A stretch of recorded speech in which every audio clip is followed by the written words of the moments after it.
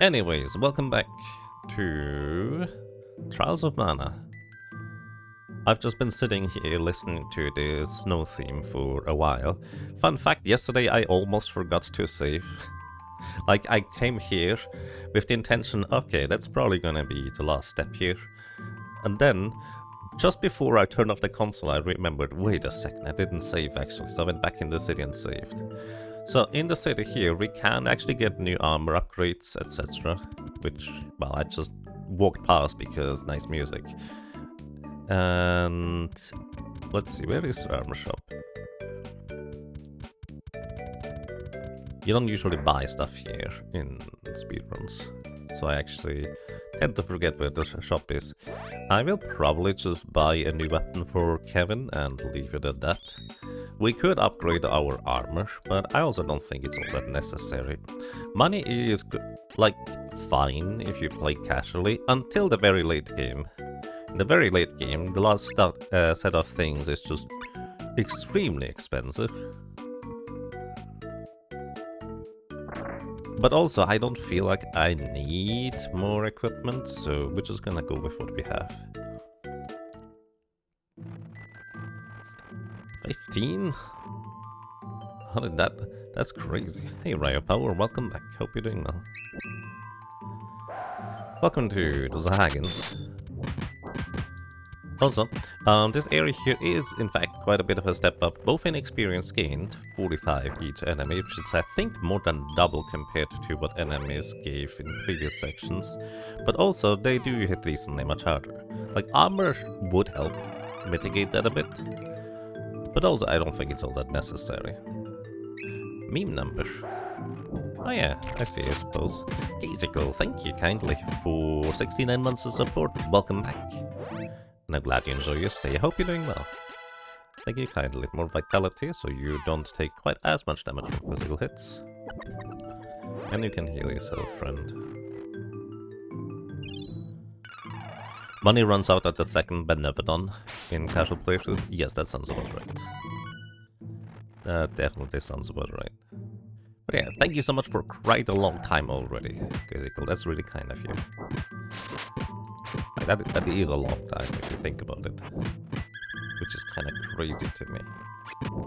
I still remember when I first got partnered on Twitch, and every single time when somebody new would subscribe, I was thinking, wait, did you do that intentionally or did you click the wrong buttons or something like that? Because, again, it just didn't really seem...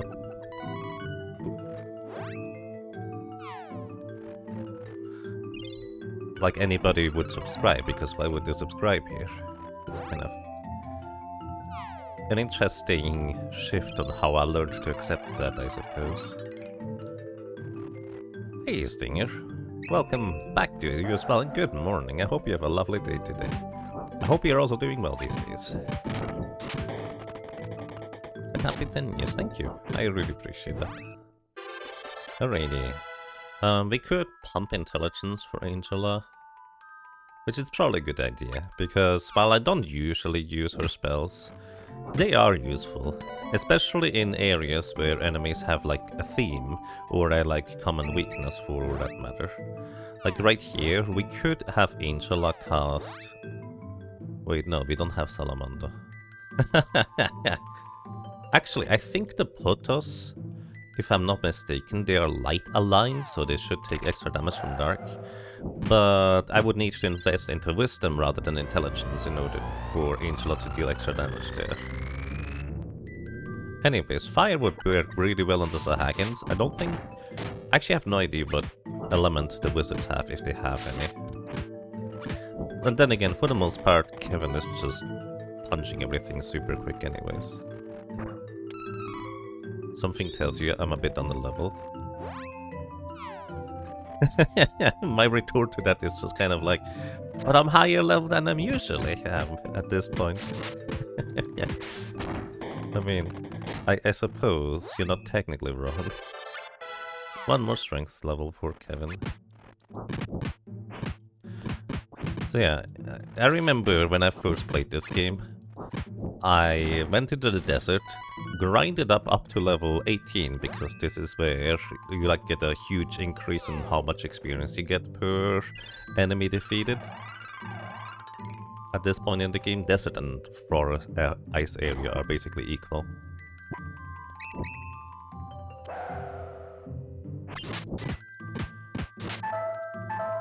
And then I went all the way back to the wind mana stone to be able to get the next job level, or the job change. And I feel like that worked out quite well. Timer is paused! Oh no! Thank you for letting me know. You know what, let's just continue it here, that's fine. The timer is not supposed to be like an accurate representation of how long the game is playing, or the playthrough lasts, although I guess it's kind of nice if it was more accurate. But it's mostly so if people, well, not everybody has that much time to watch in one go, so they can go back in the VOD and just continue watching where they left off later, and the timer on screen just makes that easier. So thank you for letting me know. You like how SD3 allows you to decide whether you get Undine or Salamander first. Either way, you have a route with one route with no elemental. Yeah, arguably going to desert first kind of makes a bit more sense, because the main enemy you fight in the desert, the bullet, is like earth aligned, which means they are weak to wind spells, and you do have wind spells at this point.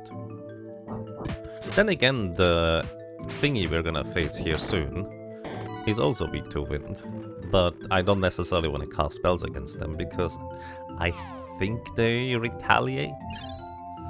Like so many enemies and also bosses in the game, if you cast spells on them or special techniques, they will retaliate, which makes already the spells that are not really all that strong or particularly useful even more a bit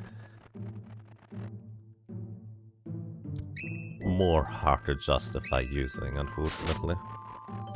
They're still good, but it's a far cry from what it used to be in Secret of Mana, I guess. Then again, in Secret of Mana, it arguably is a bit too strong.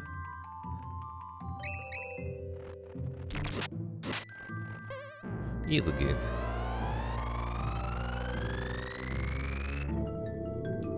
Desert has Bill and Ben, which can easily kill you if they're counters. Yes, Bill and Ben absolutely will murder you with counters, if you let them.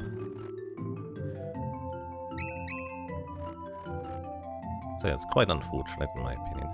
But at the same time, such is how things go. Alright, heal Angela please. And we're gonna tell Angela to cast Evil Gate on the... not the Sea Serpent, I meant to cast it on the Potus.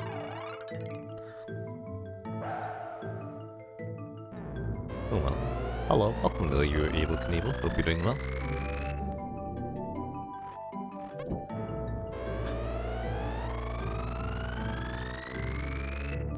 Are they flower pot men? The tomato guys? Also, it just turned... Wait, why did Kevin untransform? I was about to say, it just turned daytime. But I guess not. Alright, we're a little bit on low on HP. Here's a little fun fact. While Angela will die from any attacks she takes while casting a spell, she will still get the spell off before that happens, if she takes a bunch of hits. Also, Mama Potter also is weak to dark spells.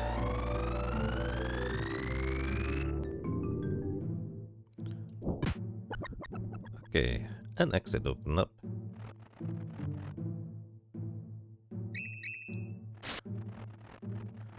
Don't worry about it. We have a full heal right here. You misuse spellcasting to heal Angela since you can heal her during the casting? Yep, that works too. It's just like, there's so many, like the combat system is so ambitious, there's so many little ways and means on how you can take advantage of the combat system. Anyways, I see. Let me get We don't need the pui pui grass. I think Siren's Claw is the one that is wind element, right? Because I would like to have wind elemental attacks on Kevin. Wrong button. How much did they change in the remastered the SNES version of this?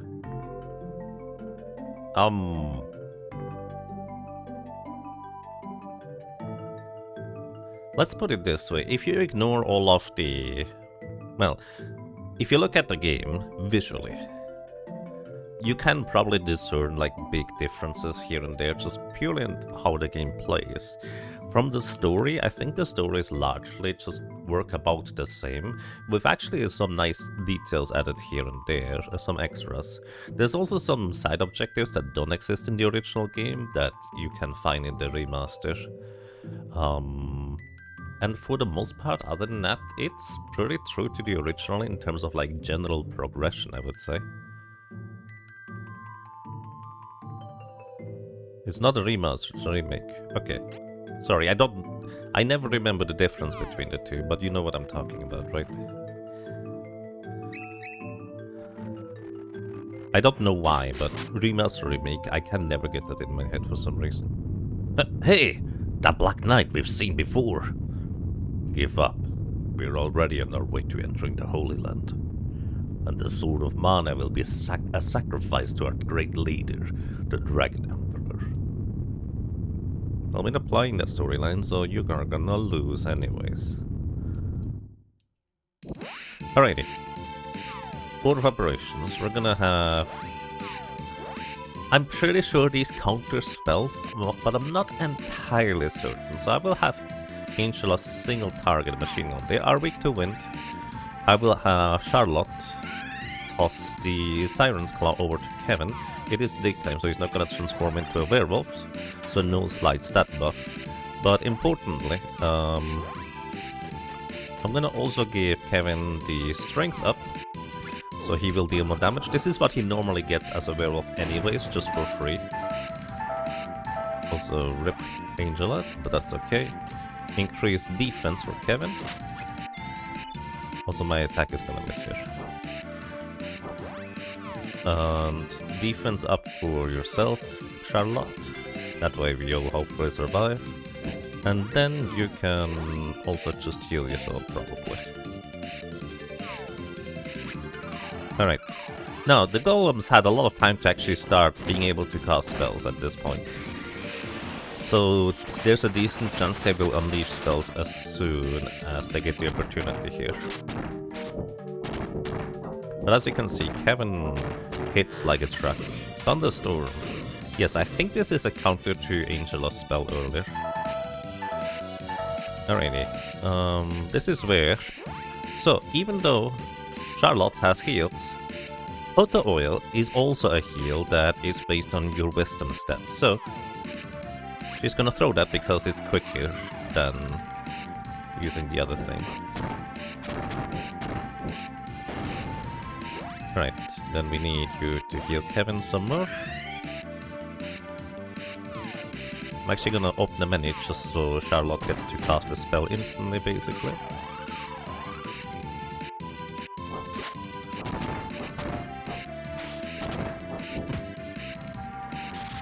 Alright. This is a spell they can just randomly decide to cast anyways, including the other one that they cast earlier. I don't remember if it reduces my stats. What's you doing, Charlotte? Why can you not cast a spell, friend? I don't know why she cannot cast a spell, so Kevin, you throw the healing item.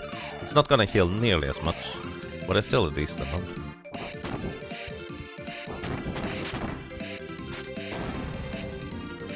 Alright, 1 down, 2 down, 3 down. That was efficient. The Mana Stone should be nearby. I feel a spirit here too. Let's hurry. Alrighty, Angela still gets the experience from the last enemy defeated and levels up Spirit in this case. Might as well give her some spellcasting stats. Charlotte gets to be a stronger cleric.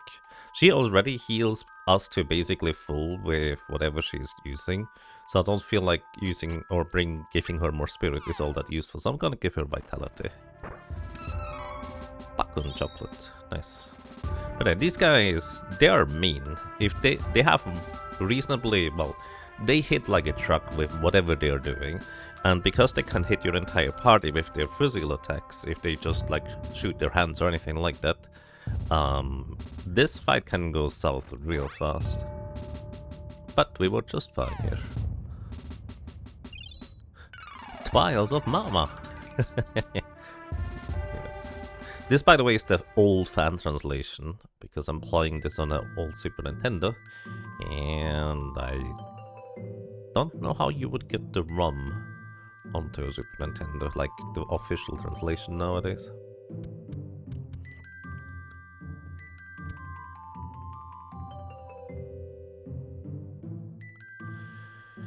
The Mana Stone's energy is being released. That Dark Knight person said something very useful.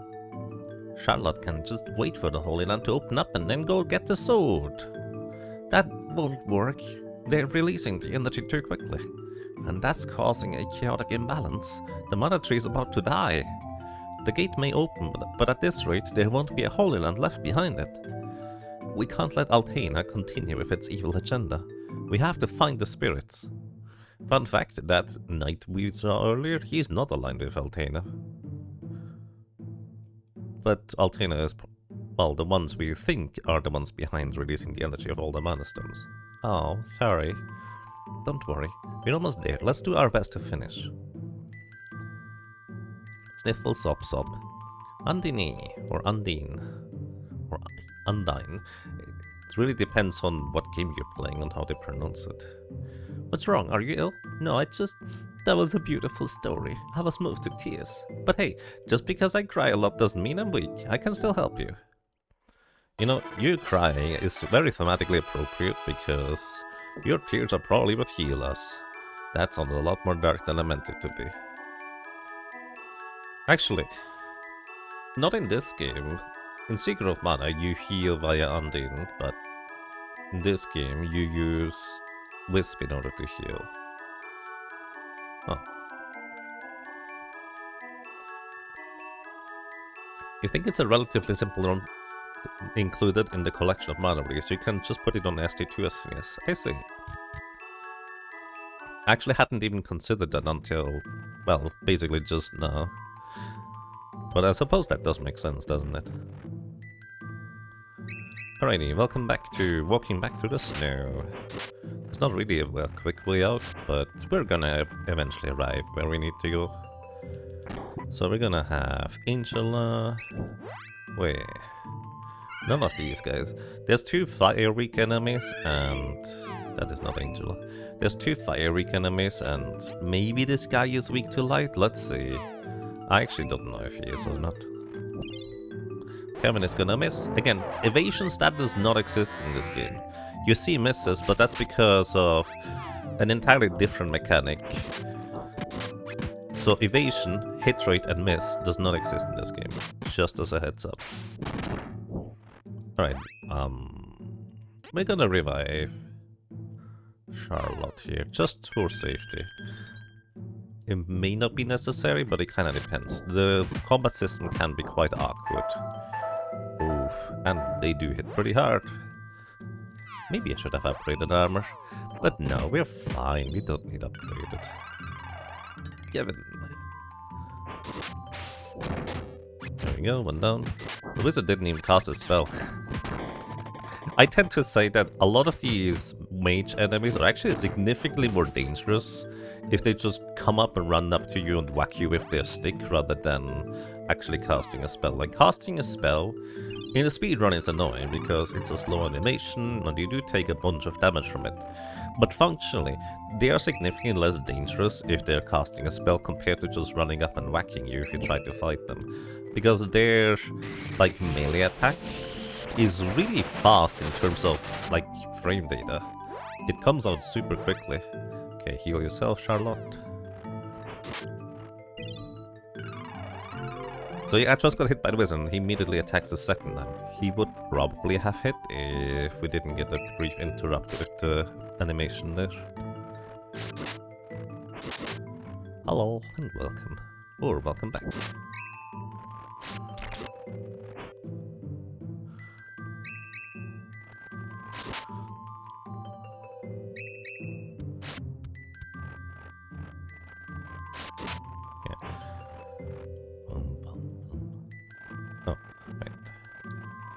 you can heal yourself again. There is, I think, one more mandatory battle in the snowy area.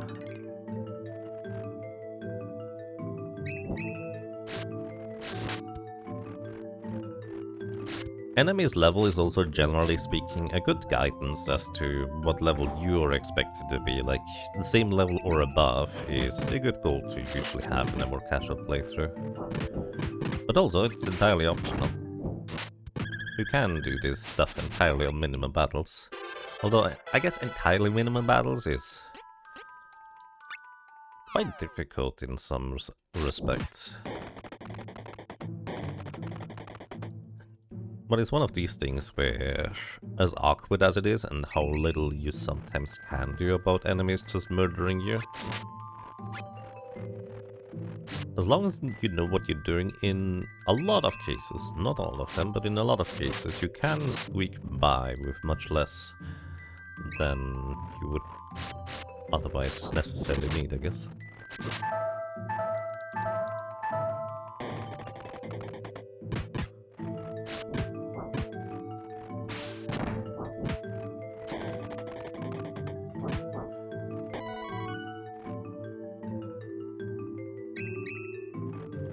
Is there a certain mechanic for the melee punch kicks to change into a throw with Kevin? No, unlike Seeker of Mana, the kicking does not actually do that in this game.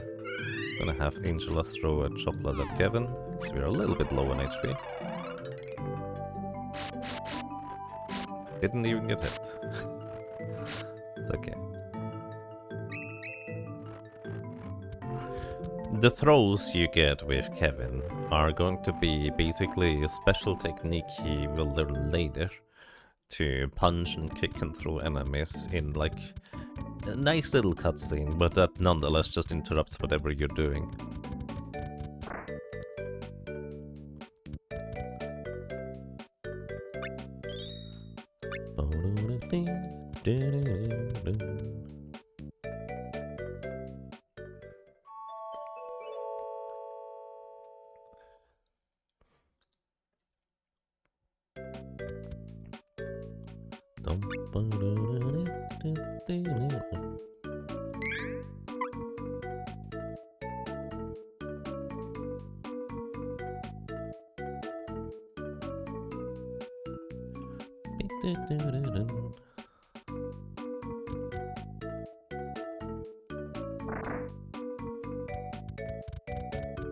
Alrighty, from the pretty music in the Winter Wonderland, now we head over to the desert, which has good music in its own right.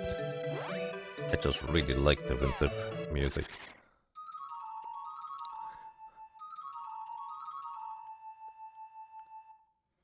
It seems to be random whether he uses a throw or a punch come out with the special, you're not sure.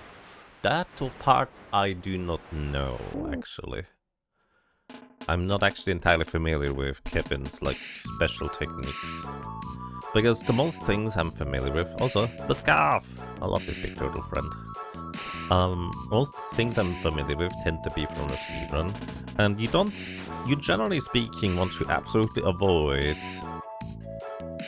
What is it? The special techniques, like the higher level special techniques. Because if you execute a special technique, enemies and bosses, especially later on, will counterattack that special technique. Basically, doubly so incentivizing, like it's already slower because it's not a particularly strong attack that does not take your stat changes into account. So, if you increase your strength, Kevin's punch technique is not actually going to be going up in damage. I guess vice versa. If an enemy weakens your physical attack, at least it also doesn't go down. But it also does not take like elemental weapons into account, so you can't really get particularly strong with punching things quickly, I would say.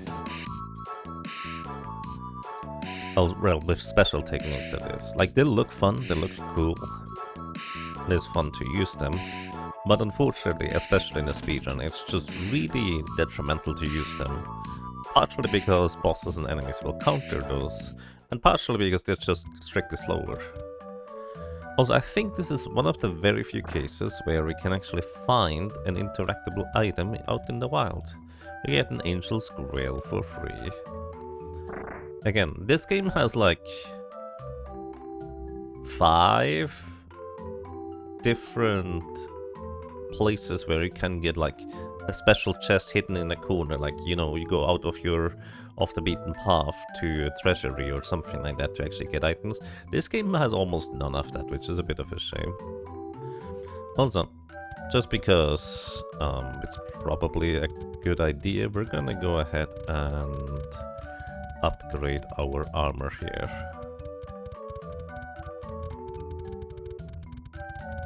Because as probably most... Wait, is the armor in here? I thought it was just a weapon shop. As most people... Oh, right, the armor shop is actually not here. This is a bit further away, isn't it? Anyways, as most people know, the upcoming boss is actually quite a challenge, let's put it this way. So, this is one other part where I think Angela kind of shines in terms of being able to cast spells. So these bullet enemies here, we deal good damage, with Kevin specifically. But if you have none of the character that is called Kevin in your party, those bullet enemies actually have pretty substantial physical defense. So taking them down with any form of consistency or speed is kind of difficult, unless you have Angel in your party to cast some wind spells, because they are weak to wind. So this is another part where I genuinely think that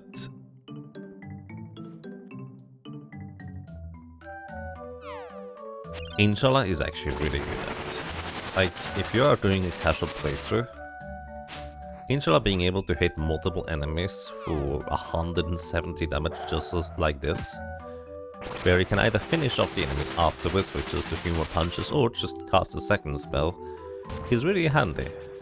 They give 52 experience, which is very substantial at this point. And especially if you don't know where to go through the desert, these bullet enemies just are basically everywhere. So this is kind of one of those, I would argue, relatively rare fixes, where it's very efficient-ish, I guess, to have Angela as a spellcaster in your team. I think they also have like a rare drop for a bullet scale, but because you can just buy them on the black market, it's not even all that interesting, unfortunately.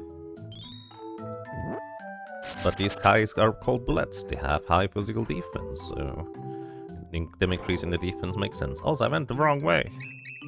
Oh well. Angela, could you do me a favor and use the diamond missile, single target on the cockatrice enemy? Because these guys are gonna be a bit annoying to done. Oh. Right. I think the base form is actually Earth Element, and the evolved form is Wind? When it... no. I guess not really. Anyways, this one should be weak to Earth. But I guess the X are resistant to it. Huh.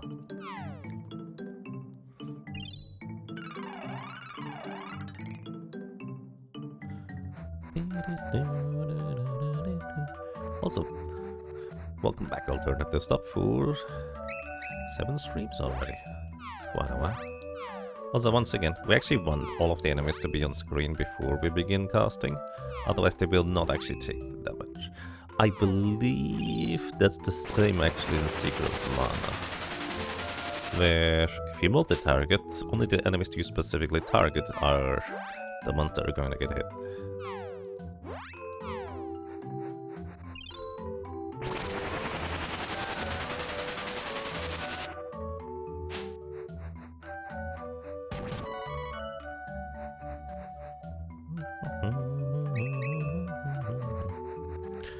And I just say these screens with 3 times the same enemy are kind of my favorite. Just because it's just nice to have a reason to use area of effect spells. If you don't have Angel in your party, you can go to the black market and buy Sylph coins, or Wind coins, or whatever they're called in this version, or the other version for that matter. And those coins allow you to cast the base level wind spell on single target or all enemies, depending on which one you want. Also, I forgot this opened up the path to the right, because I'm pretty sure this is not the path to go. What is over here? Also chest.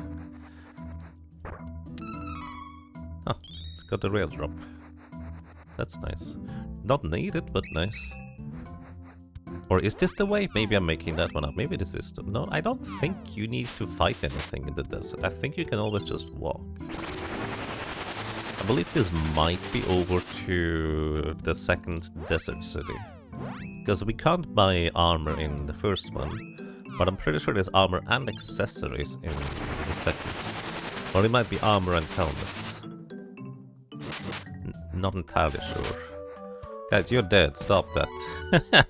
It's one of those things where it's just like, guys, you're dead. Please act accordingly. These guys decided to just walk up to me, casually whack me once, whack Charlotte as well, and then they realized, oh wait, we're supposed to be dead. Also suddenly, Angela does like 20 less damage. Are these guys higher level? Different, like enemies have sometimes differing levels depending on the specific area they're in.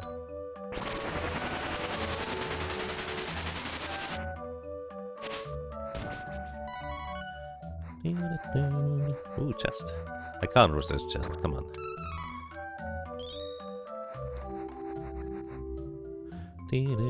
Ooh, a high stepper. Let's have Kevin actually step on this one. Whee! Why Kevin? Well, because I love his landing animation. It's so good. Anyways, now we're over here. In the desert. And Kevin goes... Bong. Oh, you can't even see it, but he lands on his feet and then topples over anyways. This is over to the rogues... Yeah, Sand Fortress of Navarre. That's why... you need to defeat enemies in order to open up the passage. But practically, there's not really a reason to do so. Anyways, let's continue leveling way higher than I usually do.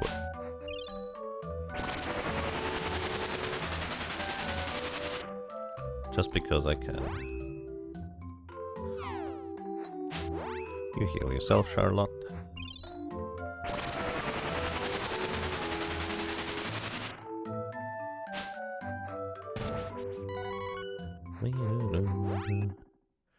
Charlotte, you can get more vitality. We need a tanky priest. Or cleric. She's called a cleric in this one. Hi guys. Bye guys. I think there's always 3 bullets in this room. And you can heal. Wait, yourself again? Didn't you just heal yourself earlier? I didn't pay attention, but I guess you took a bunch of damage.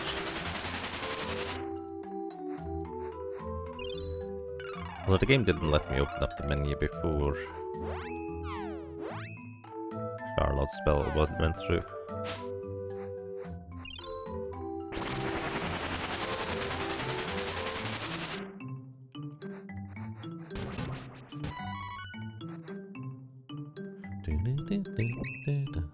I think to the right here is the desert city, if I'm not mistaken. Nope, that's a trap. I'm pretty sure this is a trap that I walk into all the dang time. Also, Angel is out of MP. That's alright. I don't think there's a whole lot of more places where there are like multiple bullet enemies. As you can see, Kevin basically two-shots the bullets with his special move there. It's kind of absurd in how strong he effectively is. Like, you think Angela does a lot of damage with her spells. Well, I guess she kinda does. But Kevin hits like an absolute truck as well. And he doesn't even need MP for it. This is the correct path, by the way. And we can go either down and to the right, or just straight right here. It's a bit hidden, but you can take this path. I don't know why there's 2 entrances, but there are. Also, I believe, wasn't there... this is like one more village where there's like a chest or something you could interact with. Hello, what are you doing? Who are you? Whatever. According to ancient texts, this desert was once a lush green forest. When people began battling for control of mana, the forest withered away. This oasis is all that remains of the great forest. When it disappears, there'll be nothing left.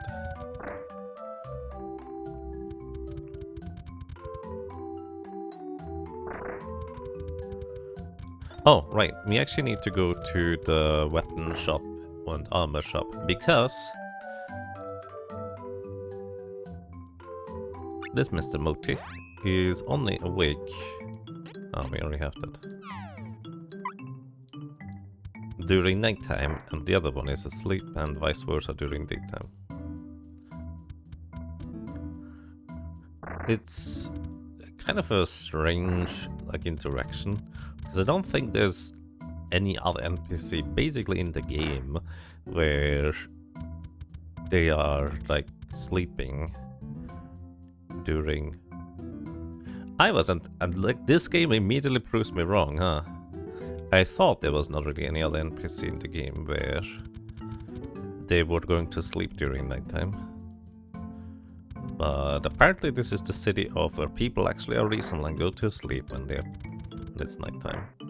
Anyways, let's be reasonable people as well and go to bed so it becomes nighttime. Daytime.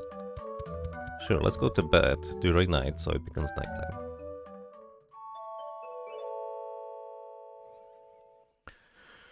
Welcome to Gnomestay.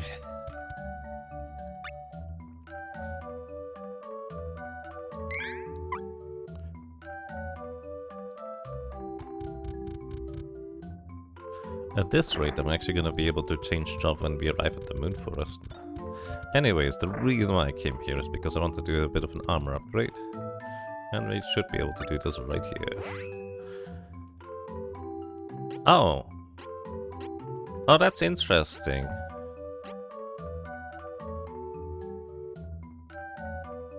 He only sells accessories, not armors. Well, helmets and accessories. Also, this is a power wrist. I wonder whether this increases your strength. It does in Secret of Mana. By 5. Not like the game really tells you about it. You can change it, check it out in the status menu, however. Is there a status menu in this game? There is. So let's see. Kevin right now has 85 attack with 9 strength.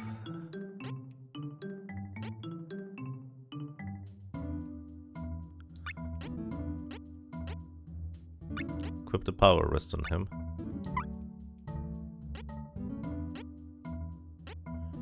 "85 attack with 9 strength. Now the power wrist does not increase your strength here.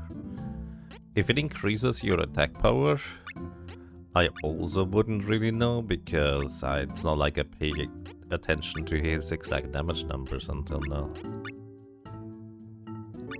So I will just assume all these accessories do is just slightly increase your defense, and that's it. Anyways, I thought I would get armor here, but I was mistaken, so I guess we're gonna go and visit Bill and Dell without armor, because well, that's a reasonable thing to do.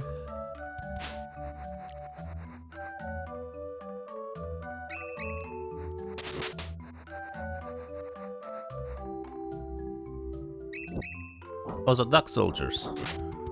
Or panic ducks. I still love the Secret of Mana name for those things. Actually, is that a German only thing? Because they're called panic ducks in German. Bullet, is there a third one? There is a third one. Alright, Angela, you know what to do. I guess Kevin wouldn't be nearly as efficient here, considering that he would... Well, he's not a werewolf right now, so he doesn't deal as much damage in comparison.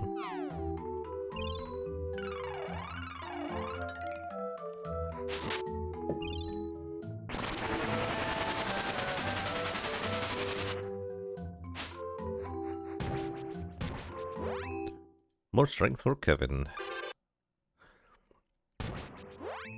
And more intelligence for Angela. Wonder whether she can one-shot them with 12 intelligence. She also learned Ice Smash, so she has now an ice ability. I'm pretty sure she can one-shot them at single target. I don't know about multi-target though.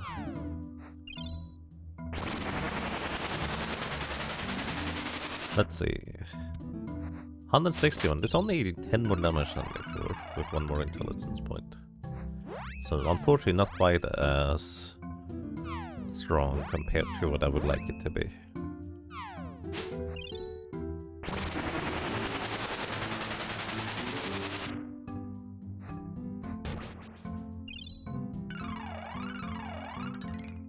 Dude, you're dead. Stop walking. Alrighty, then it's time to dig out another item.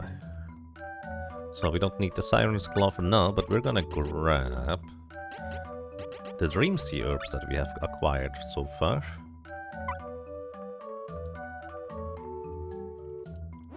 And this allows us to turn daytime into nighttime. Because as you might have guessed, there is danger up ahead. This is arguably one of the more lethal fights the game has to offer. And this is also why I would like to have upgraded my armor, but I didn't, so here we go, I guess. Good luck, everyone. Help! Stupid girl. You're not cursed anymore, so look alive. Bill, Ben, this is your last chance to prove yourselves. Guard the entrance.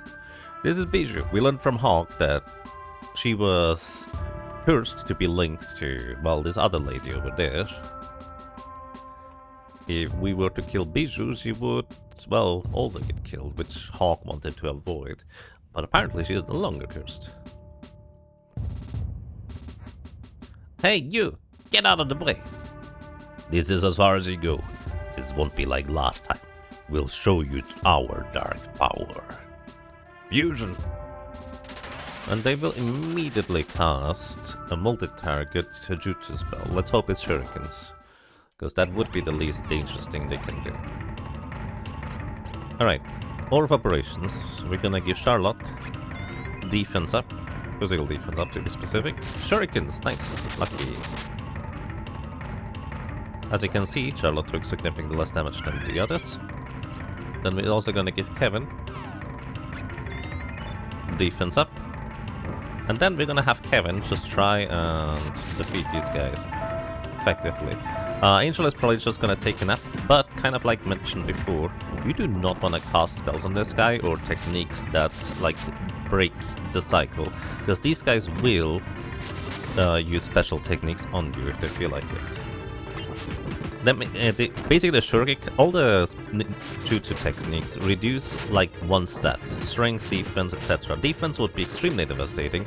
We're getting lucky that they just keep using shurikens, which reduces hit rate. But even though, as mentioned before, hit rate exists as a stat, that's 163 damage with defense increase, by the way. Let's have Kevin heal Charlotte so she stays awake. So we do survive one of these, if we are at full HP. Probably.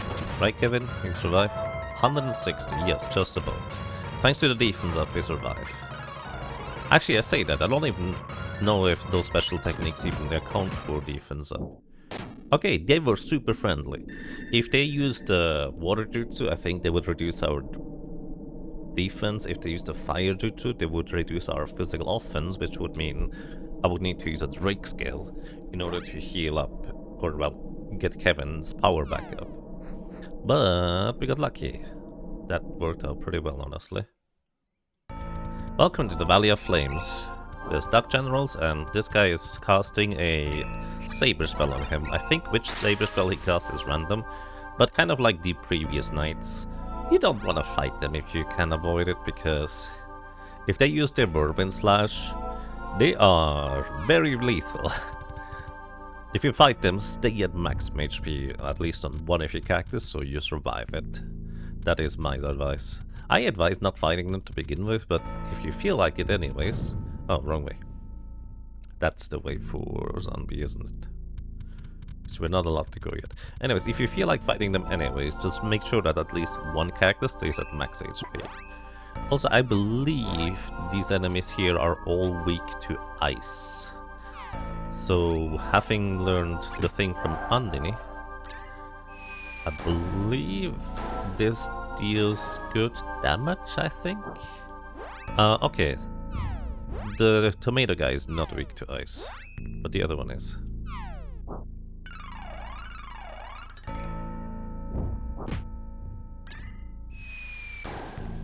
I do like the animation. Like, this is the basic ice spell that hits all enemies. This is not the advanced version, but it just kind of looks really fun. Anyways. Come on, Kevin. Angela just took over 100 damage from a regular physical. And regular enemies can do that now. I should probably control Kevin instead. It's fine. Again, Poto Oil has the advantage that we can just multi-target. This guy here, I think, is not as dangerous as the Knight.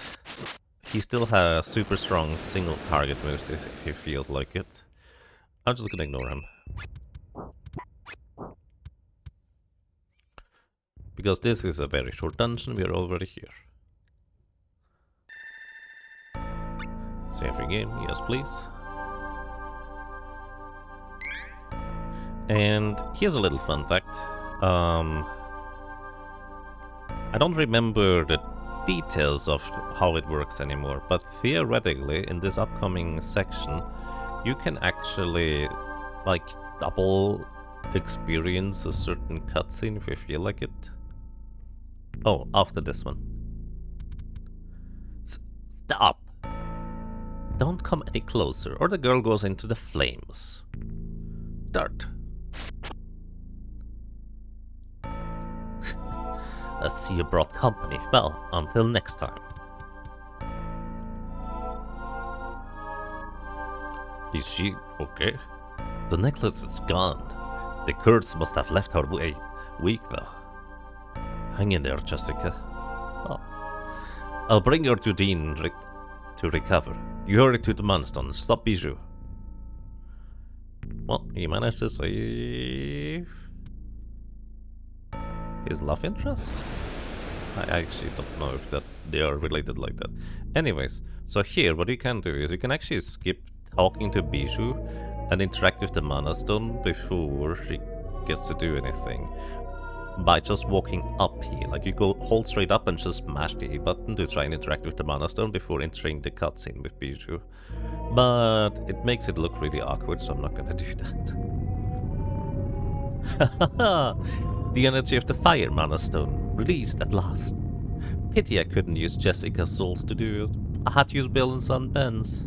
But their sacrifices will not have been in vain. My master, my Dark Prince, the Holy Land is ours. So, we learned that in order to release the energy of the Mana Stone, you need to cast a forbidden spell, but it will kill the caster if you cast that spell. However, it appears that at least some people in this universe have figured out like a more roundabout and different means to use other characters and people's souls in order to take the sacrifice instead. So, they don't even need to cast a spell themselves. Anyways, this cutscene would play while Bijou was still standing here, which would make this look a little bit strange, but also kind of funny. The Mana Stone's energy has been released. Bijou is trying to get into the Holy Land. It's like in Altena. It seems that everyone is after the Sword of Mana. If the Sword of Mana falls into the wrong hands, there would be another worldwide catastrophe. We can't let that happen. We have to hurry and find the rest of the spirits.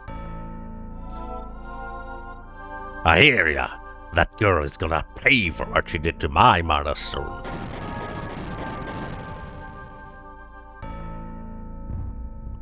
You seem angry about it. Yeah, you could see. It's really burning me up. So you've decided to help us out? Thanks, just leave it to me. I love how he just functionally casts like spells on himself because he is so enraged. Take the power of Salamander. How very convenient. Right. We're going to our menu. We don't need the Dream Seer for now. And I'm gonna grab my magic rope to get out of here. We could just walk out of here, but I mean, we can also just use a magic rope to get out of here. Easy enough.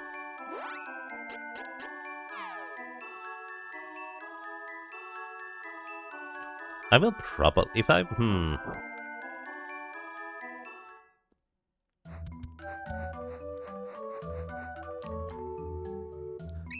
Oh, right, there's a gold bullet. I forget these even exist. That's a thing. So I think this guy on the left might not be in range of getting targeted. No, he is. We're fine.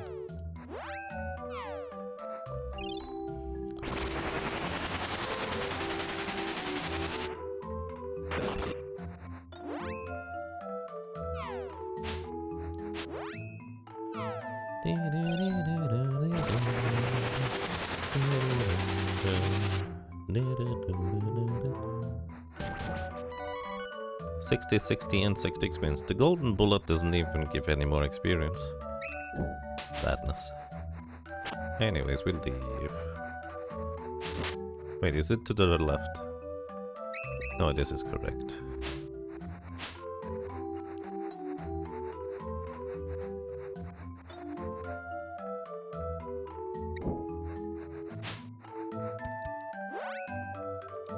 I was thinking, if I wanted to level up to 18 before the next mana stone, that would be kind of convenient in terms of timing, because then we could just class change immediately.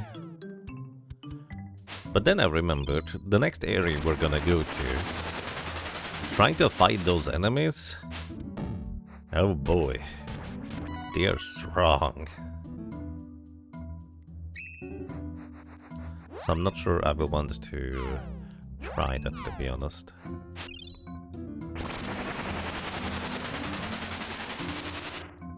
They do give more experience than even the bullets here in this area.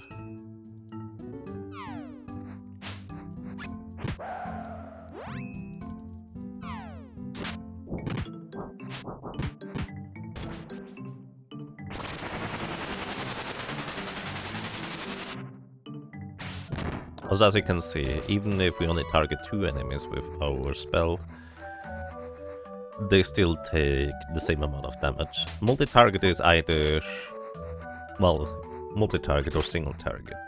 Multi-target is always the same damage, even if it only hits 2 or 3 targets. It's a bit like Final Fantasy V in that respect. So damage is basically not equally distributed among all enemies.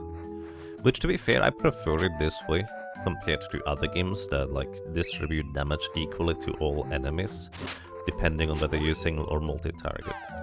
And the reason is actually quite simple. That way you actually have an incentive to use multi-target on multiple enemies, outside of being able to just nuke them, like, as a group, I guess. That way you functionally, if you can multi-target, deal more damage if you hit at least 3 targets or more than you would otherwise if, well, you were to attack single target. Alrighty, we're done in Sultan, or the Sun City of Sultan. Let's get Buskav. I also kind of completely neglected to do something very important here on Buskav. Last time we were just floating across the seas.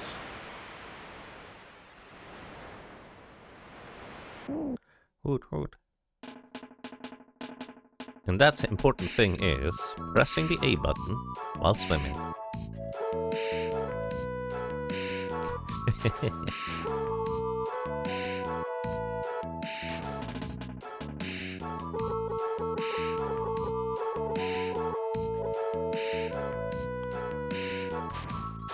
Ring. Just honk. Alrighty, our next objective is to go to the moon area. We could try to land where we are supposed to get to Dryad. Actually, let me kind of back off real quick. Theoretically, it looks like there are 4 objectives to get as soon as you get the flute for Buskav. But you can only enter the icy area and the fiery area. And then after you clear these, you can land here. I just love the music in this Turtle Friend too. So good.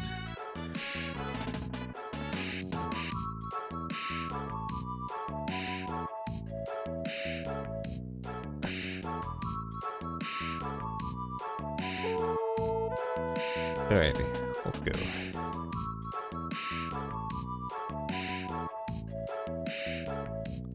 I love how the music just continues playing while you're still on the beach here. Wait, did I go to the correct place? This doesn't feel like the correct place. I think I'm supposed to go enter the right side. No, this is wrong. I'm not supposed to be here.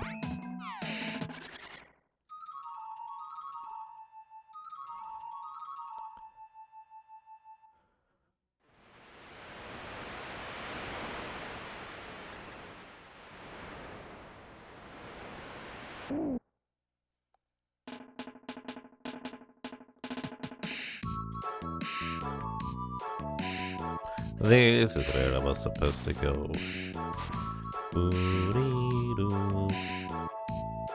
This statue? A path opened up. Why? Well, for practical reasons, in terms of game design, this is the area you're supposed to enter afterwards, because the enemies are here way stronger than the others. For story reasons, I don't think that's ever explained. The statue suddenly goes away. And I hope you check whether the statue goes away, because if you went here earlier, tried to do anything here, but the statue was in the way, and so you thought, oh, I guess I just can't do anything here right now. And then just come back here later, not knowing where you're supposed to go next. And don't interact with the statue because you see it's still there. It might be a bit of a roadblock to knowing what to do next, I guess. Anyways, while these two are just kind of caught in the corner, we're gonna go ahead and buy, first of all, a new weapon, the Silver Thorn for Kevin. Increases his attack power by another 10, which is pretty good. And hopefully we can afford the armor here. Let's see. Protector. Yeah, that's a decent chunk of defense increase. The Velvet Cape, and we can even equip or upgrade a Rose Leotard on Angela. You know, I generally speaking really appreciate when games go the extra distance and visually upgrade the characters or change the characters when they get new equipment pieces or have different weapons equipped, so you can actually visually see it on them. But maybe in some cases it's fine to just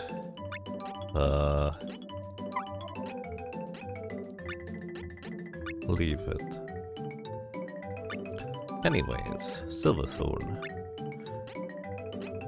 Welcome to Kevin's homeland. Kevin also has 86 defense, Charlotte has 84, and Angela has 56. That's because we just didn't pump vitality points for Angela like we did for Charlotte as well as Kevin.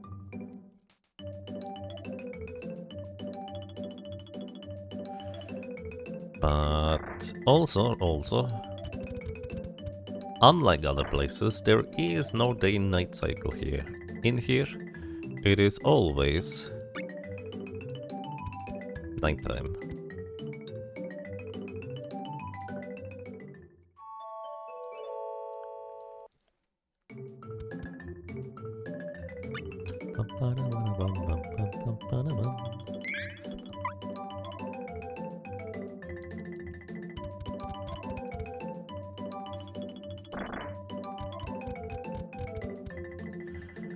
Alrighty, these enemies here don't have any particular elemental weakness, but they also do not counter if you cast spells on them, so it might be reasonable to cast spells on them to, you know, not get pummeled to death, because these guys attack really, really fast and they hit decently hard.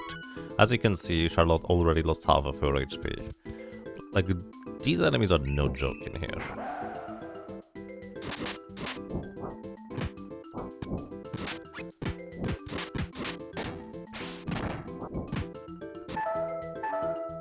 Alright, Charlotte, you get more vitality. Because we need people that can survive those guys' attacks. Also, I'm pretty sure Charlotte is technically downed. So I'm going to go ahead and heal Kevin with Charlotte. Because she would use the healing animation on... Oh, no, actually, she's still awake. I thought she was gonna be negative HP, technically. Anyways, she wasn't. But basically, if she was at negative HP, or functionally negative, she would use the healing animation on herself, and then just take a nap afterwards anyways. That's usually how that goes, but in this case, she genuinely just was on 1 HP. Which is quite amusing. So, from the wolves, we would actually like to have a very particular item that you cannot otherwise get. So while you can buy a lot of elemental coins and items from the black market, there are some that you cannot buy. So I might be going the wrong direction here. I am going the wrong direction. That's alright.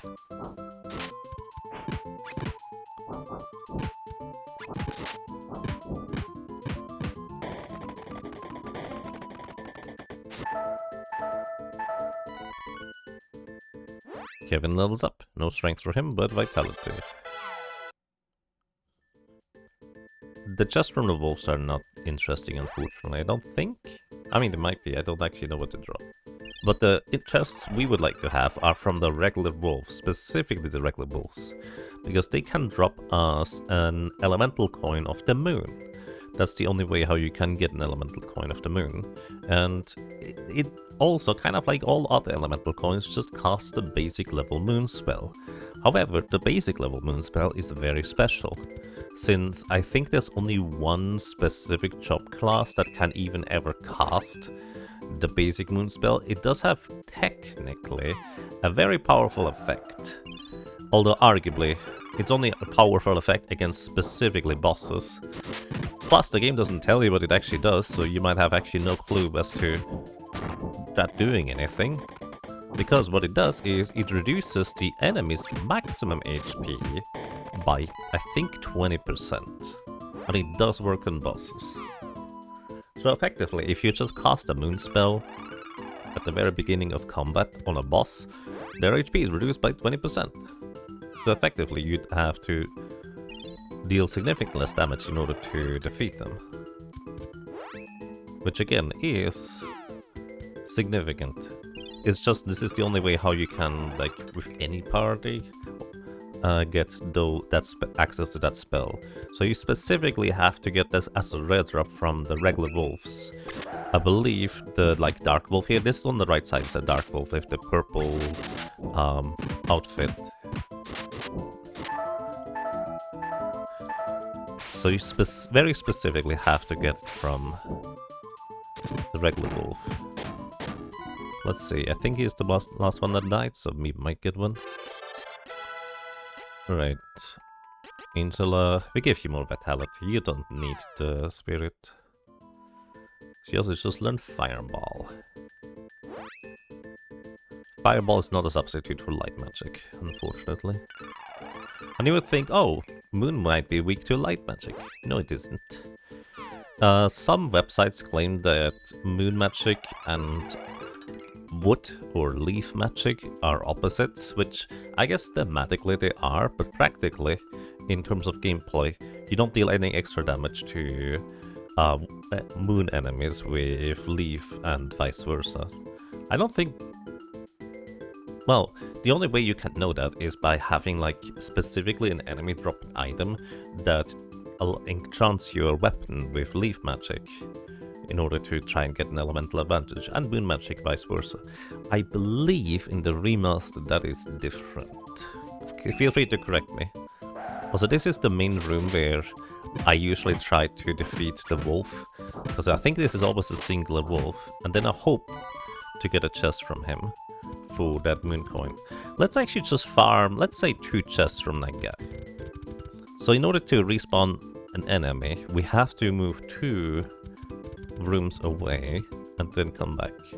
I'm just curious.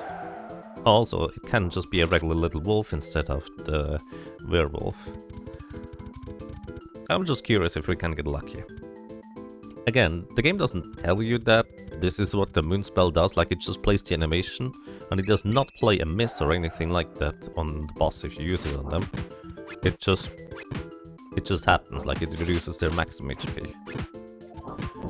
In fact, the other way around, there's actually quite a significant amount of enemies that use that ability against you, the player. Whenever you're fighting, let's say, Dolan, for example, later on, he will frequently actually reduce your maximum HP by a significant amount, if you ever notice that part. It's very unpleasant, honestly.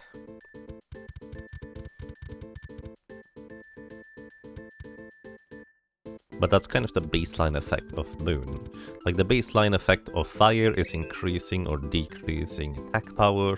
The baseline effect of Earth is increasing and decreasing defense.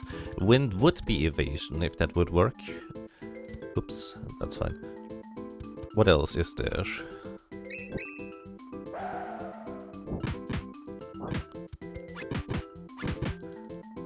Also, fun fact, even though Angel is taking a nap there, she still gets experience because this is the only enemy here, and she wakes up before the experience drop happens.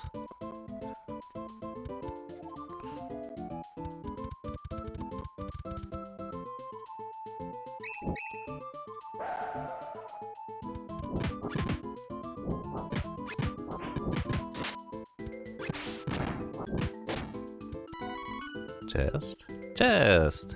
1. And we'll start us up. We're gonna go for one more chest, just because I feel like it. And then, if we're level 7 now, we're just gonna keep going. Like, we could arguably reach level 18 here. And in a casual playthrough, we probably reach level 18 way before reaching here. But by virtue of having played the game before and knowing where I'm going, I receive significantly less experience. Plus, I tend to skip a lot of enemies that I don't feel like are particularly worth my time.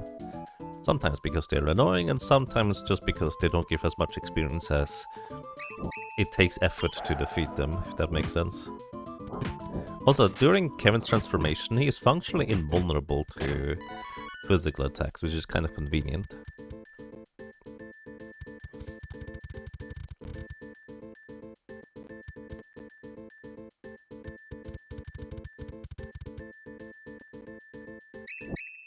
Wrong guy. I wonder what the chance is to get a chest drop after each encounter. It feels like 25%. Like, it happens decently frequently, but also more often than not, you don't get a chest. But it's frequent enough for me to think that it is reasonably common. If anybody knows the drop rate of chests, I would be curious, because I don't know.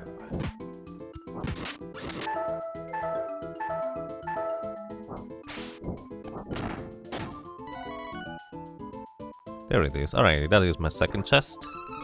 Ooh, and we get a moon coin! Fantastic. Now I just need to not forget that we have that thing. We can use it technically against any boss we want. And it's effectively going to be like a huge chunk of that boss's HP just straight up gone. But practically, since trying to get moon coins is kind of an awkward affair, I'm just not gonna worry about using it on any boss except for the very last one. That's just gonna be what I'll be doing.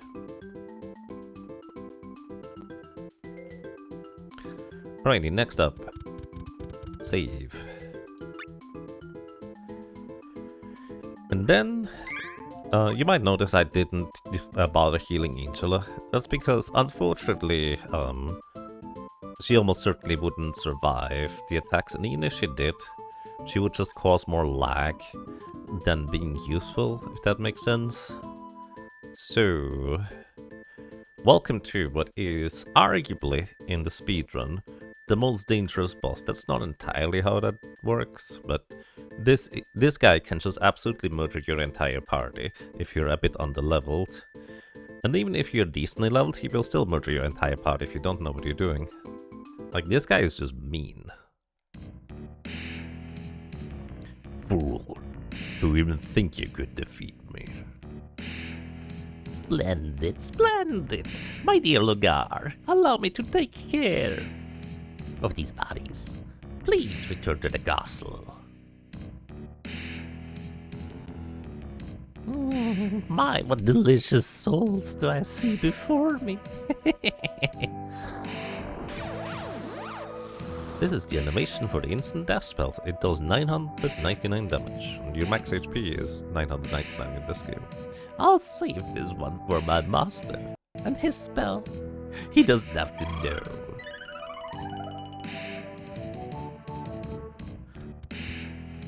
Ah, the son of the Beast King has returned. You say Carl lives. You lie. And you, sir, are an imbecile for believing it. But I will say this. Carl's soul was quite tasty for a wolf. Drag!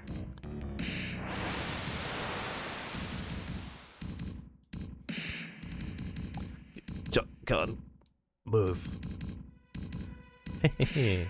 Looks like I'll be having dessert after all. Dear boy, you'll be seeing Carl sooner than you think. Hey, not so fast. I say, isn't it rather rude to bother someone while they're eating? You're the one weirdo who kidnapped my Heath. Give him back. What did you do with him? Give him back, give him back. Who the devil? Ah, it's all coming back to me now. You're the little child, the priest's granddaughter. Yeah, though. Heath has accepted the new rule under the supervision of the great masked mage. He's the number 2 man, and I'm number 1. No, Heath. No. Noisy little thing, aren't you? I'll take care of you along with Kevin. Wait. Allow me.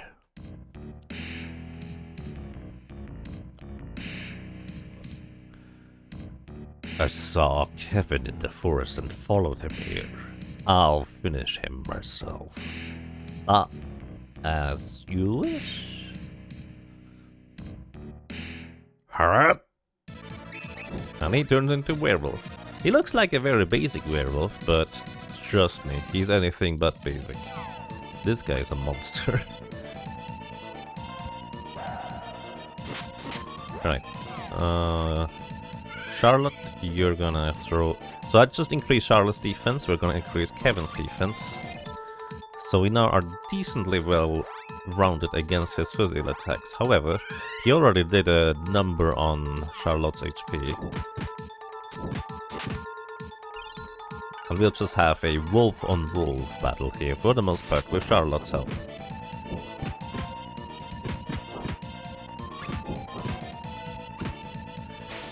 And he is notoriously one of those bosses where you do not want to use spells against him. Throwing items, anything that basically plays in animation and deals damage to him. This guy is dangerous if you do that, because he will counterattack with special abilities. This is one of the less dangerous ones he can use. But he has one of my absolute favorite special attacks in the entire game, if he's gonna use it. Right now he's just getting pummeled. There we go. Stereo deafness. I absolutely love this effect where the area just gets split in half. As you can see, Charlotte took basically, unless Charlotte is at absolutely full HP, she is not surviving that attack. Kevin was at full HP, and he's now at 114. But thanks to shenanigans, we can just heal back up to reasonable levels immediately. Actually, Kevin is not even at full HP. But yeah, as long as you have a bullet scale, it will dramatically reduce the amount of damage you take. Oh wow, that was friendly. Oh, just you wait.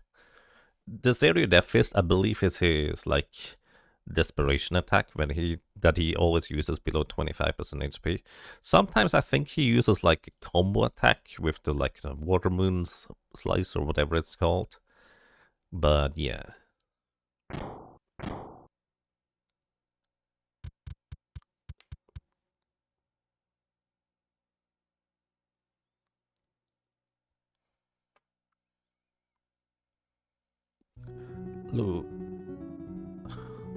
Lugar. Kevin, heir to the throne, learning the arts from the Beast King himself. Words could not express my jealousy. Lugar, I would have given anything, killed anything, to have what you were granted by birthright. But for myself, a mere soldier without a drop of royal blood, it was an unattainable dream. But you let it all go to waste, Kevin. All your pacifist nonsense. You let your martial arts training go to waste.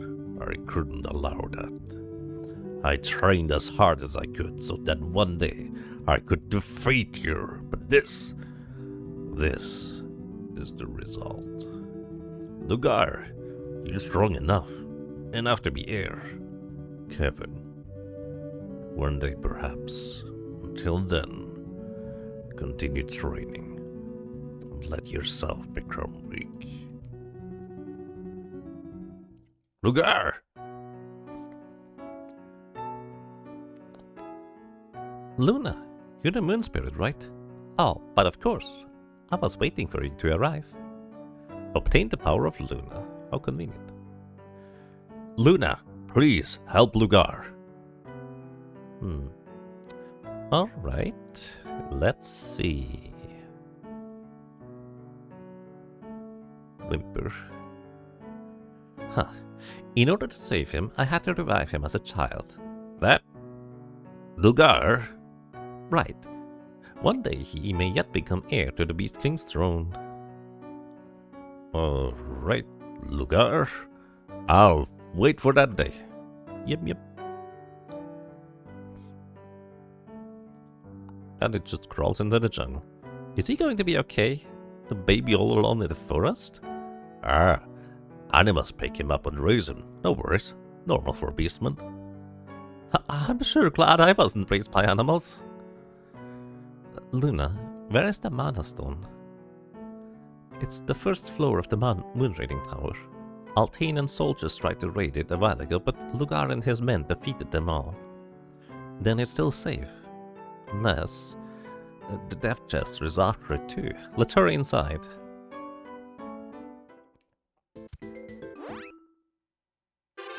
Level up. So yeah, leveling vitality here definitely helped a lot for survivability, I will say.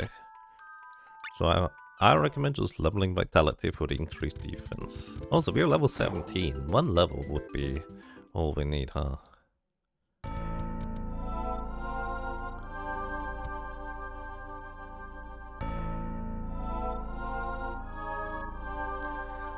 Here it is, the Moon Mana Stone.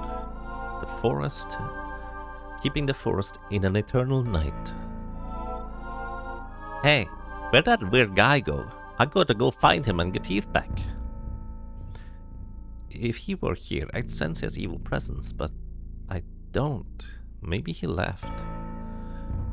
Hey, where's that Mirage Palace? If they take the sword, Heath will be gone for good. Charlotte don't want that. Have to get the sword. Let's head for the Iora, as King Richard said. That's where the last spirit should be. During your recorded playthrough, you were level 22 here, and you more than know where you're to go. You did grind in the jungle, otherwise that you did grind in the jungle, because that place is awkward otherwise. It can be not so friendly. Pile driver. And yeah, this was a very friendly Lugar. Like for the most part, it's kind of a, what's the word? It's a bit of a feedback loop, effectively. Or it can like turn into more or less a negative feedback loop, if you will. Because effectively what can happen is, the more time passes in combat, I think the more likely Lugar is going to be to use one of his special techniques. I actually don't know if that's true or not, but it just feels that way. And because when he uses his special technique, you need to heal your characters in order to stay alive. But because you're opening the menu, using a healing item, the healing animation plays, or you even use a healing spell for that matter, you basically pass a lot more time in combat that is not actively you fighting the enemy, or Lugar in this case. So the longer time you functionally spend time healing through menus or healing animation, the more time he has to get ready to use one of his special moves again. And it just kind of becomes that feedback loop. You need to heal in order to stay alive, but because you need to heal that much, he just kind of keeps attacking with his special techniques over and over if you get unlucky.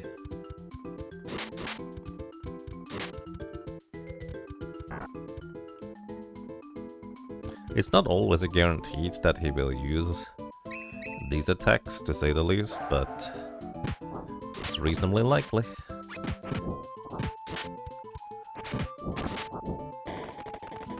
And yeah, I just didn't feel like keeping Angela alive had any reasonable value. Charlotte already hit him reasonably frequently, she only dealt 1 damage. But that 1 damage was kind of knocking Lugar back and preventing him from doing any physical attacks, which was reasonably valuable in itself. I'm pretty sure Angela on top of that would not really have improved that situation much, but kind of, as mentioned, pretty much the opposite is what I would have expected to be the result. Because Angela would be there too, she would cause a lot more lag in combat, not allowing you to necessarily open up the menu in time, and consequently making it more difficult and awkward to try and heal. Alrighty, this went pretty well, I would say. Let me go ahead and buy some more chocolate real quick. Actually, I have no idea how much chocolate I have in my inventory. But let's just buy a bunch. That way I can always just restock from that. And they are pretty cheap. The only awkward part is just, in order to buy a lot of chocolate, you just have to keep going through this menu. Because in Secret of Mana, you just always buy items 1 at a time, even if you try to put a bunch of them into storage.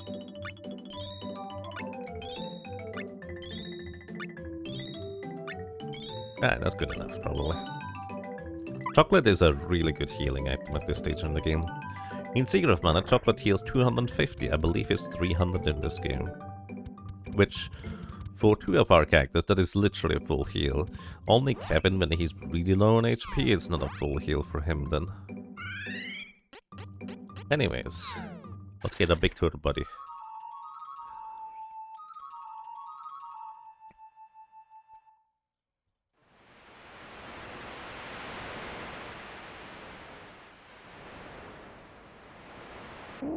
Hoot hoot.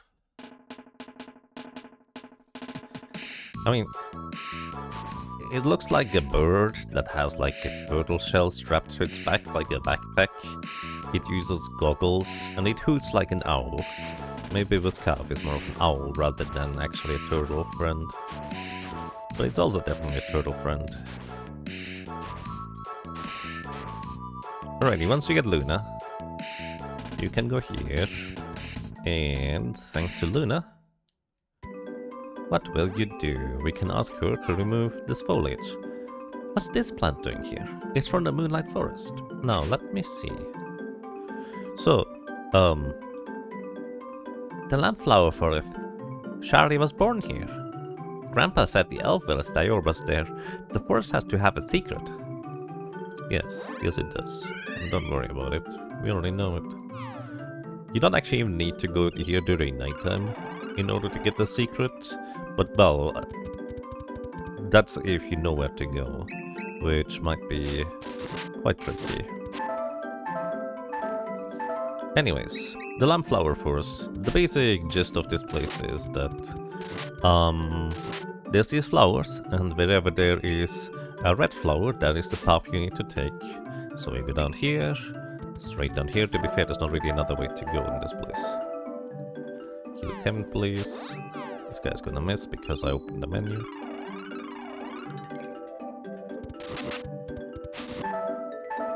Then to the right. And then down. By the way, these ladybees, they are dangerous. they also kind of like the knights have like a physical whirlwind type of attack. It looks a bit different than the regular physical whirlwind, but they are super dangerous. Anyways, we see two... Well, let me tell you, these are graves here. Someone's grave. Whose grave it is? Who knows? But it's a grave.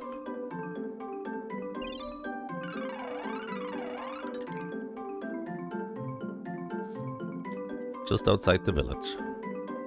Hello. ... And all of the elves are running away from you. Because they do really not like interacting with humans. Until we gain their trust by introducing ourselves to the elder.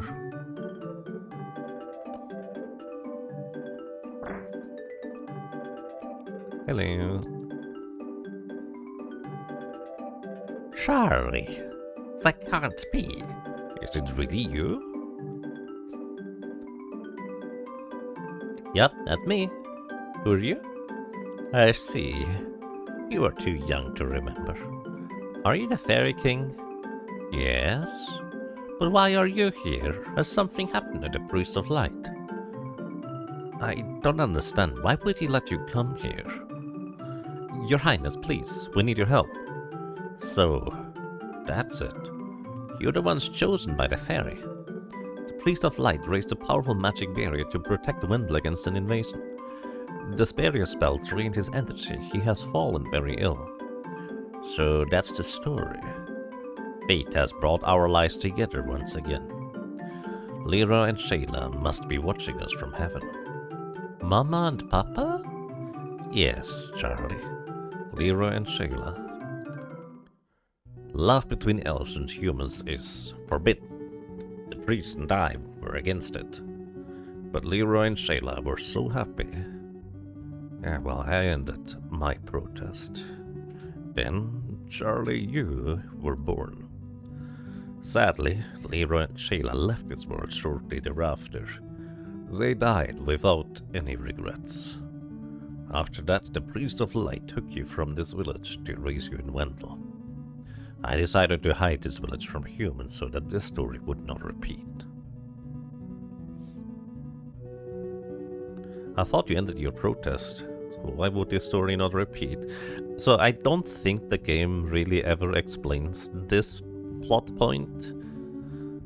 I don't know if the remaster does, just kind of enlighten us in this regard, but I think the implication is basically that the companionship between a human and an elf is like intrinsically cursed in some capacity, and them just dying was the natural result of that, and that's kind of the tragedy he's trying to prevent by hiding the village. At least that's kind of how I interpret it. I don't actually know. Does anybody know better? Anyways, that's kind of how I think that's supposed to go. Maybe. Mama. Papa.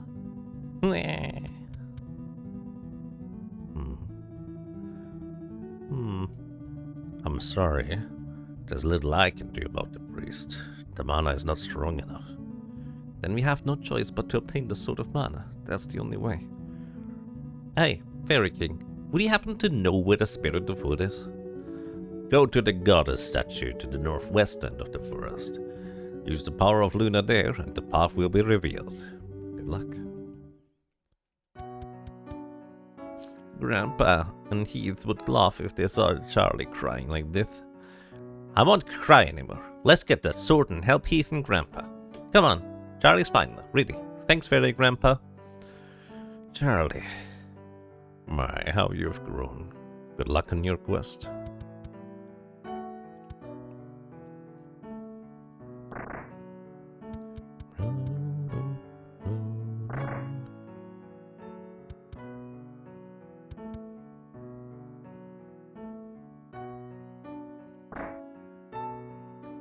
Hello. Now they actually sell stuff to us. Do I care about buying a new weapon? Haha, I don't. This thing is called the Power Glove, which is kind of fun. Shoutouts to a certain movie. And also, I guess, the real-life power glove, if you will. But I can't even afford buying this thing if I wanted to. I'm kind of thinking, when you rank up your class, you get new weapons anyways, right? I don't think we need a new weapon, we're fine. It's so bad, TM. Yes, pretty much. Hello.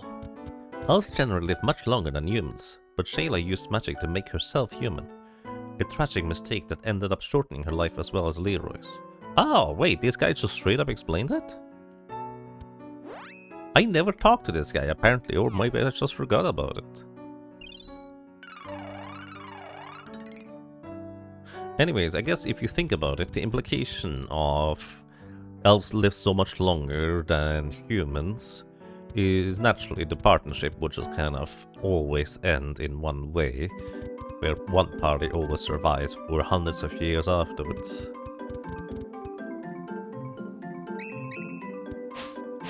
And I suppose that's what they wanted to prevent with that, but the spell worked in a different way. Monkey's paw style. That's the one guy I talked to, and he just explained it to me. Again, I probably talked to him at some point and then forgot. It's been also quite a while since I played the game, so... Anyways, we're gonna ask Luna to open up the path again. This is a strange plant. Here, right? Okay, I'll try it. Why do you need Luna in order to open the path rather than, you know, Salamander or Gnome? Who knows? Is it okay if I keep one of these flowers? They smell so nice. I like Luna. Very fun. Save your game, yes please. Alright, let's move on. I'm not fighting these lady bees, they are super dangerous with their physical attack, but they always like need quite a bit of time before they actually use it. But this is the reason why it's so dangerous. They power up and then they use their attack. Earlier I said that special attacks don't actually take stat boosts into account. I think I'm wrong about that actually, the more I think about it. Anyways, welcome to Gildervine. So, this is one of those bosses that is really awkward to try and defeat. For the most part. It doesn't have any particular weakness, but we're just gonna have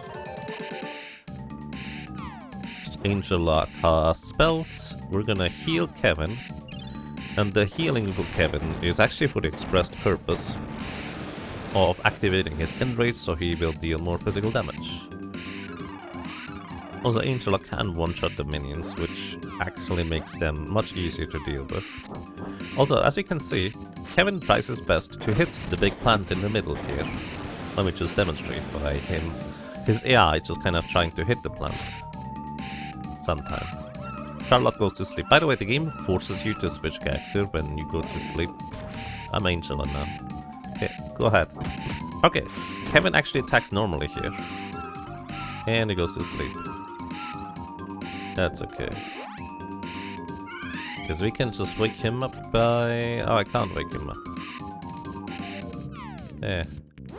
It'll be fine. Actually, can I wake you up like this, Kevin? I guess I can. So yeah, Kevin, his AI has so much trouble trying to hit the Gildervine in the middle. It is really awkward trying to hit it due to it having like a weird hitbox where the character has a lot of trouble trying to like get to the center of it. Hey look, I'm actually gonna use Tinkle Rain, ironically. Also, Charlotte is casting a spell, she will still get the spell off, and I think she actually got cured by, well, her poison got cured from it, if I'm not mistaken. Also, Kevin forgets that he is supposed to attack until I start whacking again. Okay, go Kevin. Show us your prowess or something. Vitality for you, Angela. Come on. But yeah, this battle here is extremely laggy because there's like minions that spawn. It's not nearly as bad as the chimney fight, which is called Genova, by the way. It's not nearly as bad as that one. Oh yeah, Kevin is actually hitting properly for once. That is very unusual. Yeah. It's not nearly as bad as when it's in Genova, because these enemies don't transform into new enemies to regain full HP. So I am fascinated that Angela so far has not gotten hit. By the way, fun fact, I'm pretty sure the healing spell will wake up Kevin, so you don't even need Tinkle Rain to remove the sleep status from him.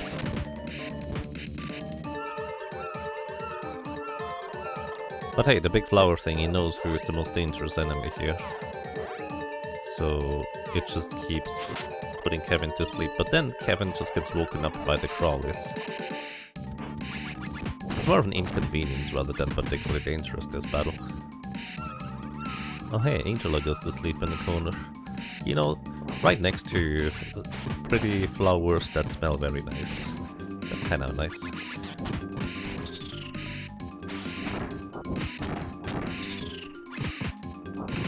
We're not even in phase 2 yet, by the way. Sleep flower again. Yeah, it's Kevin again. You know, on the right side, we can just wake him up like this.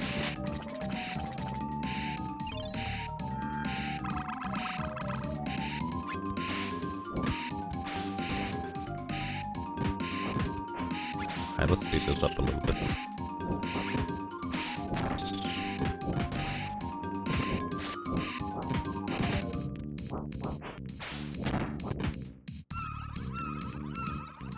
Charlotte was poisoned. She's now no longer poisoned, but asleep instead. Also, Angela finally got knocked over. She just survived on 1 HP for forever. Yeah, everybody is asleep now. Yeah, it's like... that's a picture. Ow.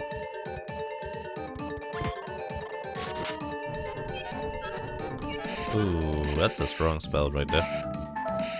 Yes, we'll knock out Charlotte, but we have a way to heal her. It's fine. I believe this always poisons too, which is pretty annoying, especially since this boss fight often can last for quite a while due to all the animations and status effects and annoyances. Again, this is more of an annoying fight rather than a particularly dangerous one. Okay, we're in phase 2 now. Knock over the little crawly, and then the flower comes out any time now. Any moment. Alright, Charlotte, just heal yourself in the meantime. Come on, transform already. I know you're trying to go into phase 2. It just keeps casting spells. Yeah.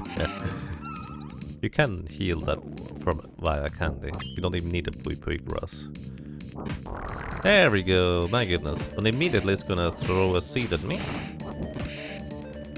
What? No, actually pollen jet for once. Bit annoying, but nothing too bad. Poison bubble on the other hand, that is pretty bad. That hits pretty hard.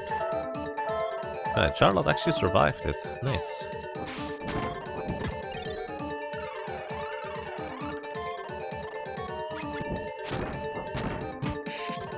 Hammer Beam. Pretty sure this is a physical, like, ability spell, and Kevin has so much power that he doesn't take much damage from it. Oh, actually, no, he does. Our magic effectiveness went down after we get hit by the Hammer Beam. Maybe it is a magic spell. Could you stop doing that? Alright, there's... It's Desperation move already. That is 25% of its HP remaining.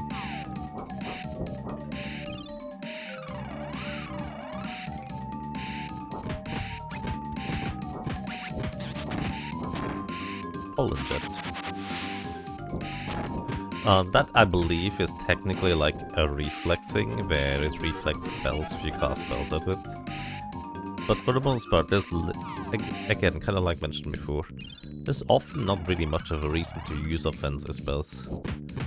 Because if you know how the game works, like, mechanically, giving the enemies more time because of animation delays and everything to get back to attacking you with, like, strong attacks like this one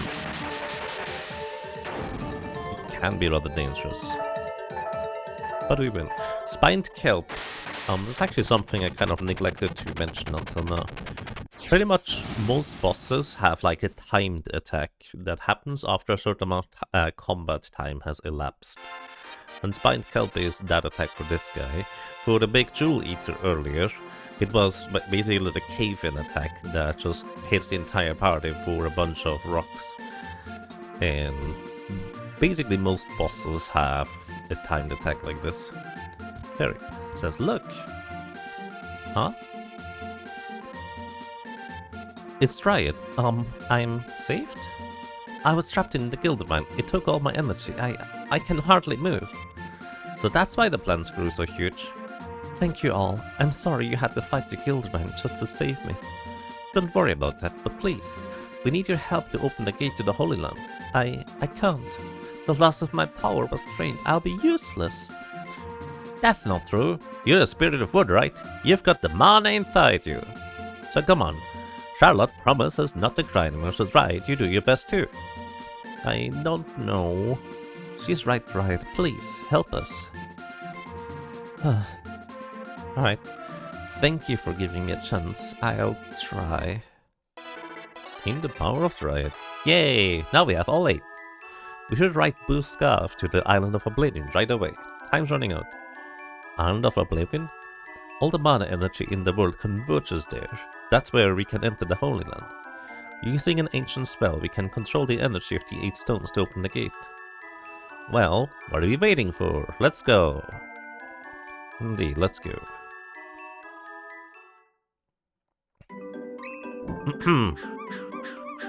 Shoutouts to this Lady Bee, who can power herself up, and if you try to fight here, again, she can just decide to use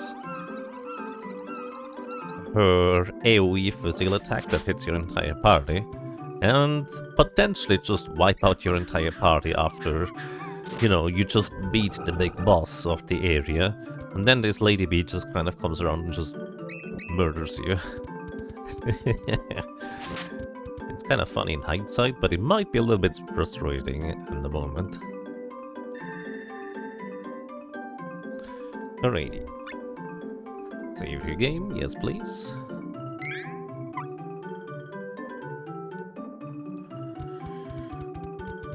Let's go to the Island of Oblivion. What a name for an area.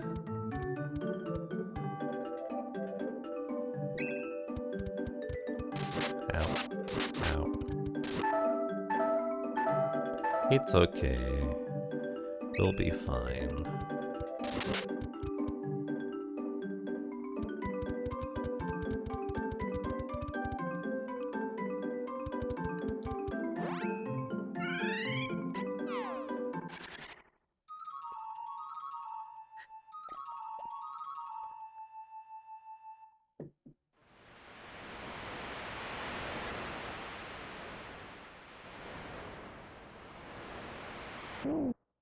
Hoot hoot.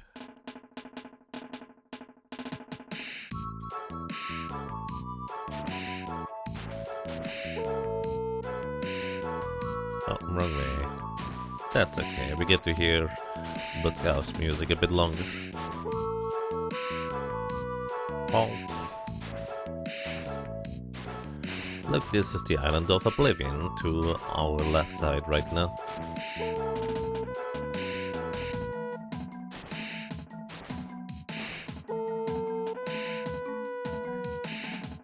Honk. Is there no honk commands? There should be. Welcome to XF, hope you're doing well. That tiny little place is the Island of Oblivion? Well, come on, what are we waiting for? Let's open the door.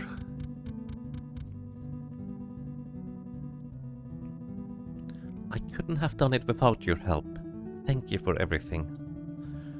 The power of mana has been declining, but I think we've arrived just in time. Spirits, please help me. Ahaha! Now's the time. I'll give you my strength. Let's do it. Here we go. I'm with you, whatever it takes. I summon the powers of darkness. I'll do what I can. We're lost. Come on. I don't know, but I'll try. And try they do. And it seems to be working.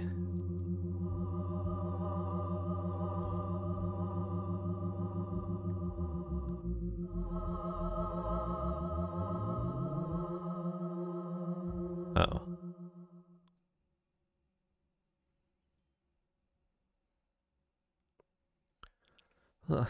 Almost, but don't worry. Charlotte is here watching over you. Hey, you almost got it. Try again. Almost. Almost. Thank you, Rivion, but the mana isn't strong enough. Well, I'm going to try one more time. Goddess, give me your strength.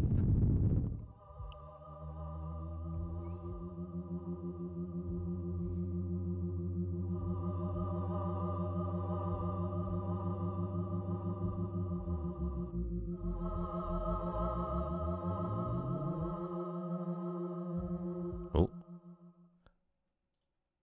It works.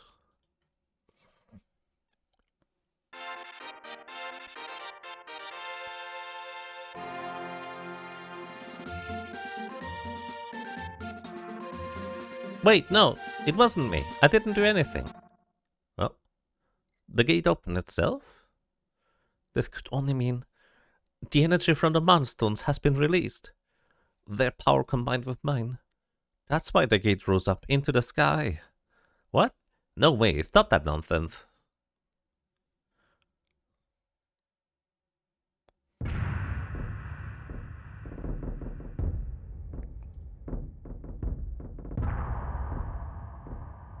This is such a good music track. Really encapsulates the sense we have right now.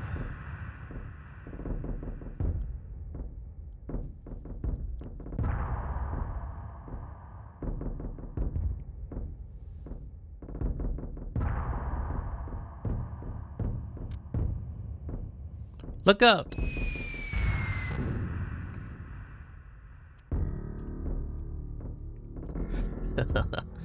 Hey, mister, what do you think you're doing, huh? Thanks to the spirits, we were finally able to release the energy from the mana stones. Now we can fly the Gigantes into the gate. Oh, by the way, here's another present from me. So rude.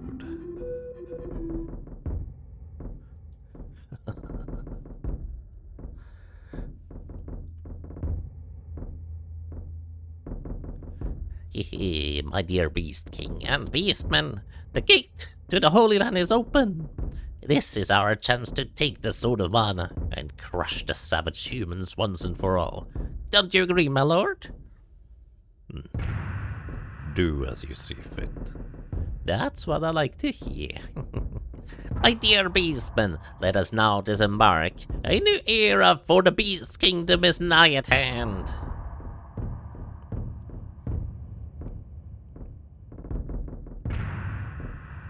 I love how they use the logical choice, gigantic eagles, in order to fly.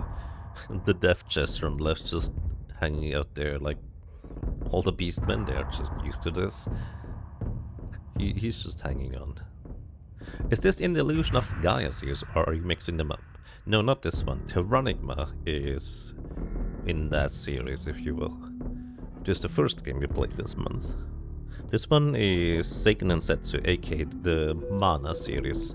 Secret of Mana, Sword of Mana, Legend of Mana, that kind of stuff. Jagan, what's wrong? The gate to the Holy Land has opened ahead of schedule. Well, I trust everything is ready. What do you mean? Of course we're ready. How's the Dark Prince doing? Not well, I'm afraid. He passed away in his attempt to open the gate himself. I see. Then everything is according to plan. I've prepared an airship to enter the gate. If we don't succeed, then we'll never be able to revive the Dark Prince or the Underworld.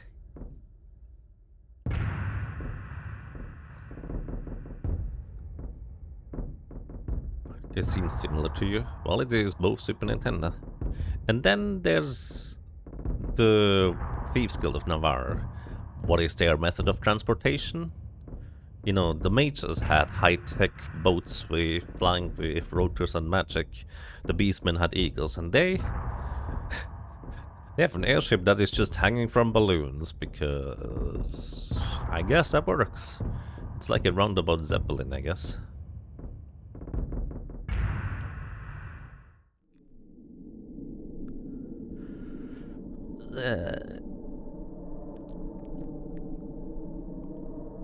Is everyone okay? Uh-oh, if they get that sword, they're going to spank us big time, aren't they? We have to go and stop them. But the gate is all the way up in the sky. We can't fly there, can we? I've heard of a creature that lives at the peak of the highest mountain. The father of the winged ones. Legend has it the goddess herself wrote this creature's back. Ramba told me Rolante is the highest mountain. He's so smart. Well, come on, let's go. Alrighty, to Rolante to get the father of the winged ones. And this also means this is the last time we have a reason to actually use Buthgaf. Unfortunately.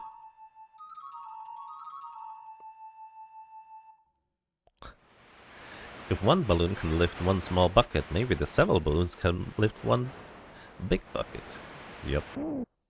But yeah, this is all Super Nintendo, so basically the console kind of dictates on what you possibly can do in terms of visuals and aesthetics for the most part. Like, there's still kind of distinct flavors of those, but in large part you kind of don't have as much freedom for how different the game can possibly look, and the more advanced the consoles get, well, in a way, the art is just going to be pixels, occasionally like 2D planes squished into like a 3D-ish look with like that top-down thing we just saw, etc. So it can feel kind of similar if you look at it that way, I guess. Anyways, how fitting that the Stairway to Heaven song is playing again. I think it's called Stairway to Heaven.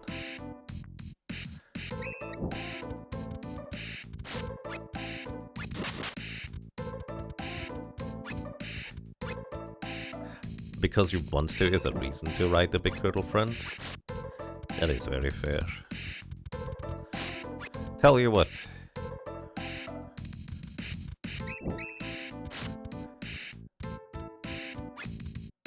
We're gonna ride Buskav again before the end of the game. Just for fun. And we're gonna honk once for every donation made. Probably. Unless somebody goes... Actually no, once for every. And plus 5 times. We're gonna honk it like 5 times. I just need to remember to actually do it. If I beat the game and haven't done that, feel free to say, Yaga, you're supposed to go and visit the Scar first. Then we're gonna do that afterwards. Welcome to the Wind Kingdom of Rolante. Oh well. Hello everyone, how have you been? The father of the winged ones? I understand, I'll open the passage. The father of the winged ones is Rolante's guardian. He only opens his soul to our people. Be careful. He only opens his soul to our people. Be careful. It's just like, oh yeah, he only answers to us. Everybody else is gonna get murdered by the father of the winged ones. Be careful.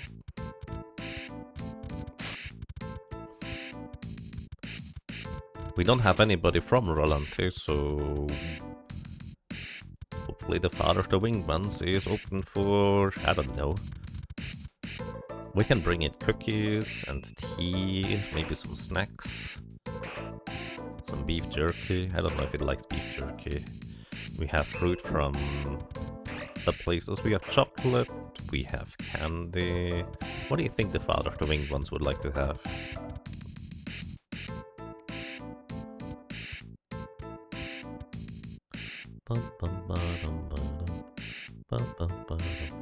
That's a small father of the winged ones. Look, it's the father of the winged. Huh? He's a little small to be called father. Maybe he's a child? Son, can you fly us to the one Holy Land? Uh-oh, fairy. I think it's mad at you. Oh. Huh. I know what the problem is. You're not a father at all, you're a girl. Well, in that case, you need a cuter name. How does Flammy sound? Huh, I'm glad you like it. Now, Flammy, can you fly us to the Holy Land? There's not much time. Can I just point out how fluffy Flammy looks in this game? Just look at it when it's flying around. You know how young birds still have look like these soft feathers to down? I feel like there's a lot of down on Flammy still here. But it can still fly just fine. Also, we need to go to the island of I believe this is kind of north from here, Flammy. We're going the wrong way. Then again, if you fly long enough in the wrong way, you eventually arrive in the correct location too in this game. Probably. To the west of us, there it is. This portal. Nice. Good job, Flammy. Welcome to the Mana Holy Land.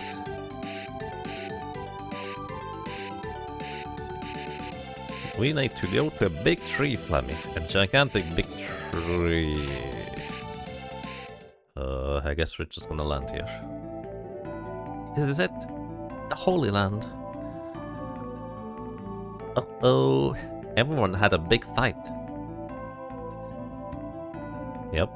And they are very dead. You cannot interact with any of these. Beastmen from the Beast Kingdom. Navarre soldiers from Navarre and Altenan wizards from, well, Altena. And there's these little guys. Rabbites. They hit decently hard. And here's what we're gonna do. We're gonna level up just one more level before we do anything else. And, everybody, there is a straw poll somewhere in chat sometime where we can vote on which classes we're gonna evolve our characters into. Also, a little fun fact, Kevin here, well, he can never transform into a werewolf because it's always daytime in this place. So it actually might be pragmatic to just cast spells on these guys.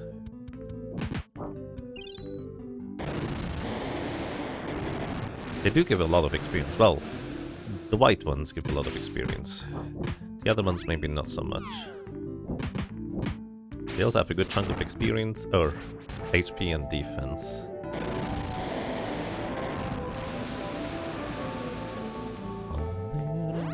There we go! Charlotte already leveled up. Such great timing, I would say. And Kevin leveled up too. Literally Crumpland, indeed. Now we just need Angela to level up. And we're gonna be fine. Gonna throw Kevin once again a Drake skill so he gets his damage increased.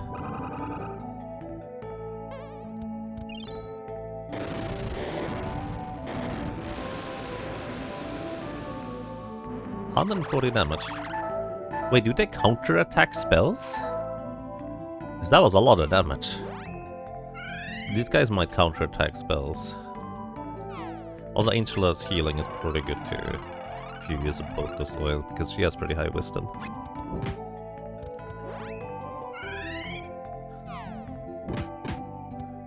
Yeah, I know it is a regular attack. It is pretty rare though. And it seemed to come right after I casted the spell, so I was kind of curious.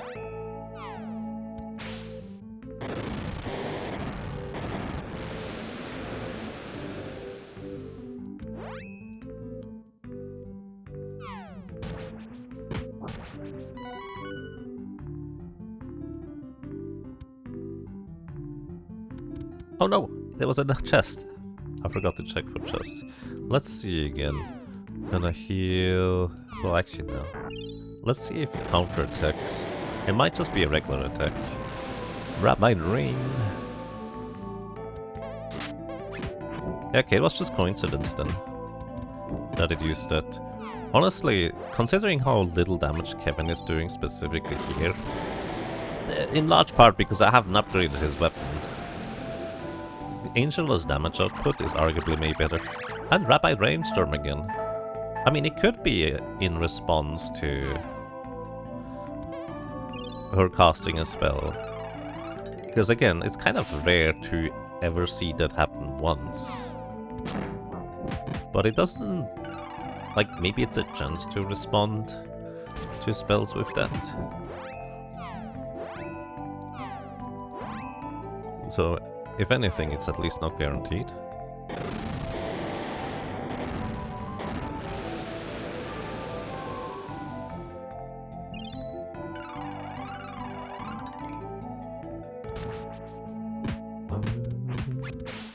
How far behind are you in levels, Angel, or experience? I guess you were knocked out for a lot of the encounters. I believe she didn't receive the experience from Lugar, if I'm not mistaken.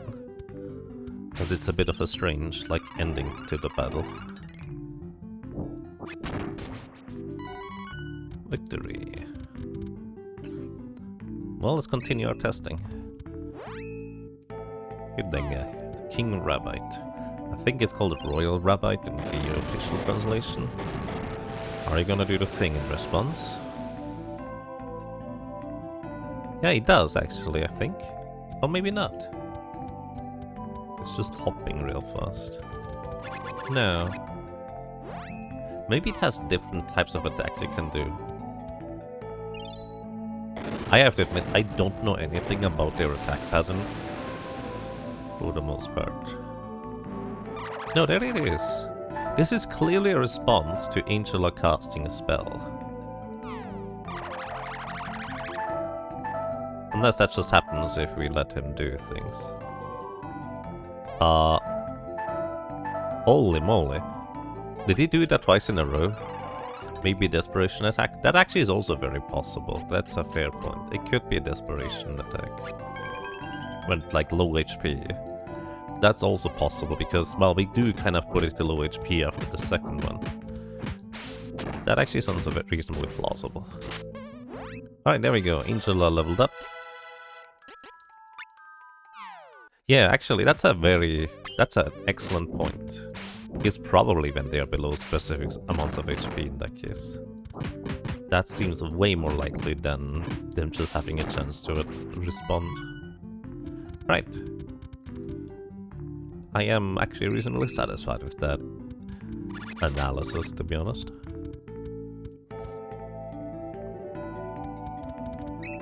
So yeah, thank you Raildex and House of Dodo that brought up that point. Appreciate it.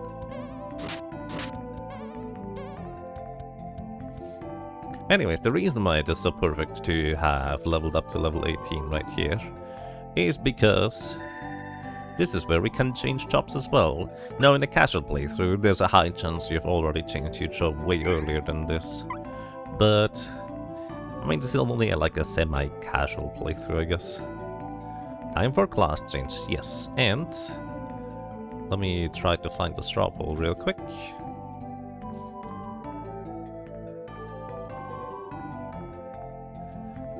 Here's the straw poll in chat once again for you guys to vote as to who we're gonna pick as our next main character evolutions. So just pick whichever one you kind of fancy. I don't know which one. Wow, these are actually pretty close in terms of the options. Let me try to show them on stream if I can somehow do that. Add source, window capture. No, we don't window capture. Let me... Oh, maybe I should window capture.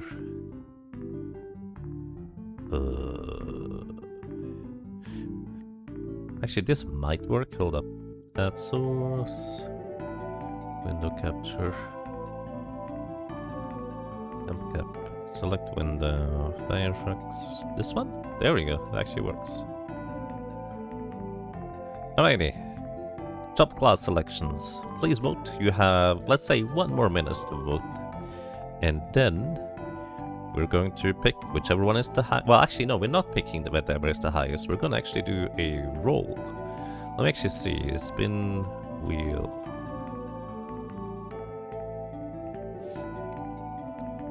We're going to do a roll based on chances, so to speak.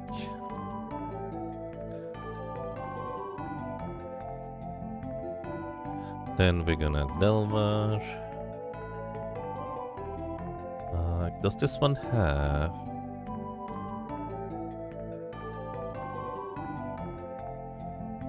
There we go. Alright, that's good. Exactly what I'm looking for. Charlotte Enchantress. Then the next one, Charlotte Priestess. 2 more entries.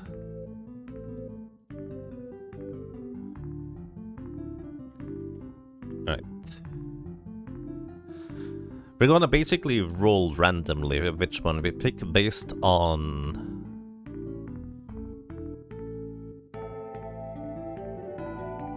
what's the word? Based on weighting, as in how much you guys voted for one or the other.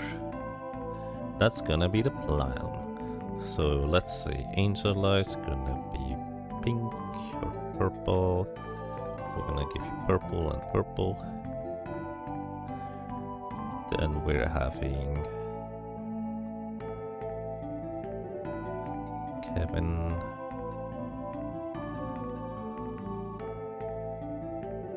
Kevin yellow? Kevin is yellow. Kevin is fine to be yellow.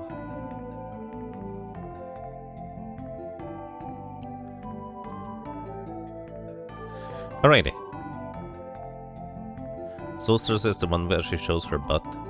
I have no memory on it, to be honest. Okay, so the votes are done. I think somebody just voted in the last moment here. Now we're gonna use a wheel spin for this. What I'll be doing here is we're gonna set the weights. Actually, you can't see that if I don't expand this a little bit. We're gonna set the weights based on how many votes each individual thing has received. Also, there it is. This is the weighting here that we're gonna input. So, Sorceress has received 140 points. I didn't order this by this at all. 140 for Sorceress. We received Delvar, 123. Where is Delvar? Right here. 123. No, don't spin yet. We're not done yet. Here's the thing. Enchantress is 112. Let me go away. Enchantress. Where is Enchantress? 112 for you. Then we have Priestess with 87. So it's still basically everything has a chance to get rolled. So it's not kind of not overwhelming the other or one or the other. Monk for Kevin is 80 points. And then we have, last but not least, 73 points with Brawler. Also, this does not look right. I need to check the options here in a second. Like, Sorceress seems to have way more. 140 is supposed to be. Oh, there we go. Now it makes sense. Alrighty. So all of these options are weighted based on which one people voted for. Alrighty, let's just pick whichever one we get first. Spin the thing. And the first decision is going to be Angela to become the Sorceress. Which was also, I believe, the highest voted one, so congratulations to Angela to becoming a Sorceress. Then we remove the other Angela option as well, because now that's no longer relevant. And Kevin, you want to be red? Sure, you can be red, but have both options be red. And next we roll between Charlotte and Kevin's. Charlotte becomes a priestess, the less voted one of the bunch, with 87 points as opposed to 112. Which I believe is the light transformation, if I'm not mistaken. Removing Charlotte here, and then we just have Monk versus Brawler Kevin. Let's see which one we get.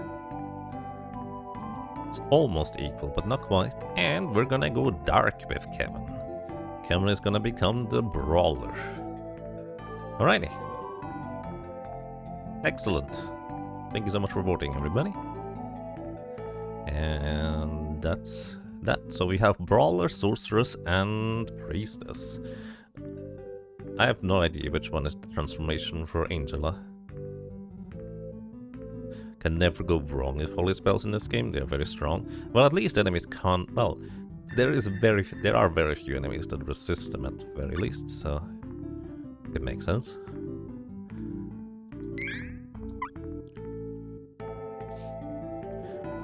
Lost all the stuff you voted for except for Angela having Angela in the party. I see. Which also means we actually have to set up the next drop hole for the next shop class distribution. But I can do that during the next break. I just need to not forget about it. Alrighty, Charlotte, our leader of the party, is gonna transform first into a priestess. This Kara statue flows with the same energy as the mana stones. You can perform class changes here as long as you have the items to break the seal. As long as you have the items to break the seal, we don't need items for the first class change, but I guess the game doesn't expect us to be this slow, huh? Concentrate harder. You need to click this text box away, but the next text box you don't want to click away because then you already choose. Here we go. Choose your class wisely. You won't be able to change back. Here we go. Priestess. Priestess is nice because she gets multi-target healing spells now. So she can heal the entire party. Basically, she turns into Poto oil. I mean, she also cosplays as a Poto, if you ask me. Excellent. Now she's very green. Alright, next up, we go for our second party member, Angela, into a sorceress. Let's do it.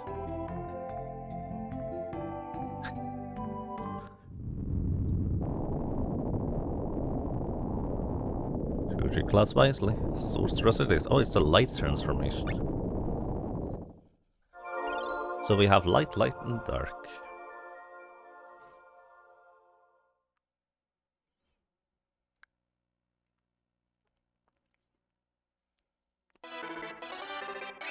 Transform from a magician into a sorceress. And last but certainly not least, Kevin. Let's do it. Try the class change now. By the way, I have a quick question. The way you voted in the previous drop hole was very... like, you kind of rank which one you would like to have first and then the others. Would you like to have more of a, like, standard drop hole where you just pick one option and are done with it? Or do you like this one, the one I chose here? It's basically, I'm trying to kind of get a feedback on those. On which one you would prefer. Alright, here we go. We turn into a Bashkar. Kevin's light transformation would allow him to actually use Heal Light and get a substantial boost in Wisdom, so he actually heals a decent amount with Heal Light. But conveniently enough, since we already have a really strong healer with Charlotte in our party, it wouldn't actually be all that helpful. But technically, he can be the healer of your party, at least a little bit. Notably, the Bashkar doesn't get any spells at all. Almost every single class, even if they didn't get any spells before, any class transformation just gets additional spells that they wouldn't have before. Kevin, specifically with his Dark Transformation 1, he doesn't get any spells. He just gets a substantial increase in his stats. specifically strength and vitality, I think. Where he is, you know, he hit decently hard before, now he's gonna hit even harder. You think non-ranked polls would push choices a bit further from 50-50? Yeah, that's kind of what I was thinking too, because it was ranked like this, a lot of them just had about equal chances, which I feel like is not as desirable. I think I would prefer if it was more lopsided and we had like a 10% chance to get like the dark transformation over the light transformation for one of the characters, and then we could get excited about getting the rare chance instead of the more common one or something like that. At least that's kind of where my mind goes. That's a big reason as to why I'm asking, because I think it would be more fun that way, but at the same time, maybe I'm just thinking that way. Also, Karen just slams the poor rebellion into the ground, and there is the ability that people were referring to. Yes, this is Angela's attack, specifically Tech 2 attack, and this is the other one Kevin uses. I believe it's entirely random which one he uses for what it's worth. And then we have Charlotte. Well, I will have Charlotte eventually. Bonk bonk. Kinda straightforward, I guess. Neither Charlotte nor Angela have a particularly strong weapon right now, so their special attacks, they're always based on physical attacks, which is a bit unfortunate since their physical attack is really just not that strong. But hey, it's technically more than 1 damage. It's 34. Ow. However, especially for Kevin, unfortunately we're not gonna see those other abilities much. For one, they kind of interrupt the flow of combat whenever like a character hits the enemy like 7 times. They just use their special ability. And more importantly, the further we get into the game, the more even normal enemies, as well as mostly bosses, have the ability to just straight up counterattack whatever like special or spell attack you're doing. So unfortunately, those special attacks are mostly detrimental. Also, here's the sprites for the new out classes here, which is kind of nice.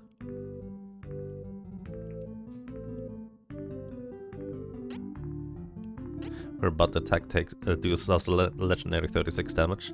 I mean, 36 is dramatically more than she did before, right? So, anyways, here's the tactics screen. We tell Charlotte to only use her Tech 1. We tell you to only use your Tech 1, and you also only use Tech 1. Again, it's really unfortunate that so many enemies will start countering the special attacks. That is just really not advisable, to say the least, to use them outside of just having fun with them. Plus, if you do a more casual playthrough and have more reasonable levels, the enemy's counterattacks are not nearly as lethal as they otherwise could be. So, I mean, casually it's perfectly fine to just not worry about that part.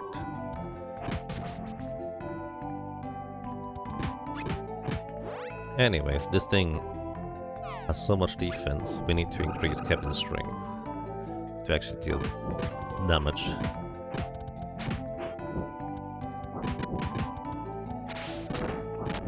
But yeah, Tech 1 is, generally speaking, a lot more efficient. Like, it costs less attack points to use, so you can execute it more frequently.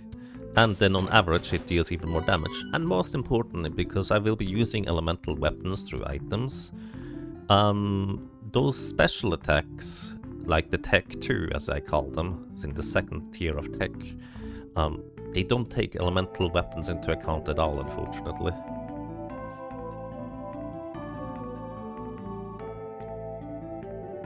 Alrighty, anyways. We are trying to get to the mana tree. And we have arrived. The Sword of Mana. We're here. There. Wait, slow down. And then try again.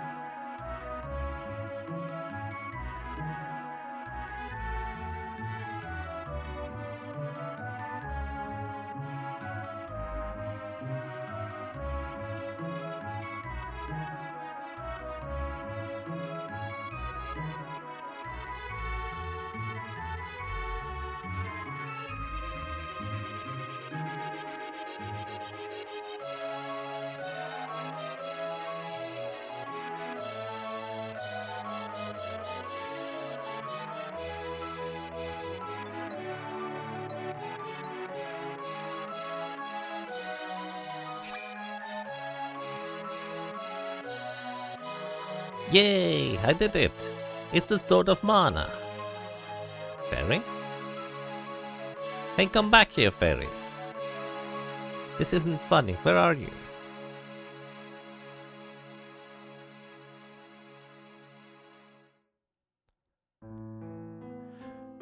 Also, I didn't want to say anything, but I absolutely loved that music interlude. Like, it's so good. And to kind of emphasize the point, it has neither been common for games to try and, like, make cutscenes that sync up with the music at the time, nor particularly easy, like, on a technical level to just do all of that to begin with.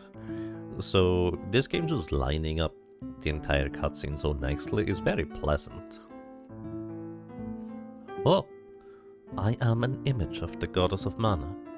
Charlotte, hero of the sword, hear me. The fairy has been taken by an evil hand. Please, save her.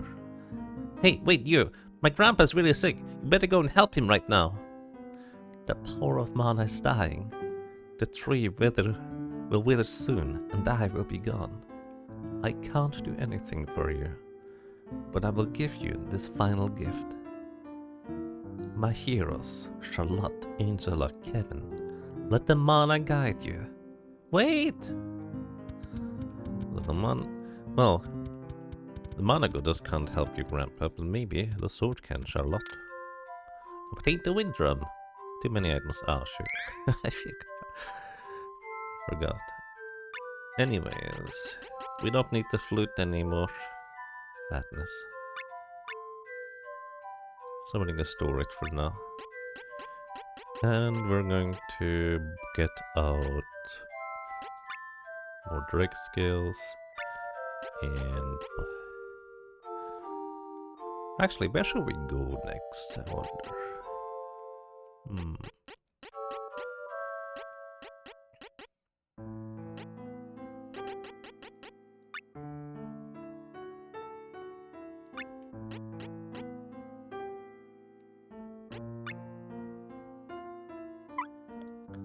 Present of the literal god of creation, a drum toy.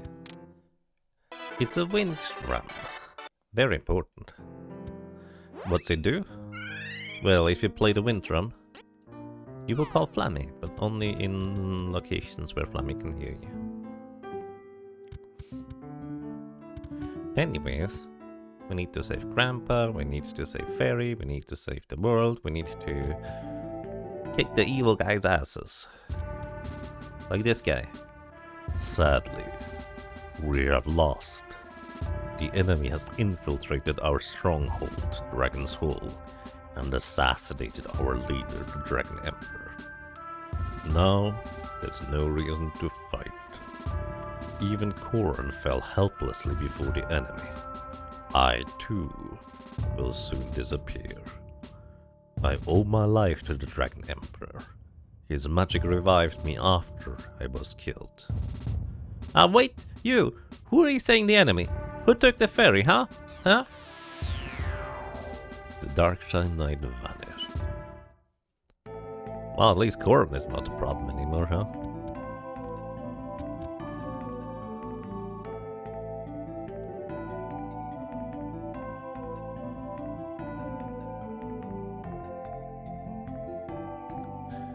And thank you for your kind words, Roughness. I agree, it's always coming for here with these. Well.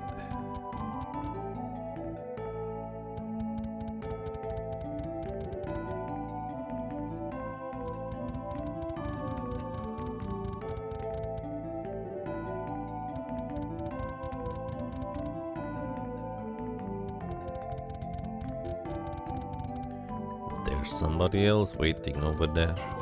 So this is kind of where it crystallizes which story you're playing, depending on which character you picked first. The winner of this battle between the, let's say, evil factions is determined. Our master, the Dark Prince, planned to open the gate to the Mana Holy Land. He sacrificed himself to summon the Mana Stone of Darkness from the underworld. Well, that's how it came back. After that, we planned to revive him with the Sword of Mana and merge both worlds together. But an unexpected adversary appeared, eliminated the Dark Prince's remains, and sealed his soul into eternal darkness. Not even the Sword of Mana can help him now. Jagan thought we could at least obtain the sword and merge the two worlds, but I can't imagine what any world would be like without my Dark Prince. And I will not allow his death to be stained by this never-ending disgrace. So with these hands, I killed Jagan. Now I too will follow after my Dark Prince. Goodbye. The Dark Prince was my everything. Well, ... That's as much as I have to say about that. You remember early translation patches had issues there soft locking the game? Interesting. I don't remember that part.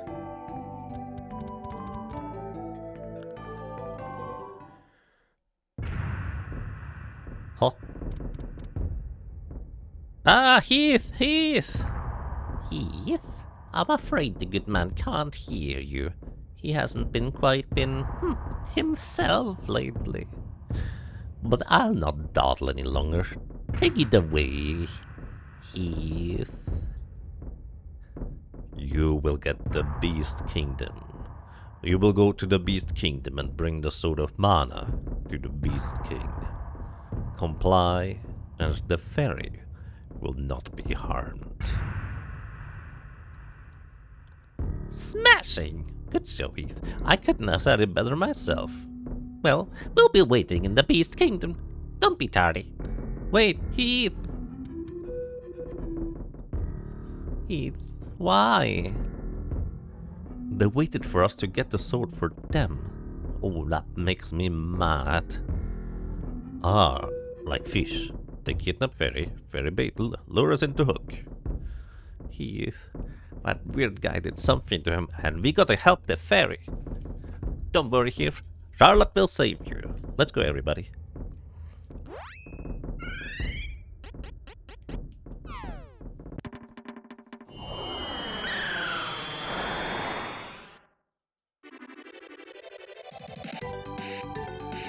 Alrighty, we are in the Mana Holy Land. How do we get out of here? Literally just fly anywhere. And you will get outside. Well, you have to go to the beast now. And this is the beast castle.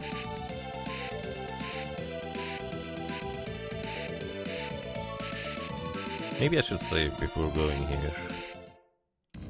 Is there a save? I don't think there's a save statue over here. No. let me go and save before I do this. Because I have absolutely no memory of this place. So, and this is gonna be a bit of a gauntlet as to figuring out where we're going to go through. So let's go and land here real quick. I wanna save, and I would like to briefly... Wait, we were in the Moonlight Forest. Why is it not nighttime now? Anyways. I'd like to wake up in the night.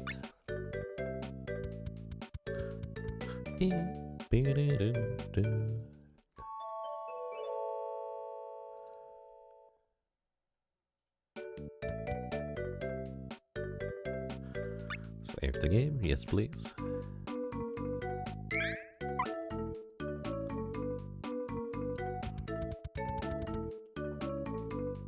And I can use this opportunity to restock on some of our supplies that we've used up so far. Hello. Welcome. Alrighty, I'd like to buy more bullet skills. These increase physical defense, and we used up all of them, it seems like.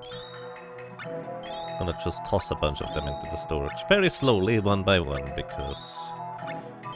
I guess we have reverted to Final Fantasy 1 levels of buying items. In Final Fantasy 1, when you try to like stock up on potions, the shopkeeper goes, "Alrighty, what would you like?" "I'd like a potion." "Alright, that's like 5 gold or however much it costs." And then he said, "Here you go. Would you like anything else?" "I'd like a potion." "Here you go, there's another potion." And just one by one.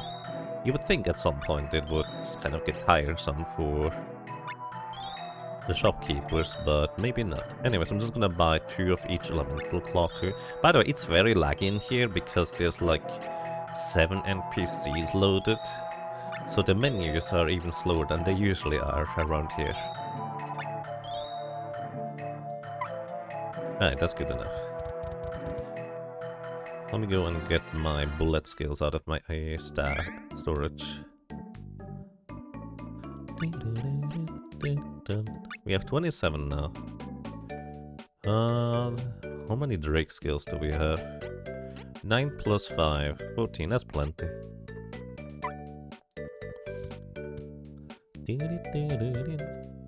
Did I use a Sahakin skill during the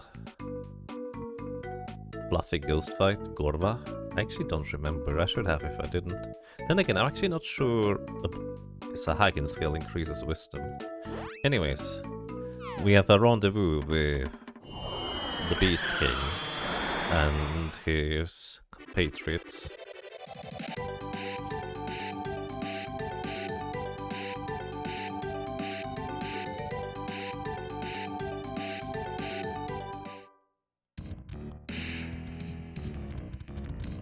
Alright, Kevin, lead the way. You know where to go, right? Black Fang and Silver Wolf. There goes half of Kevin's HP. It's kinda nuts on how much damage these things do. He's already dead. Kevin, that is. Oh wow, he actually survived thanks to Charlotte just healing just about it. It's crazy. These guys are dangerous. Ow.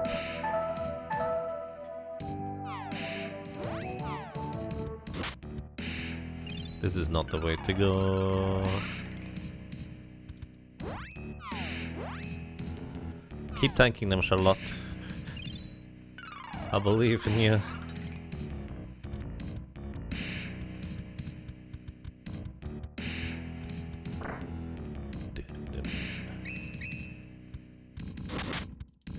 Opening and closing the menus makes them miss because they always double attack, a lot like Kevin. I am not going the right way apparently. So whenever they like start swinging, the second attack will guaranteed miss if you open up the menu in between. Kind of like this. The first one hit me, but the second one misses. So if you just want to walk through an area without getting necessarily murdered by enemies, just keep opening and closing the menu. Because at least a lot of the physical attacks will miss, not all of them. This includes also animations like Charlotte healing. But of course, if you're not trying to fight these guys, you might just want that healing anyways. But my goodness, these guys hit like a truck and a half. Heal yourself, Charlotte.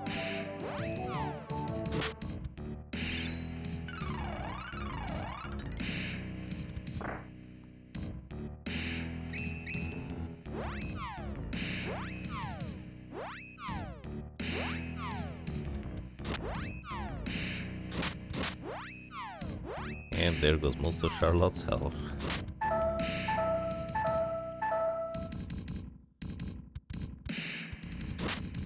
Like, I could fight them, theoretically, but these guys are no joke.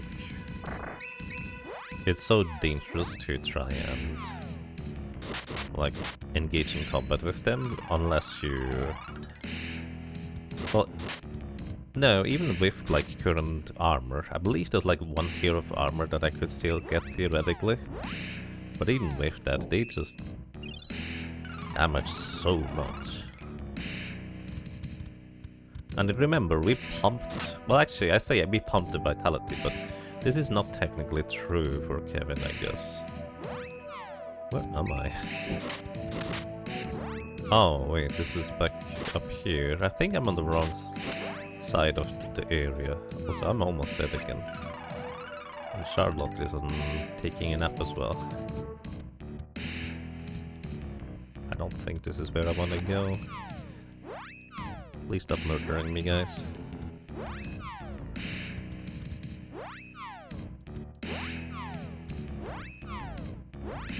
You see why I went back to save. Is there another way to go south? There is.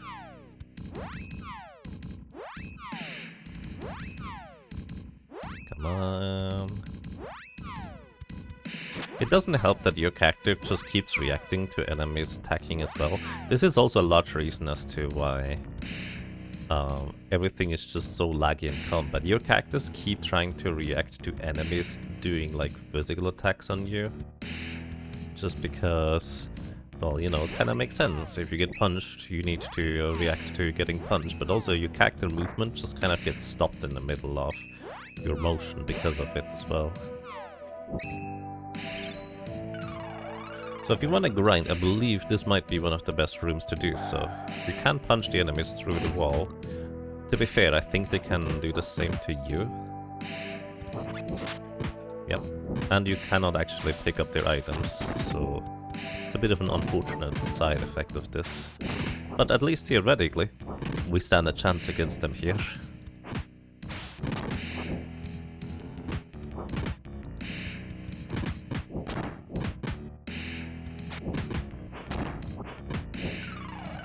Oh, they can heal.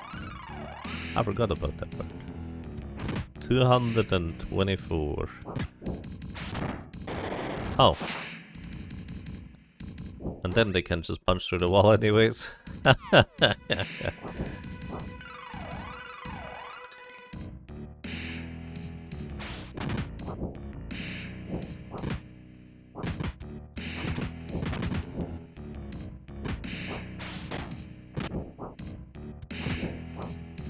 believe it's the Silver Wolf that can heal.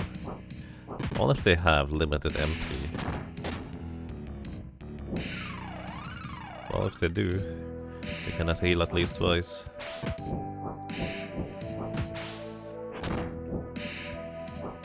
Angel Eye would be convenient if you stop hitting him. 100 kick. I think the wolf agrees with my assessment. That did more damage than she has maximum HP. Maybe we should leave. Like, not even this is safe.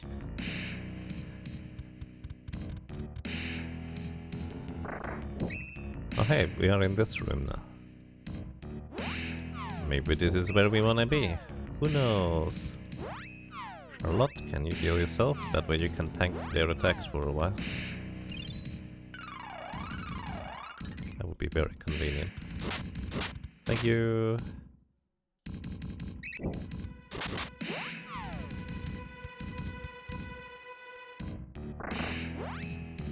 I have absolutely no memory of where I'm supposed to go. Nice, Charlotte, heal yourself. Okay, it's not to the right here. Maybe it is down here.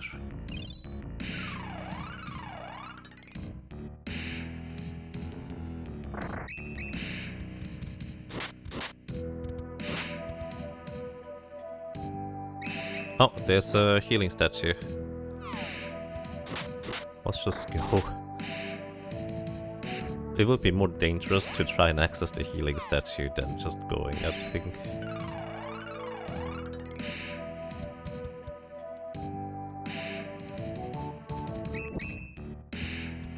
And we're going down the other side of the tower, it seems.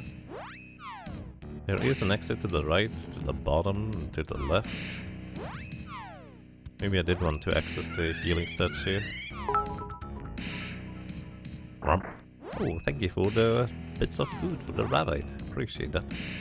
Oh, you're out of MP. Thank you so much, Squid. This is not where I needed to go. Alright, so here's a little funny part. We revive Charlotte. And Angel Grails also recover MP. Why? I don't know. But they do.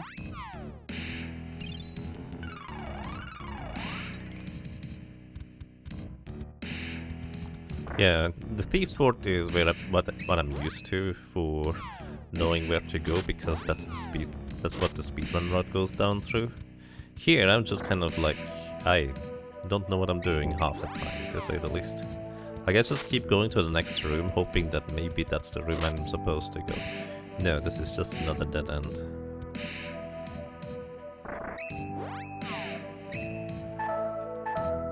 Again, we're gonna have Charlotte. Well, I would have her heal. I feel like I went backwards.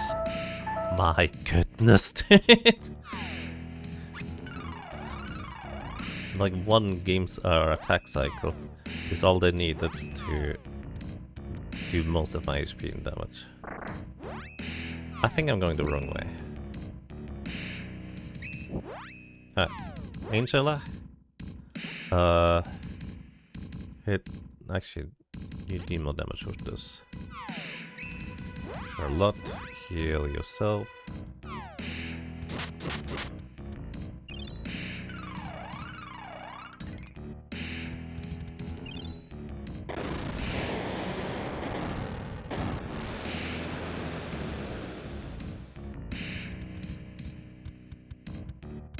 I think I have an idea on where I'm supposed to go. My goodness. Like, if they were to just attack once, that would already be plenty for destroying our HP. I think I'm supposed to go over here. And now we climb up this side of the staircase. Alright, Angela, would you like to hit that guy a little bit? Just from a safe distance.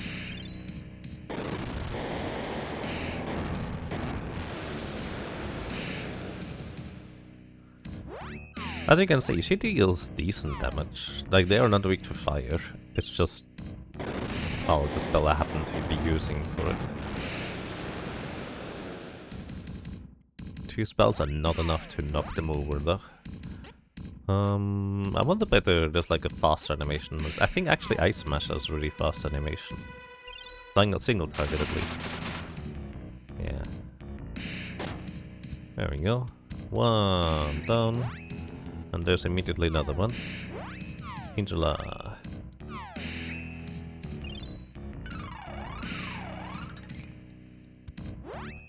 Yeah, all of these fortresses are very mazy, I would say. Kevin's attack is gonna miss because Angel interrupted him, but that's alright. She also interrupted the enemy wolf here. A lot. Heal actually Angela for once.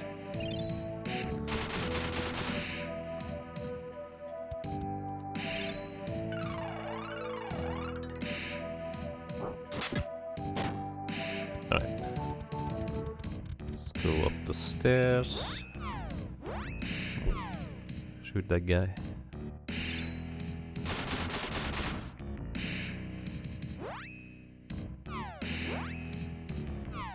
And again. This is also the guy that can heal, if I'm not mistaken.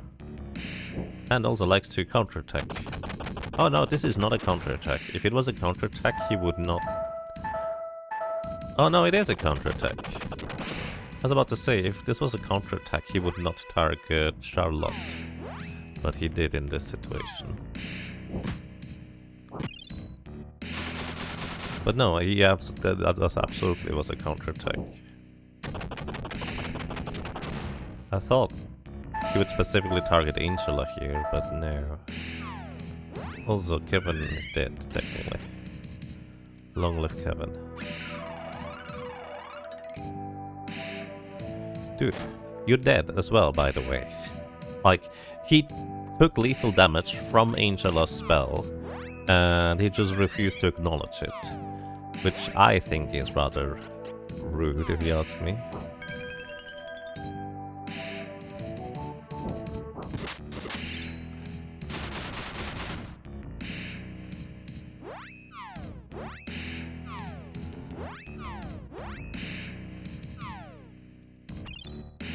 Unfortunately, this is a bit of a short music loop for a dungeon that you traverse through at such slow pace because the enemies are so strong.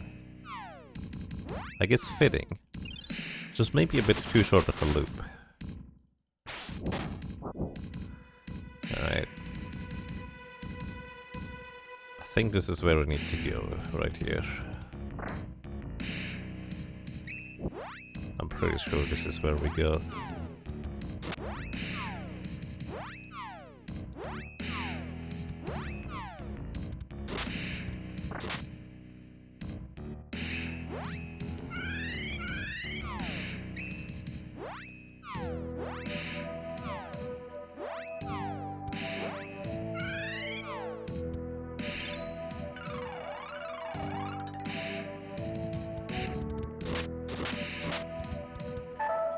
By the way, AI-controlled characters can run during combat. The player cannot. Maybe this was the way to go, maybe it wasn't. Hard to tell.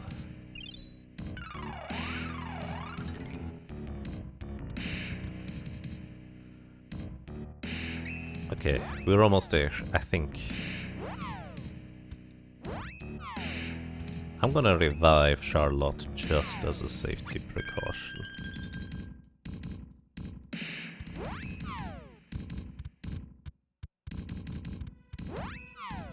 Oh, maybe... No, we are here. He says, suddenly very unsure of himself. Maybe we're not here. Oh no, this is back to where we were earlier. Oh no. Maybe this is not where I need to go at all. Uh-oh.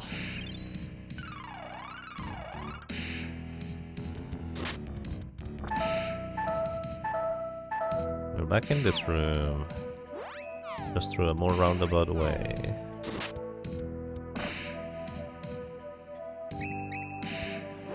And the main part is, even defeating these enemies doesn't really do anything, because the game only remembers defeating enemies in up to like one room ago, if that makes sense. Right. Charlotte is gonna cast a healing spell on herself, tanking some more damage in the meantime, or, well, not.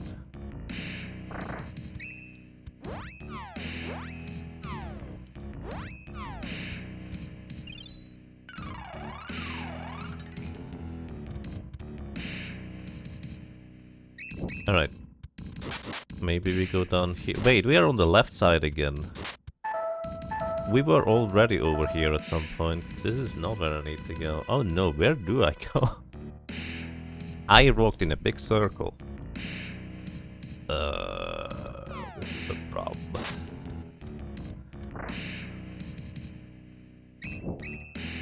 Yeah, this is the room that doesn't have an exit door at the top. We've been here before.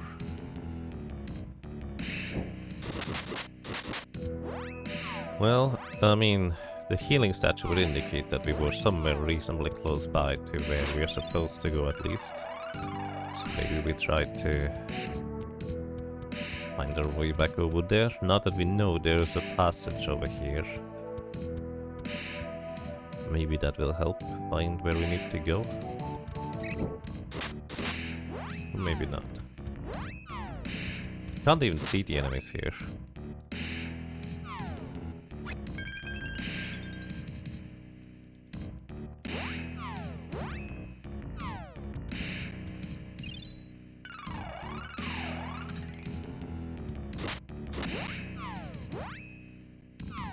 In the time I tried to open up the menu, this guy already did 120 damage to me.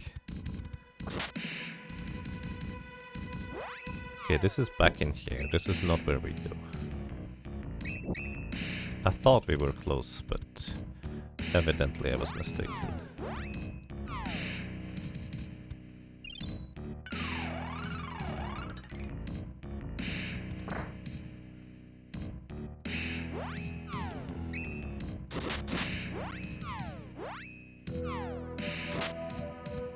That wolf suddenly has a wrong color palette. What happened? Okay, apparently this is not where we go either. There's the mana statue up there. Stop. Let me go.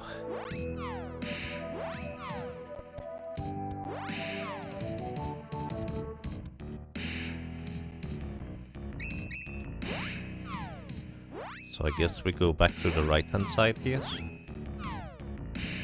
Which I believe is where we came from. Oh, this is not where we came from. Not from here, anyways.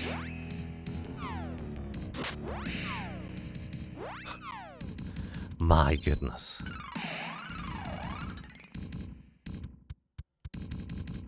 We came from the right side over there, right? What's down here? I don't remember. Oh my god. I was just holding down to get back out of here. The wolves ran up to us and just whacked me before I could literally take like one step outside. This is crazy.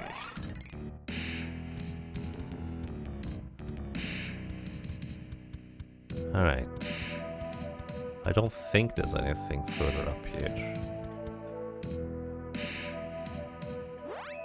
Oh, this is like a roundabout way to get all the way to the backside.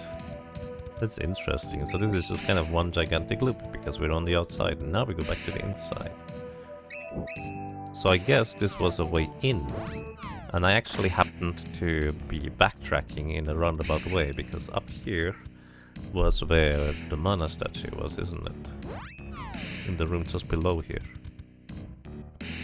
Alright, we're gonna save here, or at least we're gonna try to save here. We're going to single target not the Silver Wolf. Charlotte, heal yourself. Because the Silver Wolf counterattacks, but the others... I think the Black Fang Wolf does not. At least he hasn't done it now. Alright, hit that guy again.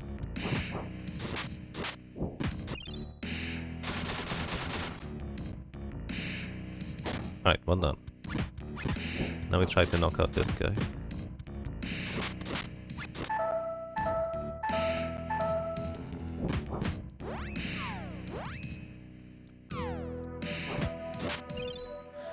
I think we cannot interact with the mana statue while these wolves are alive, which is why I need to knock them out. Which is pretty dangerous.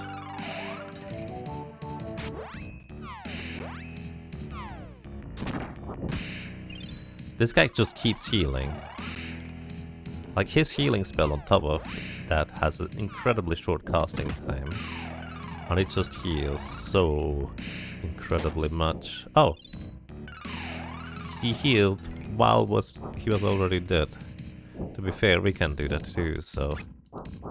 Anyways, I have a good idea on where to go from here, for what it's worth. I think what I need to do is I need to go follow that little outline on the right there, and there's probably a door just to the bottom of here.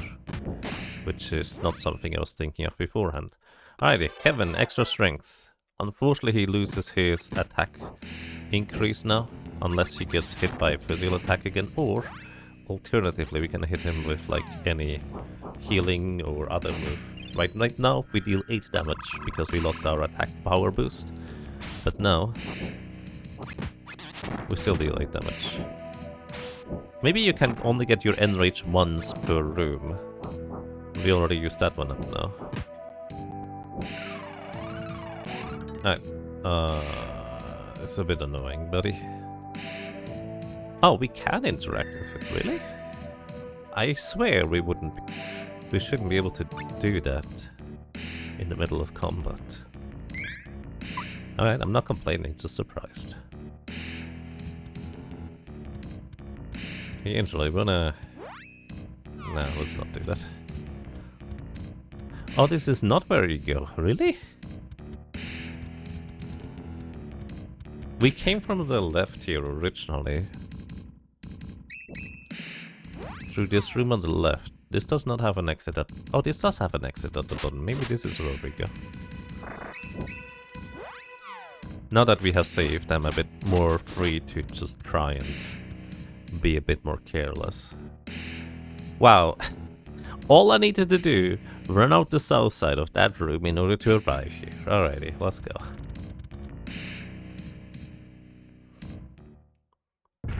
Instead I walked in a big, gigantic circle. Ah, hello there! Now, if you'll be so kind as to hand over the sword, we'll let the ferry go. Heath! Do stand back, little one. It's for your own good. Hey, stop talking to me like I'm some little kid. I fail to see the point of this frivolous exercise. You're wasting my time.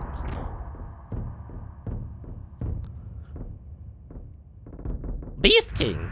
Oh, Beast King, you just wait. I beg your pardon. Once I obtain the sword, you'll see. Now, the sword, or the fairy's life, what shall it be? The sword of mana was taken. Good, good. The sword of mana. What a charming little instrument. Wait, it's getting heavier? Ugh, I can't hold it. Take that, you meanie. Only cute, innocent people like Charlie can hold the sword. But they prepared. This is the animation for Dispel Magic. The sword will adapt. Its spiritual energy will serve the powers of darkness. Death is the only true state of perfection. It ends all physical and mental suffering. We seek to bring our perfection to all forms of life. I see. The sword of mana is becoming accustomed to my grip. What?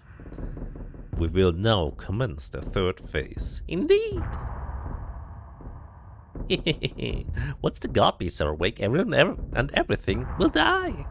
So many spirits to feast upon. I can hardly contain my excitement. It's been a pleasure doing business with you all. I look forward to your deaths. Ta-ta.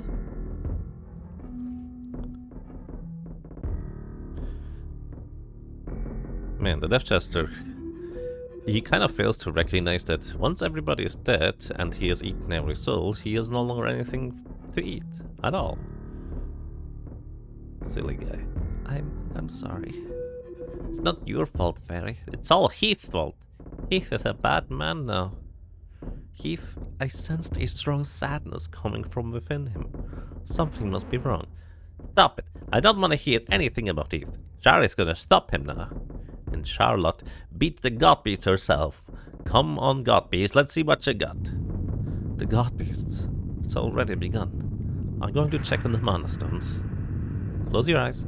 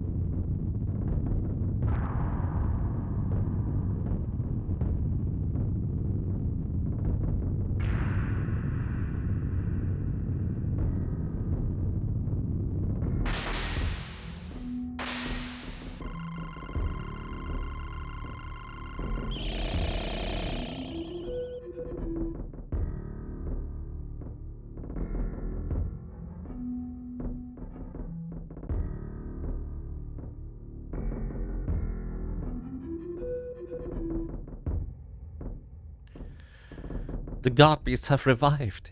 Each one controls a different element.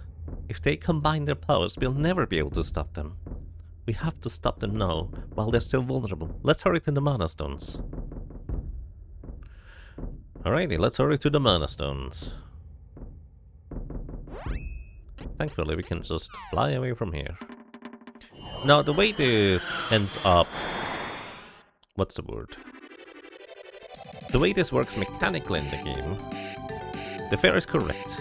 We need to attack the god beasts before they become stronger, or regain their power, if you will. And at this point, all of them are relatively weak. But once we defeat one god beast, the next one will become stronger, and then the next one will become even stronger. So effectively, you're free to choose which one you want to go after first, but simultaneously, each subsequent one will just become more and more difficult, at least theoretically. I mean, functionally, their stats increase. Generally speaking, some of the god beasts are just like strictly stronger than others, all things considered, just purely because their abilities are just much more menacing. But let me ask you this question, everybody. Which one should we go after first? I personally don't really have a preference, so I'm just gonna ask you, chat. We could go after the god beast of Earth, Wind, Fire, Ice, or, well, water and ice is the same in this. Trees. What else is there? Moon, and... well, actually, darkness is the one we can't go after. So we have ice, trees, we have... No, I don't want to go in here. No, stop. I accidentally stopped over the thing. So yeah. Dolan is moon. Then we have... that is moon over to our west. No, that's earth. I think that's earth. This one is Dolan. It is moon. We have to the very bottom right, Zanbi, fire.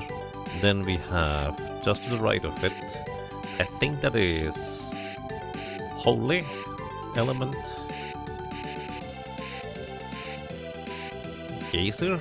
I forget what its name is, but I think it's called Geyser or something like that. Then on the far right we have wind, which is... I forget that thing's name too. Anyways, and then in the top right there's a big pumpkin. We only have one opinion so far, and Raildeck says Dolan. So I guess we go and visit Dolan then. I believe this is in the Moon Reading Tower. The thing about the God Beast of Moon is we actually have to land here and walk all the way through the forest in order to arrive there. So it's gonna, I don't know, take a bit until we get there.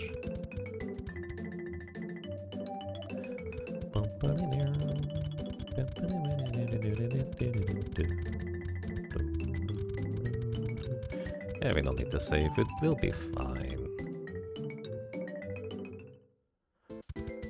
Welcome to the Moonlight Forest.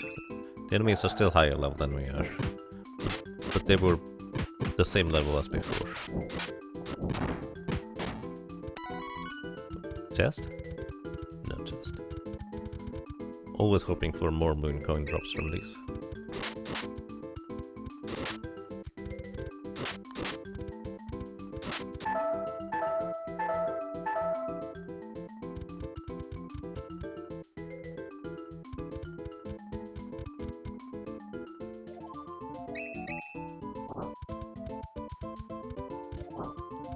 And kind of like in the Beast King's castle earlier, it's not particularly a wise choice to try and fight things inside the Moon Reading Tower, because those things are just as strong. Actually, no, they're a fair bit stronger than the stuff we have encountered earlier, so... Oops, wrong spell. Good luck, everyone.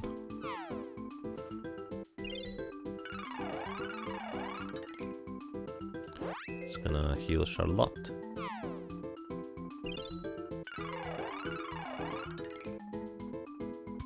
You only played the remake, and Light Gazer was the most annoying with the teleporting. Is it the same in this version? Yes, that's actually very true to form.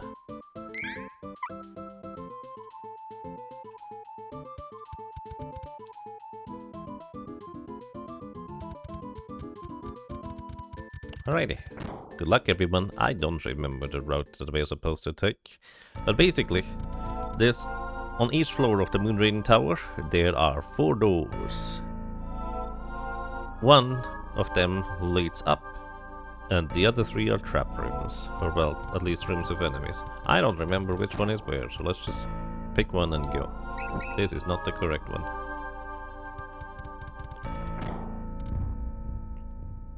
There we go, that's the correct one.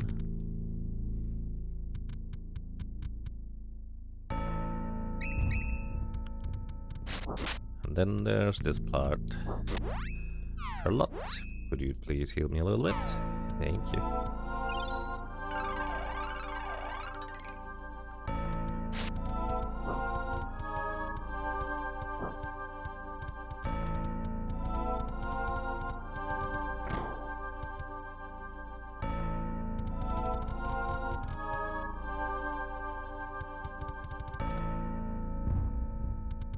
Then I think next one is top left. Nope, I'm mistaken. Bottom left. I believe it's never bottom right, although I'm not sure about that.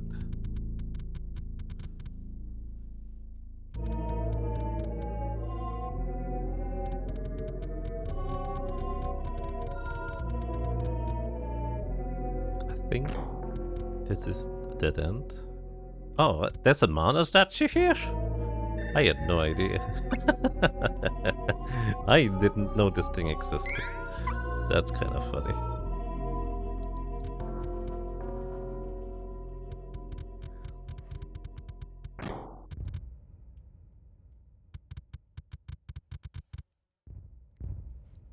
Then more bridge combat. Wait, this one? It is this one.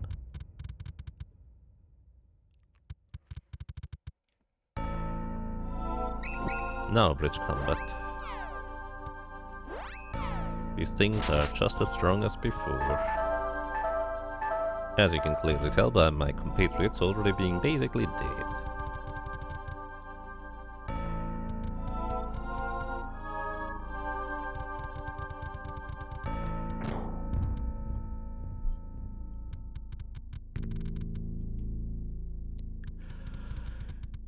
I think we go left here. Yeah, well, there's only one way to go, yeah. Just to be fair, he's down and left, but still. By the way, I did not manually step there. It's just Kevin decided to stop because the Camellia was attacking him and he was close enough that he needed to, like, quote-unquote, physically respond to it.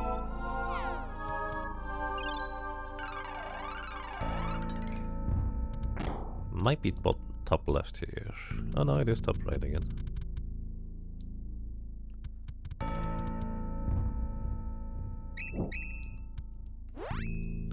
Alright, heal yourself, Charlotte. That way you might survive an additional attack. The wolf's second attack is gonna miss.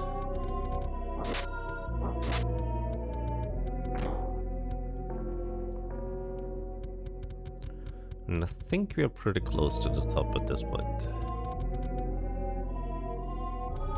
Yes. This looks like you can break through this wall, but no, there's nothing hidden there. The wall just looks like that. To my knowledge. Alrighty, save your game. Yes, please. And I will say good luck, everyone. I actually forgot that my weapon from the Elven Village would go all the way to this point. I thought we would actually get a weapon upgrade before that, but here we are, no weapon upgrades. Let me check my items. We have defense up, we have mind up, and we have attack up for whatever is necessary. And that's gonna be as good as it gets. Good luck, everyone. This is, by the way, visually, my favorite god piece. Welcome to Dolan. I think I actually don't want to buff up until we're in combat. I'm actually not entirely sure about that, but now we're in combat. We're gonna increase our physical defense. We're going to increase Charlotte's physical defense, and as you probably can tell, we're just gonna let Angela take it up for now. Increasing Charlotte's magic defense, and also healing in the offense. And Kevin's as well.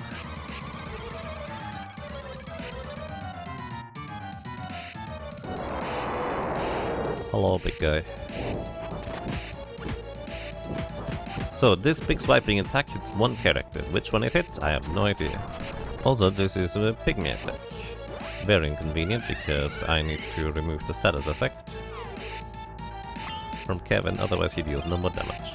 While Dolan has his arms crossed, we cannot deal any damage to him. Physically, at least. You can theoretically still cast spells. Also, sometimes he forgets that he's not supposed to be, like, defending anymore. And you have to kind of remind him, oh no, I accidentally used a Tech 2 move. Now he's gonna counterattack this. So we're gonna preemptively heal. Wait. This one. Gonna preemptively heal. He slams the ground. I think this hits everybody for physical damage. Oh, it's only one target, so it hits Kevin. But Kevin has enough defense that he negated it. He can also yell at us, and that is a good chunk of damage. Alright. Enjoying your nap, Angela. We're going to heal Kevin.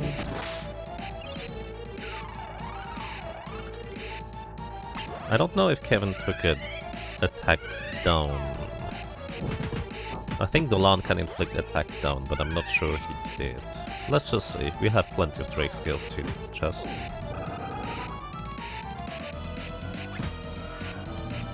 Body change. That's okay. Charlotte can be a tiny person.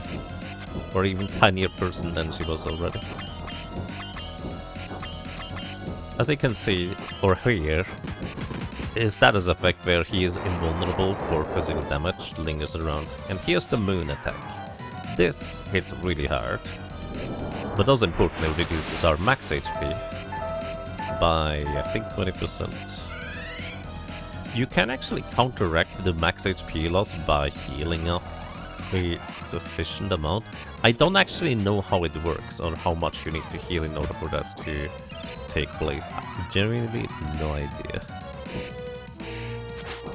Anyways, Kevin, you can't be a tiny wolf. We kinda need you to be a big wolf, please.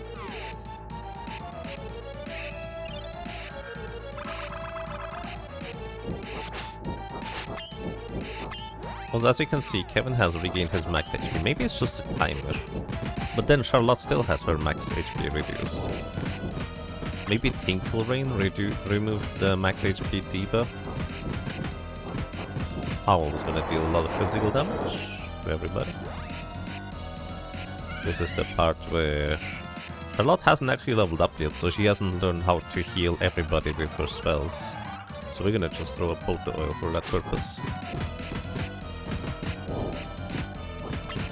Also, Charlotte no longer has the HP debuff. Rabbit Hunters. Evade and hit rate down. And half vanish deals damage to equal to half of our current HP. So basically, it never kills you. Which is very convenient.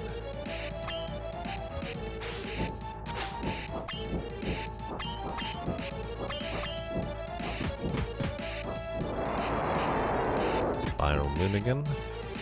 I think Spiral Moon is the timed attack of this encounter, and because the encounter is gonna go on for quite a while, we're gonna probably see a bunch of these.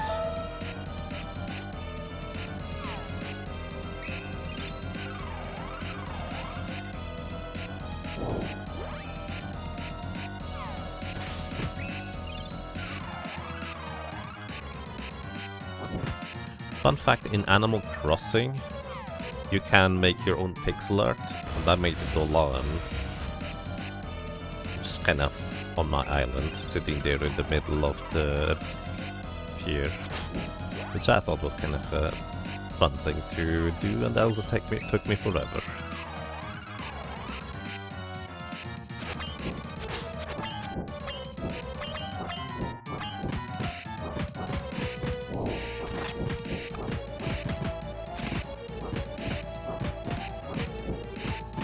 Well, Animal Crossing's on the Switch, that is. Was the only Animal Crossing I ever played, for what it's worth.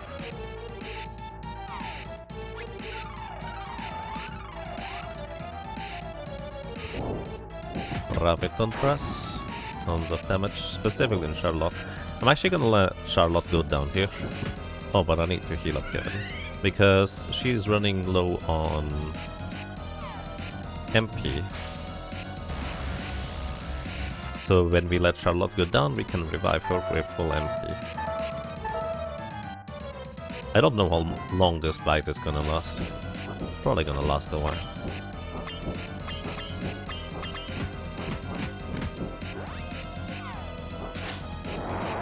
Spiral Wheel again.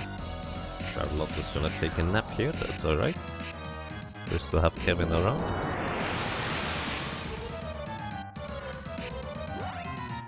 Go.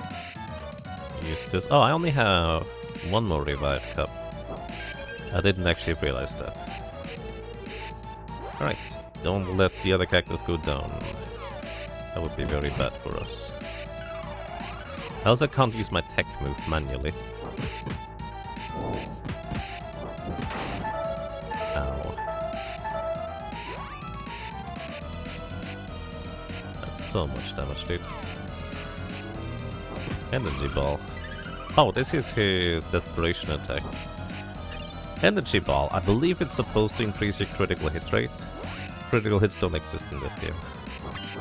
Similar to Evasion, actually, critical hit is not even a stat. Evasion, at least, gives you the illusion that it goes up or down, but critical hits just straight up don't exist in this game. They were supposed to be implemented, and I think the energy focus means that Dolan would try to increase his critical hit rate, but again, there's no critical hits in this. Which, to be fair, arguably a good thing. But I would also guess that Hawk's damage output was supposed to be supplemented by having a higher critical hit rate than the other characters. And, well, as is, he is just dealing about the same damage as Duran with his many swing attacks. Which, to be fair, is still pretty decent.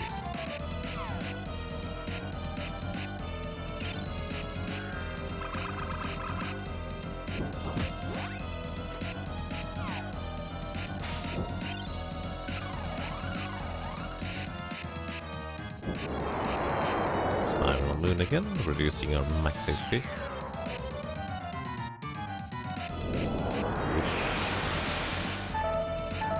Oh wow, he actually just knocked out Charlotte. Oh, right.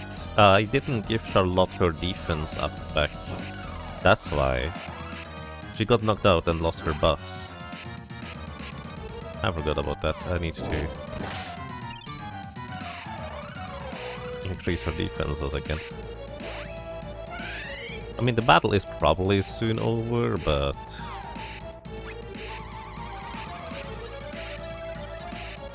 we have plenty of these healing items and they're pretty cheap. Half my HP gone, that's okay. Kevin's HP is also kinda low, so let's just use one more Poto Oil. Soon Charlotte will have Poto Oil group healing as a spell, basically, so we don't have to worry about that anymore.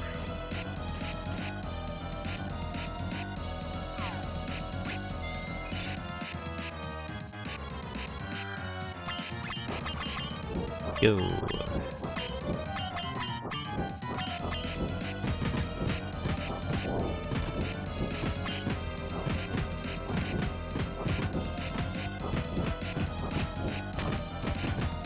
It's gonna yell us again, does it again? Moonsaber. Wait, no, that's his Desperation attack. Now he will heal with all the physical attacks he can do, I think.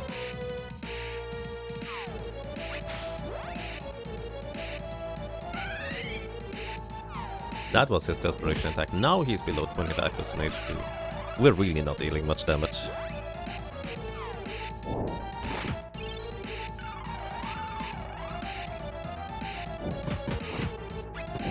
He healed for 14. Thankfully, Moonsaber has been dramatically weakened compared to Seeker of Mana's counterpart. In Seeker of Mana, you heal for the same amount of damage you deal with Moonsaber. Which, if this was true for this game as well, it would be so much more difficult to keep up with this guy's healing.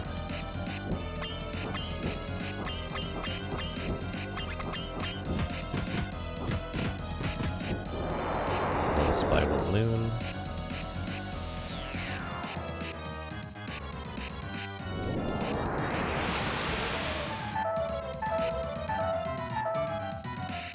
Alright. And throw the last pot of oil.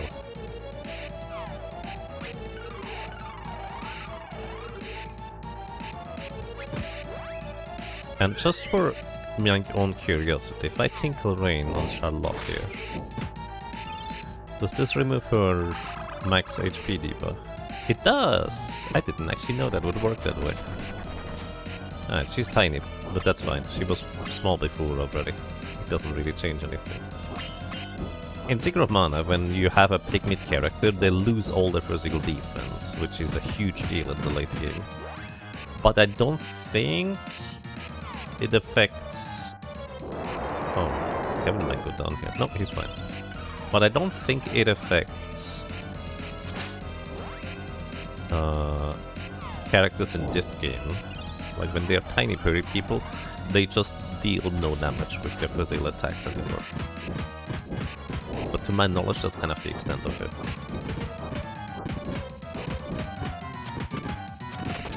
There we go, we got him. Angela got to nap for 5 minutes in the corner, while the other two just punched this guy's belly, or chest really, until he exploded. Alrighty, Dolan down. Now, where shall we go next? The God Beast's power will increase over time. Let's hurry to the other 7. There's no, like, real time element to this, so no matter if we just go out into the wild for 20 hours and just wait, the next God Beast and its corresponding area is just gonna be a bit stronger than this one. Which, considering that the enemies are not nearly as bad as werewolves, is not that big of a deal, right? Anyways, increased spirit, so Charlotte can heal, and she learns Heal Light for all. And Angela, as a sorceress, she gets spells. Now, I don't remember which one is which. I believe Light Angela learns the laser beam. Actually, both Light and Dark Angela learn like higher level of the elemental spells, don't they? But they also only specifically single target. Saint Beam, yes. There we go. I mean, now we have lasers.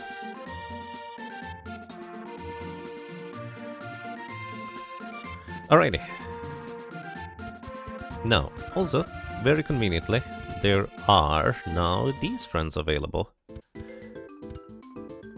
Hello. Nikita? No, I'm Chiquita. I'm distant relative with Nikita. We are from a race of merchant cats. Nikita didn't like living with us, so he ran away. Anyway, want to buy something? So after you defeat the first God Beast, these guys appear at any of the entrances to the other God Beast lairs, and they sell you new equipment. And it's really expensive. Like, really expensive. We basically can afford one weapon, and no points for guessing whose weapon we're gonna buy here. Kevin's attack goes from 112 to 151. This is like a 40% damage increase or something crazy. Like, it's a lot of extra damage. When he was just barely scratching more than minimum damage on Dolan earlier, now he can actually dish out substantial damage with the Ghost Hand. And we can also try to upgrade our armor. I don't know if we have enough money, but let's see. Nikita? No, I'm Josephine. I was once Nikita's lover. He was enthralled by the freedom of Navarre Thieves Guild and ran away. Oh, my love. Anyway, want to buy something? So we can sell all of our old weapons at this point. At some point you actually run out of space of having all the equipment pieces. Like, you cannot physically keep all of the old equipment pieces. But I'm just gonna keep the potor suit and the lamb suit because, no, I feel like it. Then we sell the weapons for you. Well, Angel only ever had 2 weapons in the circlet. Can also sell the old armor pieces, reclaim a slight bit of money in the meantime. And then Kevin. Kevin has had a lot of weapons, and we did equip the ghost hand, so we can just sell all of the weapons here. This might afford us like 1 armor for everybody. Let me tell you, it's not necessary to upgrade the armor here, but it makes it so much more comfy. Plus, as mentioned before, we're gonna go for the 3rd jobs anyway, so we'll have to grind at some point.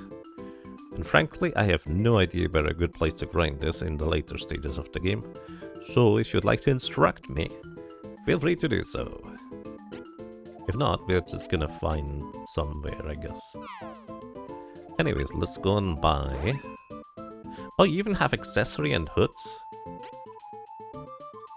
But we can't afford, like, a full set of everything.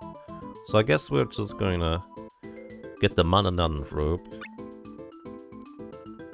That is so much more defense for you. And the Amber uniform. So much more defense. And we can't afford the Utsufushi robe. We need 2,930 coins. Let's see, if we equip the current armor and then sell the old one, we might be able to afford this one.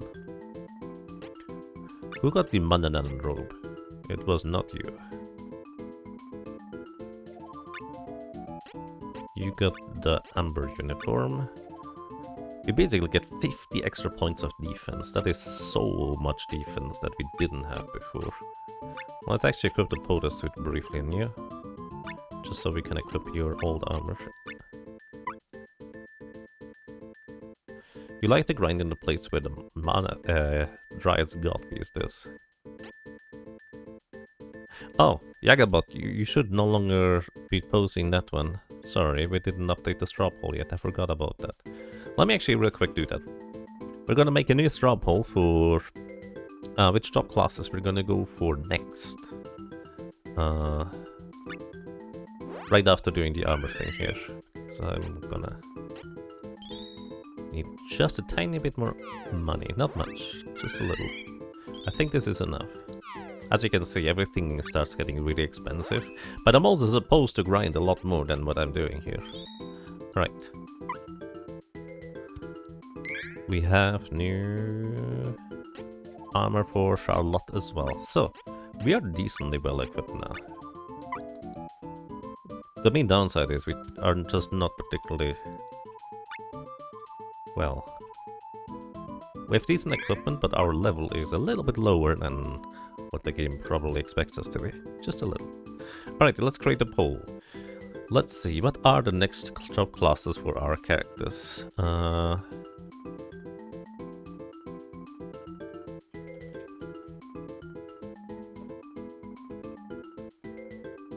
Second and set to 3 job classes. Then we have Angela.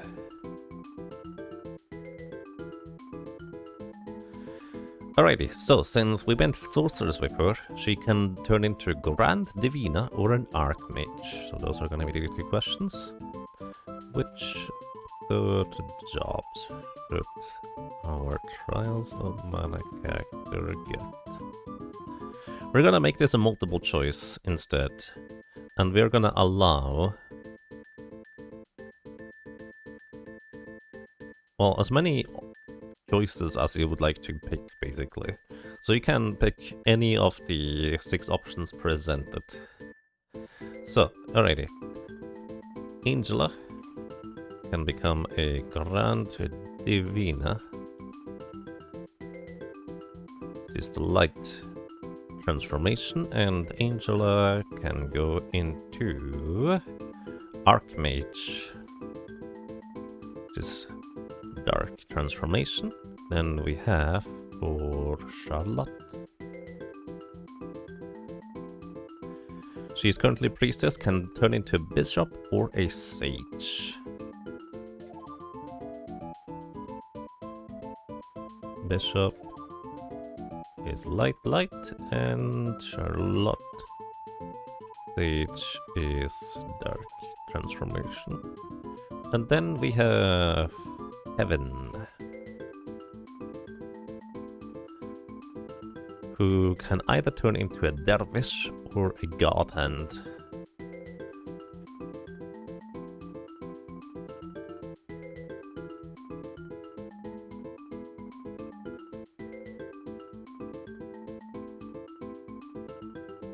Alrighty, and that is options. Here is the straw poll, if anybody would like to vote on it already.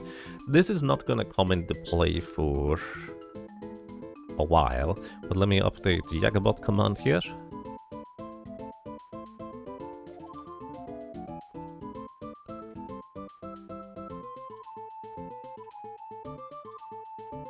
Alright, the Jagabot has also been updated, so now you can vote on who you would like for us to go for with our set of characters. We are still going to be rolling it, but this time it should probably be more skewed towards the options people actually select. Can I tell you about each class? Funnily enough, not really, no, actually. I don't really know what the differences are between them. Like, this is one of probably my weak points about the game, in a sense. I can tell you so many things about so many bits and pieces, but job classes is actually not one of them.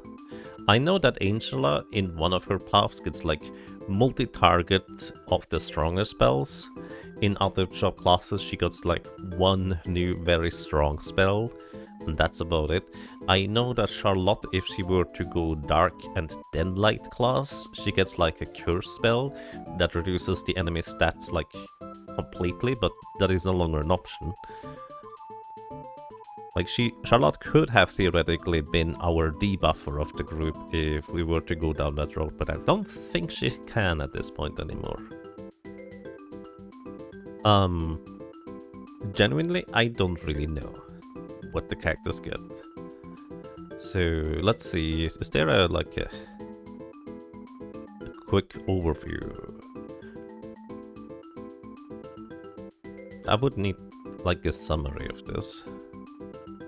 Somewhere. No, I have no idea.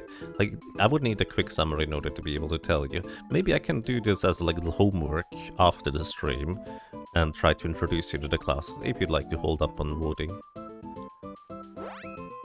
Anyways, let us fly to our next destination. And our next destination, where should it be, everybody? We can visit the God Beast of Pumpkins, which is over in the forest. We can visit the big, gigantic, cold-blooded lizard, which is in the ice country. We can visit the land umber, which is in the deep canyon.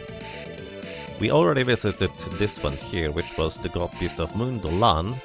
No, it's not the very ugly meme. I actually don't like that one. Sorry.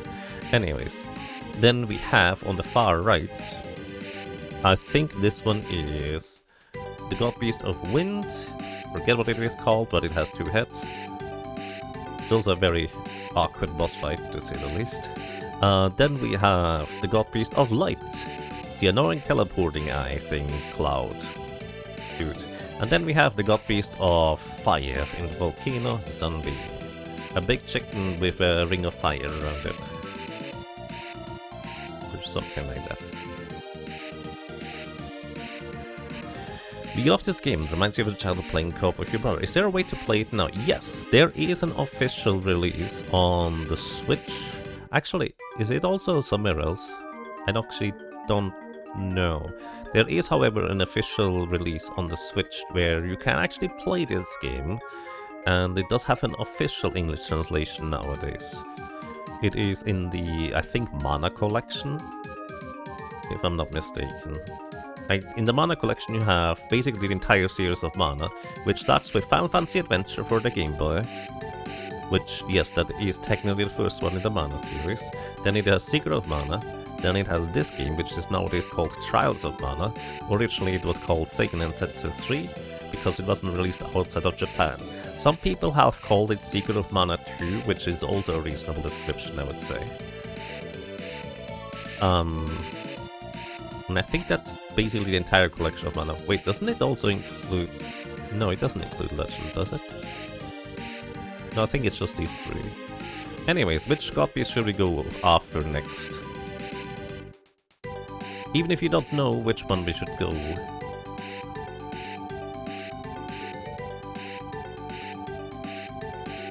The original is only on Switch, remake is on Steam. Yeah, there's a remake on Steam. I think the original is only on Switch. The remake original. A remaster? Anyways, there is a Switch version available. Alright, if nobody says anything, I'm just gonna roll a dice. 1, 2, 3, 4, 5, 6. We have 6 copies to choose from. So, we roll a dice, modulo 6. 1! Alright, top left it is. We're gonna go into the ice country. I don't remember how dangerous the enemies are in here. I don't usually fight them. But I think we need to land here? I think it's here. Yes, we are in the correct place. Alright, Kevin, let's go. We have so much more defense than we previously had. I am curious whether we can hold our own against these enemies in here. At the very least, Angela should actually be able to contribute substantial damage thanks to these guys having a fire weakness, if we were to actually cast spells for once. Let's see how much damage that is. 287, that's really good. Also, one whack of these guys just removed most of our HPs. So 54 damage from these guys still. We do have Charlotte who can now easily heal up. But basically we can actually hold up pretty well. Much better than against the werewolves. But to be frank, the werewolves are always a problem, basically no matter how you slice it. This guy is also pretty nasty, it seems. Let's have Angel, let's just cast another spell. Kevin does 8 damage with a regular swing. He would need to become werewolf form in order to deal more substantial damage. But it's not nighttime right now. Chest? Ooh, it's a chest. I don't even know what you can get from these guys. Pupui grass. Oh, it's a medical herb again. Alright, sure. Alright, we're gonna just have Angela deal with these Frost Dragons. Kevin can deal substantial damage to these Poseidon enemies, or Sahagwin. But the Frost Dragons seem to have a substantially higher physical defense.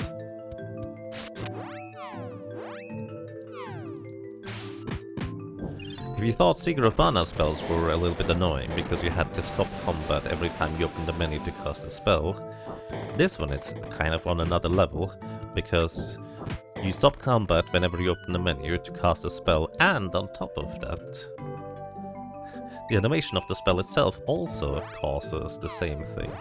Alright, we can multi-target here reasonably well. Also, I think the Salamander multi-target spell is actually...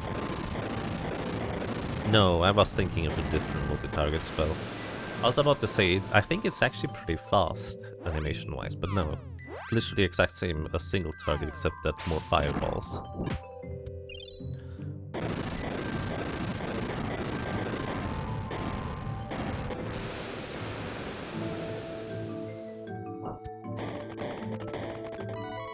Wow. Alright, Angela pulling her weight. She's putting in so much work here. That's crazy, dude. Right. Let's have Angela open this one for once. A white dragon fang. I think that's casting a tier 2 ice spell? I'm actually not sure. My dragon fang is here.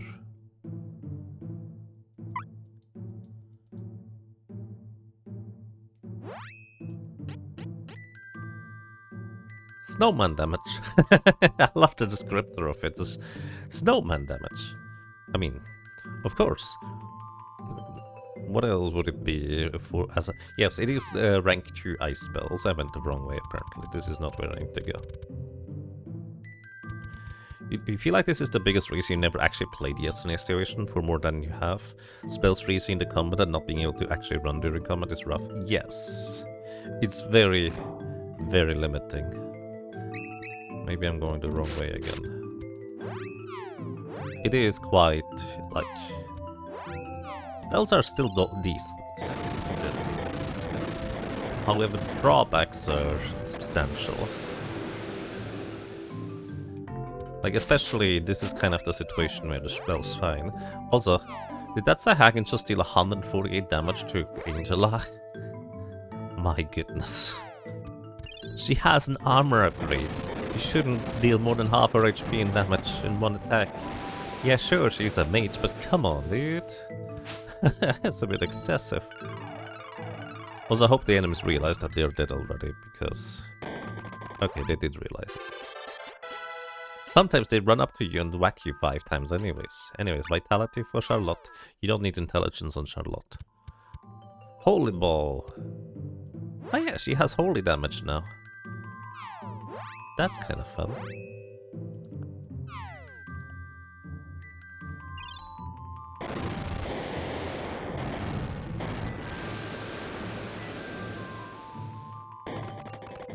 And the way opens up at the top as well. So this is where I wanted to go actually. I think this is the only mandatory encounter in the entire dungeon. Well, the only mandatory one if you know where you're going. Okay, we're gonna pump Angel's vitality to increase her defense. She learns Earthquake. It's probably good against... You would think a flying enemy shouldn't be affected by Earthquake, but I think it's actually pretty good against a certain flying enemy. These guys have such a ridiculously fast attack, I'm not gonna deal with this. Maybe we do deal with it.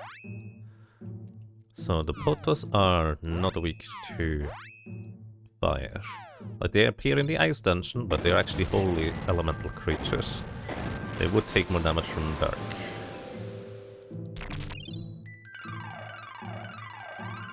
So this thing does not go down in one fire attack, it seems.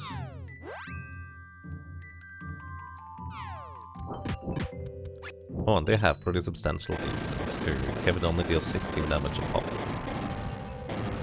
Oh, the multi-target does hit the other guy. Oh, that's interesting. I didn't expect that. I thought it would not actually hit him.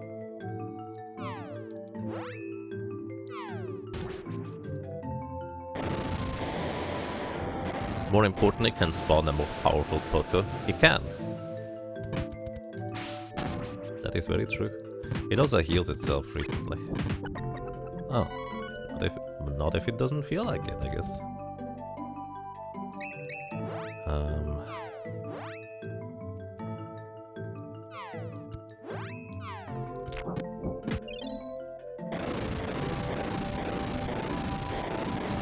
So yeah. This is Mama Poto. It can, when on low HP, spawn Papa Poto. And the reason that's relevant...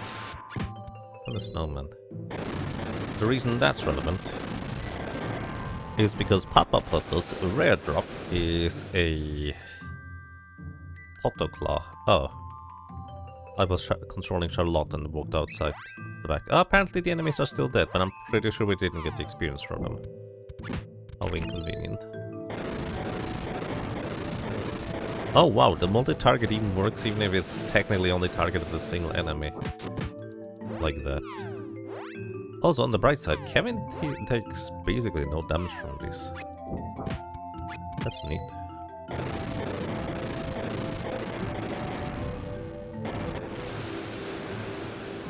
So, if I increased Angela's wisdom, she would actually deal more damage here with dark spells, but I didn't.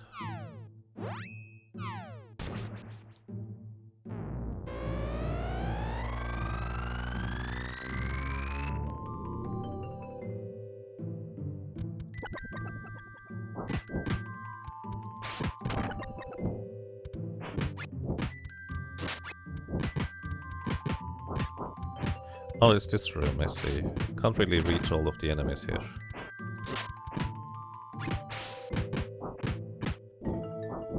Come on, Kevin, hit with that thing sometime. It's our best damage output too. There we go, good job. There's more of them.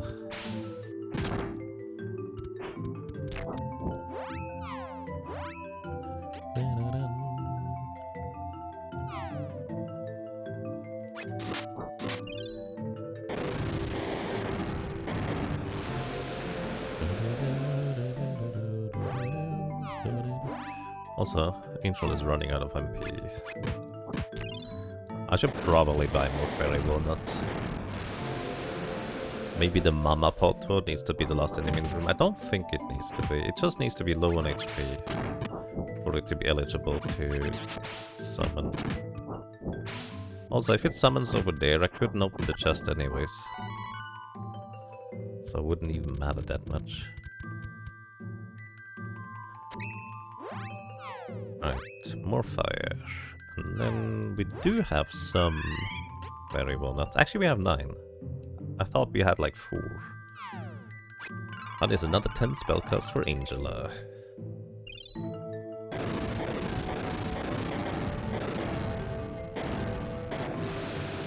In case you're curious, yes, these fireballs behave basically like homing missiles, and they can absolutely become a moon on an enemy and just circle them for a while. However, the game does have a fail-safe where after a certain amount of time of the thing just orbiting the target instead of actually hitting it, it will in fact default to actually resolving the animation instead of just locking into the fire animation forever. So they did think about that, which is nice. Come on, Kevin, hit him. Nice, good job.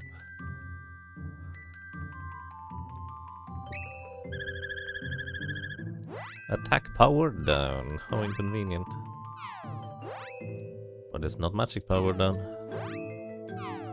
And yes, Kevin would now deal 1 damage to literally all the enemies in the room, while his attack power is down if we don't counteract it with an attack power up item.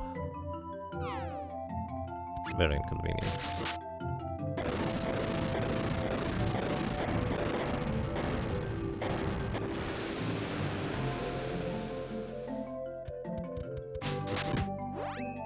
Wait, are they not dead yet?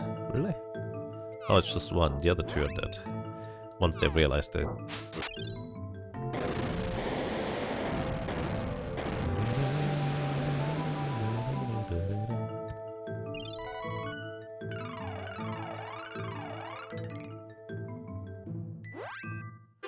Charlotte levels up. Well, it's not really anything else she wants to level up. I don't think intelligence does anything for her. Well, actually, intelligence is the only stat that really does something for her, unless we want to try to go for strength. But that would only really matter if I could afford upgrading her weapon, which right now we can't. Also, we just learned Diamond Saber. Oh, apparently, as a priestess, Charlotte learns all of the elemental weapons.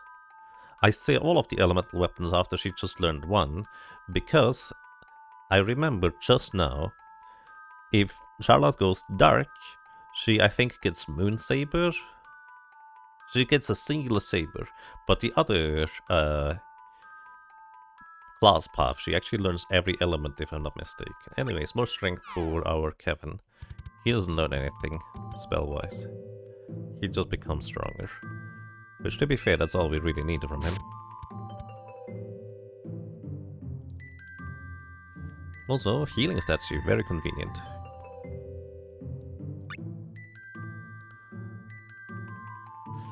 Now we need to check whether we have our elemental weapon of fire available in our inventory, which I believe we do not.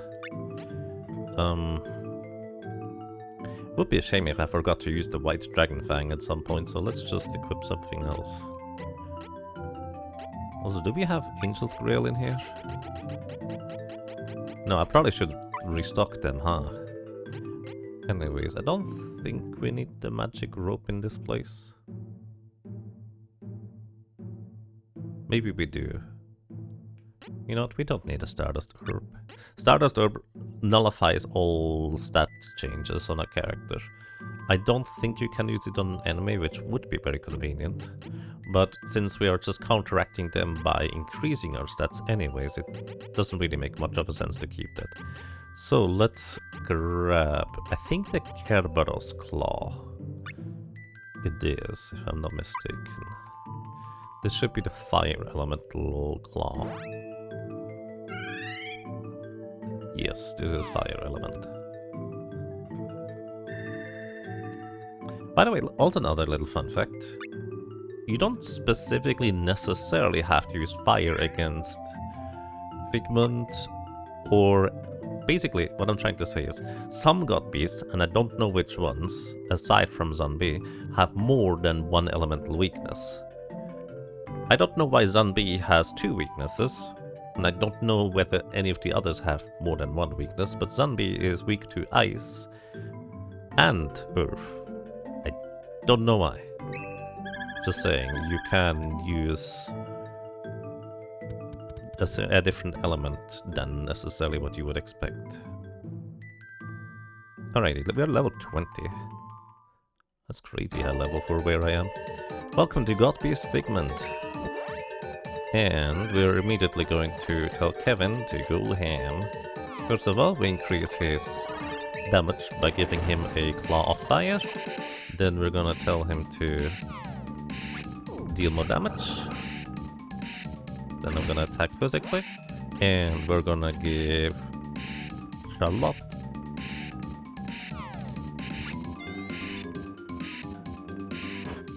defense up. We're gonna give Kevin defense up. And we're gonna give Kevin magic defense up. It's also technically magic attack up. And so, unfortunately, bosses you don't generally want to use spells against. As I've mentioned before, on bosses the problem tends to be... Also, look at this. Kevin deals 176 damage with a single punch. I'd like to remind you that one attack of Kevin is 2 punches. Anyways, you can see how Angelo's damage would fall behind anyways. She's still very useful against random enemies though. But this guy will counterattack our spells we throw at it with some heavy, like, counter spells, if you will. So we just don't do that, which is a big shame because here especially, let me just demonstrate. Here, Angela can still hit him. He is below the ice, we cannot hit him while he's below the ice with physical attacks, but Angela could still attack him. Finally, a place where the mage can shine, but...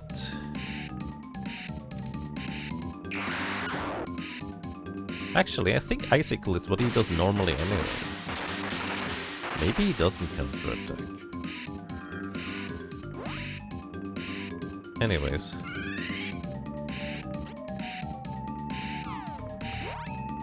Let's heal everybody.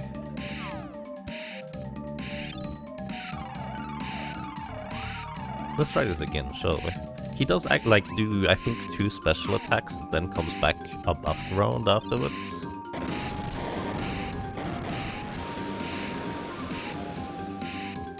$200 damage.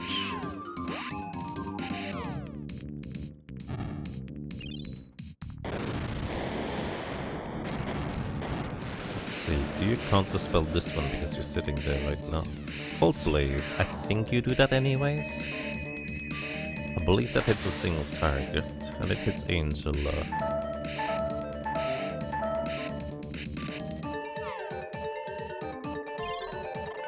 Maybe he doesn't counterattack the spells. Like, just... My brain is hardwired to expect that he's just counterattacking everything. This should be the third spell. He always casts 3 before he comes back above ground. So maybe this might be a rare exception where he doesn't counter spell.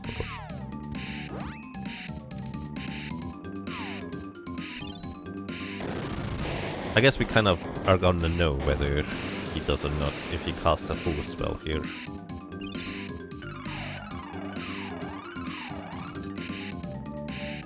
Nope, because coming back. Okay, I was wrong. That's actually nice. Because this is exactly the location or reason where you might want to use Angela to deal damage instead. But again, of course, kind of difficult to justify using her spells when Kevin just punches once. And deals more damage than Angela's entire arsenal.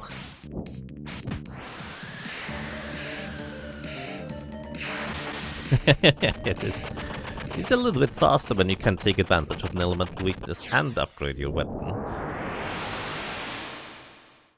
So Dolan might have been the toughest cookie to crumble. As the first boss, but here we are, victory. 6 more, let's hurry! It does teleport you out, doesn't it? Oh, nice. Alrighty, Angela. Cannot get more intelligence, vitality, so we give you spirit, because you do still have Holy and Light spells. Plus, this also gives you Holy and Light elemental defenses. We just learned Thunder. Every 2 God Beasts defeat... Well, no, the 3rd God Beast defeated afterwards, I think, unlocks new weapons and armor from the Nikita family. But I'm just gonna tell you right now, we can't afford these anyway, so we're just gonna skip those. We also don't really need them. Maybe we could try to upgrade Kevin's weapon, although that is the most expensive part about it. Alrighty, we have 5 more remaining. Okay, I need an opinion in chat. The first person to respond is gonna tell us where we're going. Do we go pumpkin? Do we go mole? Do we go 2-headed flying wyvern thing? Do we go chicken in a ring of fire? Do we go big cloud that is just teleporting annoyingly around all the time? Mold? Mold? Is that the cloud? Are you referring to the cloud as mold? Or is there a name that's mold? Alright, J Mill says Ring of Fire. Oh, Mole. Okay, Nikki answered in that case first, so we're gonna go Mole next. I probably didn't pronounce it clearly, did I? That's likely the reason. Alright, we're gonna go Mole next. Thank you for voting. And then we're gonna go Ring of Fire right afterwards.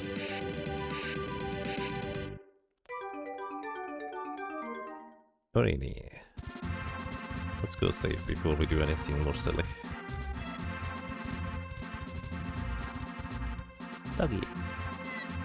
He's sleeping. Good night.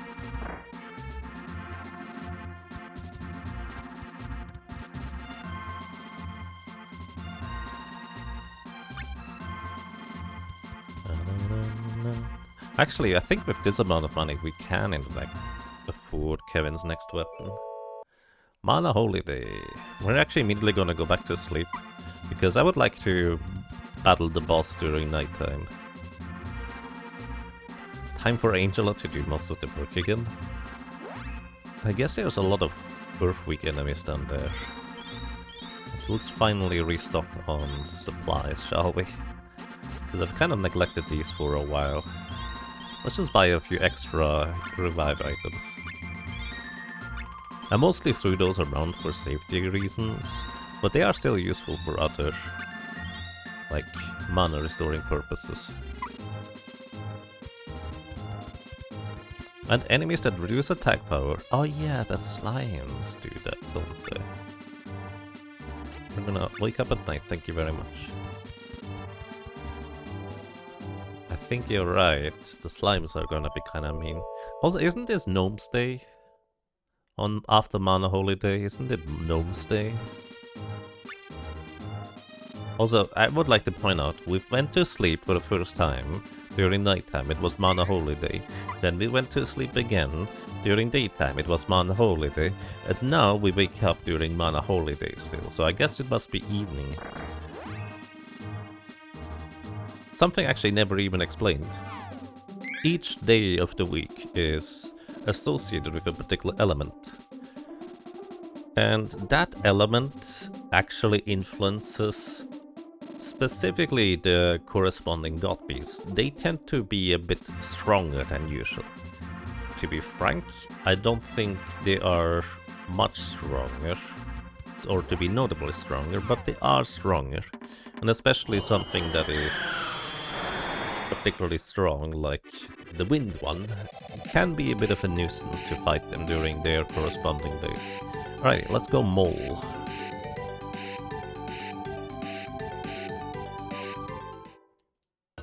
Also, I think these are low level enemies. Yeah.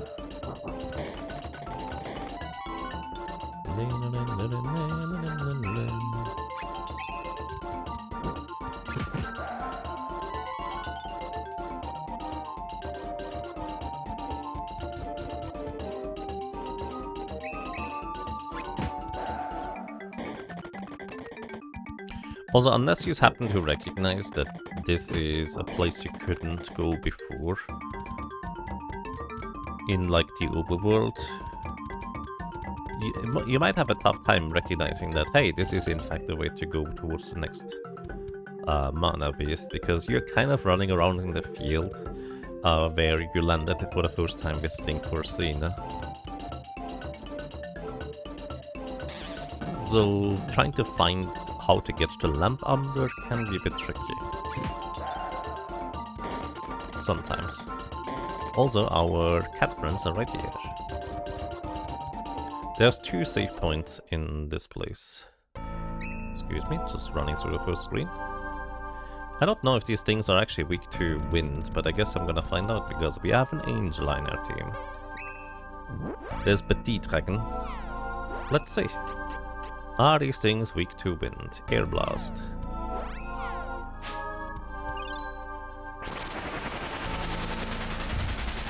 Okay, damage numbers.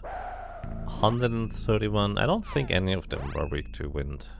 Huh. What about Frosty? Because 100 is about the normal damage that I would expect Angela to do at this point. Speaking of a lot of damage, that is a lot of damage just flying my way. Let's see. Ice. No, I don't think they are weak to ice.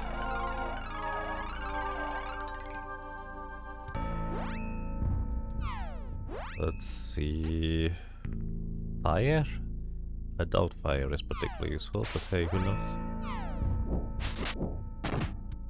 Also, Kevin just murdered the slime, so I think it's not gonna take any damage from here. 238, okay. The slime... Wait. Was that Kevin? No, that wasn't Kevin's damage. I think his damage flew out before. I think the slime is weak to fire.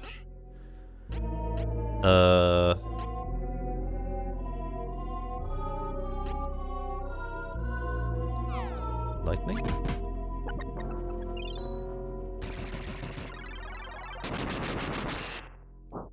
139, that's normal damage. This dragon might not have a weakness. Let's see, fire specifically on the slime prince is what they're called.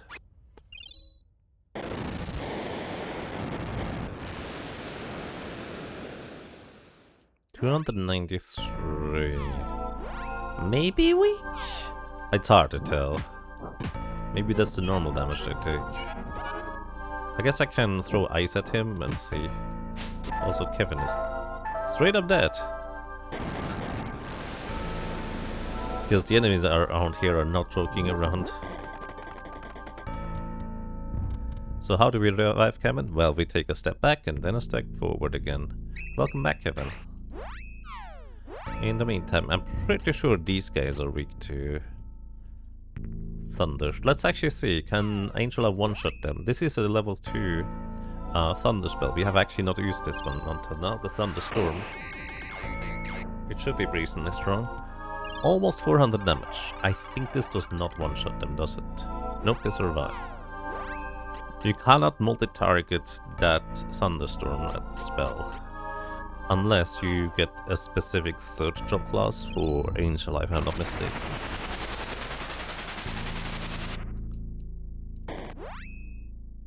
Also, Air Blast only cost 2 MP, and that was multi-target and like 2/3 of the damage of Thunderstorm. This one costs literally double. I don't think it's worth casting Thunderstorm MP-wise. It is a faster animation though, and arguably looks cooler. Anyways, welcome to the Crystal Caves, or whatever you want to call this place. But yeah, I'm pretty sure these things are weak to fire then, huh? Go, Kevin. Get him.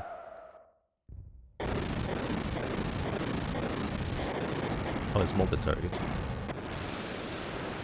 That's alright. Angela can do that again. I mean, it's still decent damage on the other guys, even if they're not weak to the specific element. Well, it's half, I guess.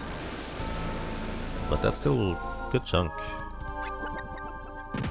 Angela, you should not be that far forward. If I might be so bold to suggest that you should go back.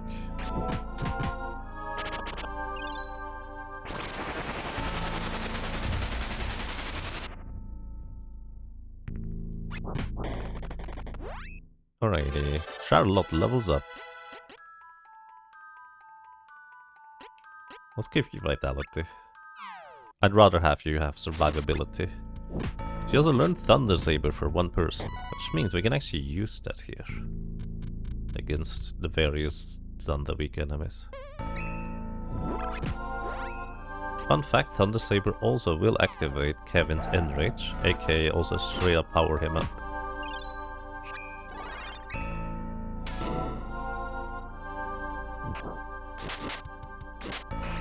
Well, that's if he ever gets to hit the enemies before he dies. Which, that's a big question mark. Oh, did it already weaken him?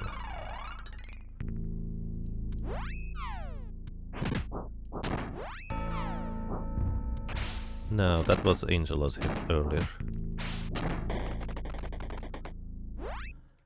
Alrighty, Angela leveled up intelligence. More damage for her spells.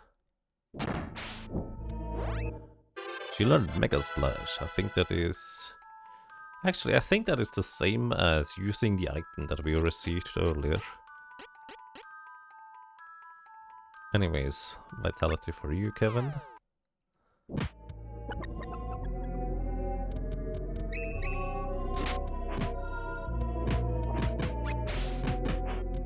Also, we went out of combat, so I think Kevin lost his attack power, so we're just gonna leave that guy. Alrighty, Angela. Multi-tiger fire is fine. Actually, we can have Charlotte also cast spells. Let's actually see how much damage she does with her spell.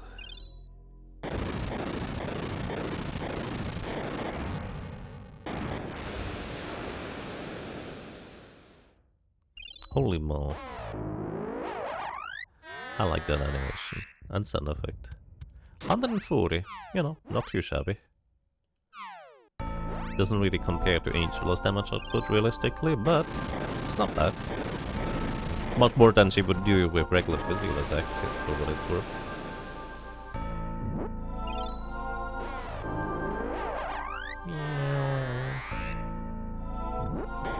I think the ball is about to explode into experience. Go, Kevin. Irons and needles. And it's done.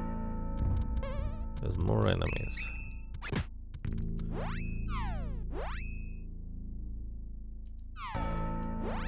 I was actually halfway hoping that the dragon might be maybe Dark Element and Holy Element would deal extra damage to him, but I'm pretty sure that was not the case with the numbers we've seen just earlier.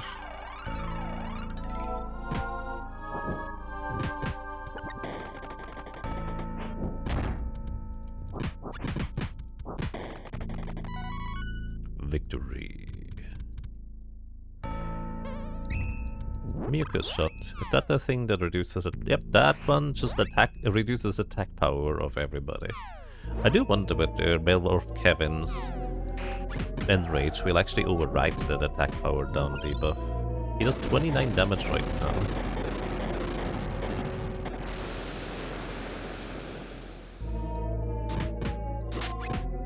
He just did get hit. Let's see if Kevin deals more damage.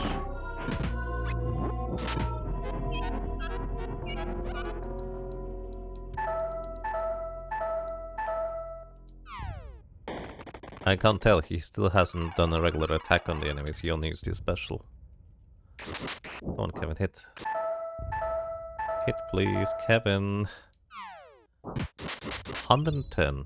Yeah, I think his Enrage overrides the attack power down, Diva. Also, rip Angela. You know what? This is a good opportunity to recover Angela's MP. Here you go. Get your MP back, friend.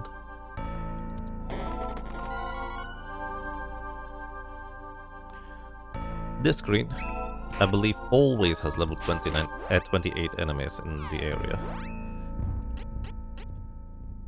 If you noticed, the enemies here should be slightly higher level than 28 because this is the third God Beast area that we are approaching.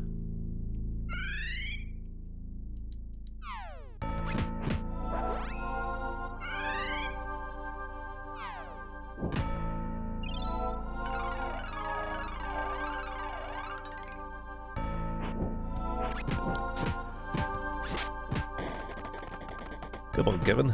Get him. Maybe I should control Kevin directly. And there goes our attack power down. But they still deal 49 damage. I wonder whether this attack power down and Kevin's end ranges might not be mutually exclusive. I would be surprised if it wasn't, but maybe. Honey drink. Alright.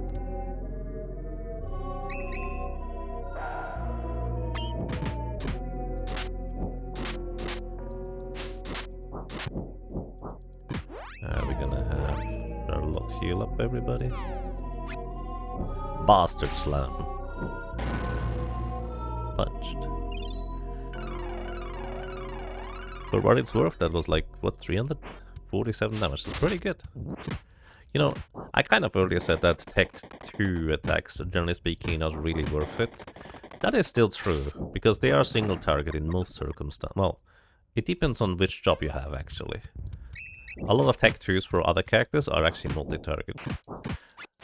But unless they're multi-target, they don't tend to be as good as just using the Tech 1 that can hit multiple enemies at a time. My goodness, guys. We just walked down here, and apparently everybody just hit us at the same time. That's crazy. I'd like to survive this, please.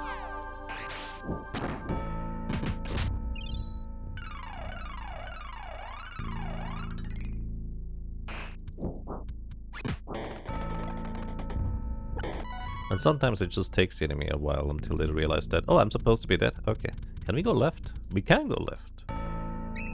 What the heck is on the left here? I'm pretty sure it's a dead end, to be completely frank with you, but, well, maybe, let's see. Maybe I'm wrong.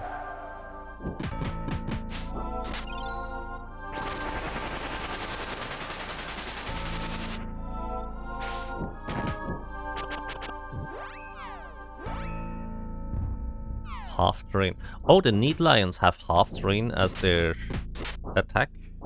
Something has like just removed half of Kevin's HP. So that kind of explains why we lose so much HP so quickly, I guess, at least to an extent. Charlotte levels up.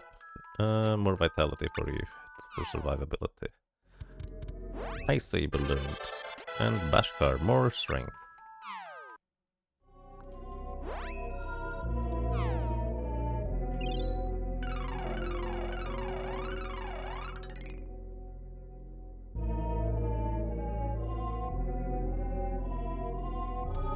Oh, there's no exit to the left. Huh.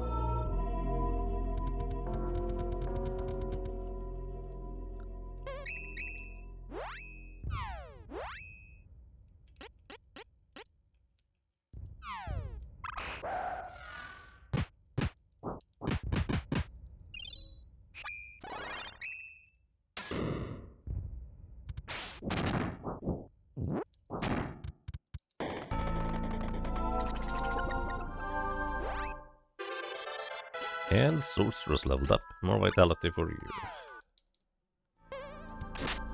Explode, one enemy learned. Let's actually see if you can one-shot the annoying slime in the bottom left, Angela. Explode.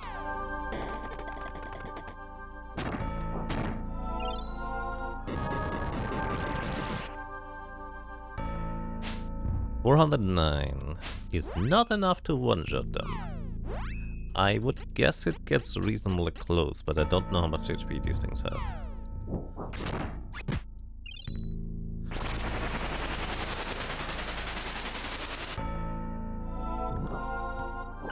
Right, yeah. One single target explode and one AoE kind of does the trick there.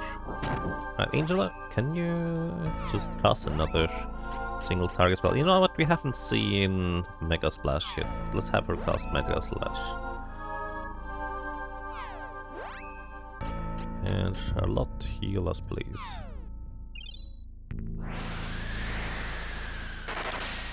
This is the Mega Splash, same as Figment did earlier. So I think this guy is still alive. Oh, no, he isn't.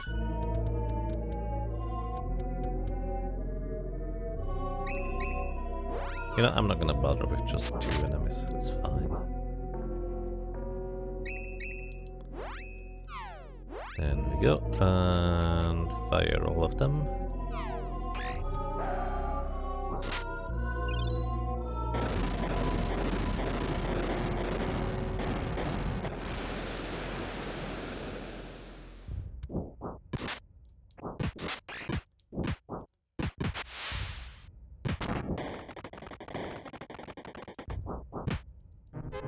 Poison bubble.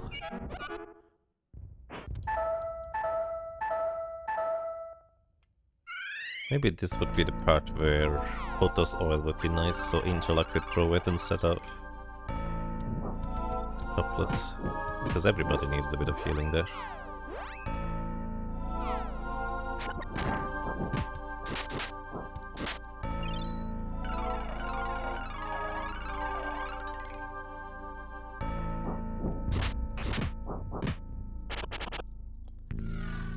Half drain, evade rate down. I think the need lines actually, their AoE just reduces everybody's HP by half, which is crazy. The enemy just hitting everybody surrounding, reducing their HP by currently half. So basically, no matter how strong you are, you're just gonna lose a ton of HP to those guys. Slightly rude if you ask me. Only slightly though, nothing too crazy. Alright, I think there's a save statue to the right? No, that's the way to go. Maybe the save statue is on the left. There it is. I remember there being a save statue here. Just didn't remember which one was where.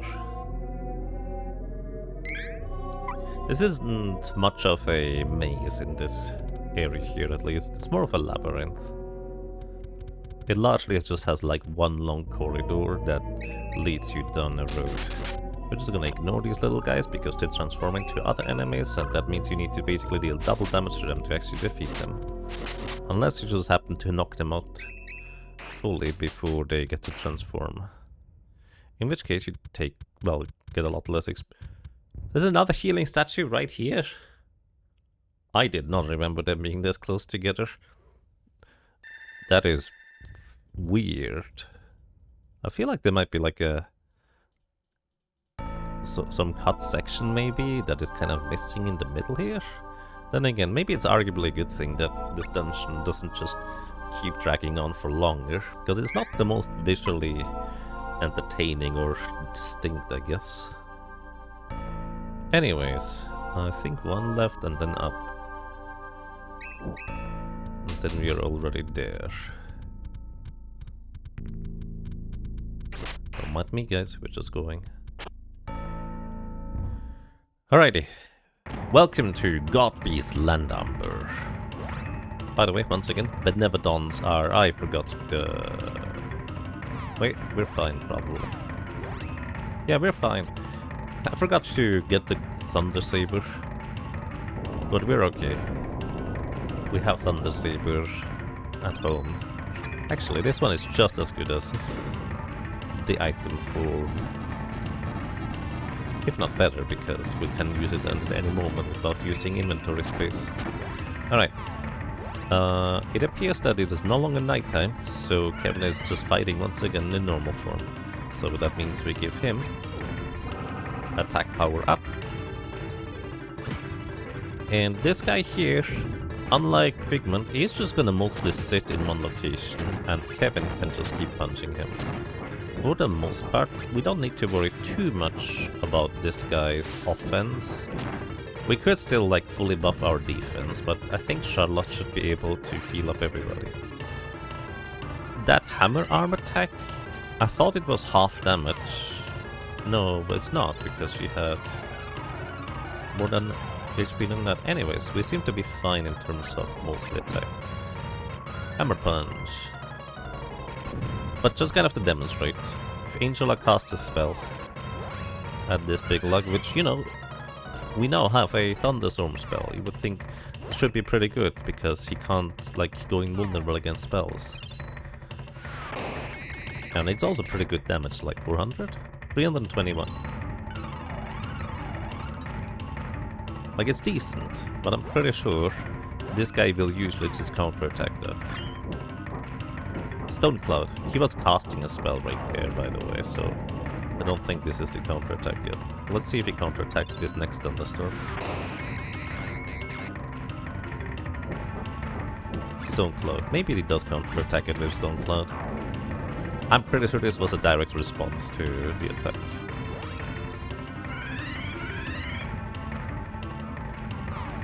You know, when I hear the word Stone Cloud, my mind goes to, oh, he's trying to petrify us with his cloud. But no, I think it's literally a cloud made out of stone, and he just smashes it onto our heads, rather than anything else.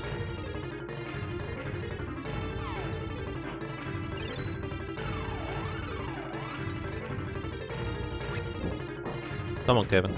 Sometimes you need to manually take control of Kevin and walk him closer so he starts being in range of actually attacking, which is a bit of a slight pitfall of these floaty-ish enemies. The AI doesn't always know where they are exactly in order to be able to punch them. But hey, he's trying his best.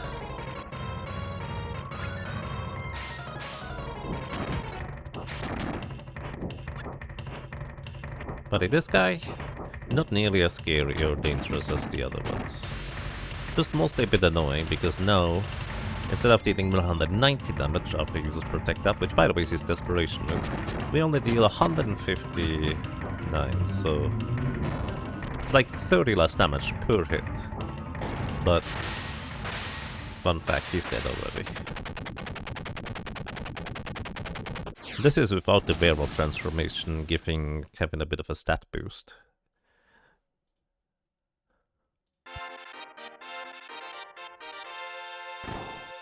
Five more, let's go. Alrighty, next up we go into the Chicken Ring of Fire.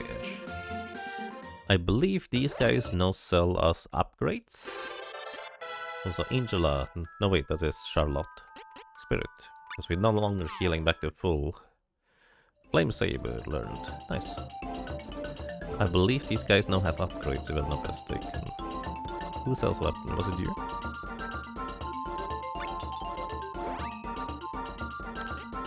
Ghost Hand. No, this is still the same stuff, so I guess after the next one. Alrighty. Fiery chicken time. And we no longer need the Kerberos Claw because Charlotte has now most of the elemental sabers just as spells, so we don't have to worry about keeping them in our inventory anymore. So let's get the pot oil back out. Pot oil is always useful. Alright, let's go.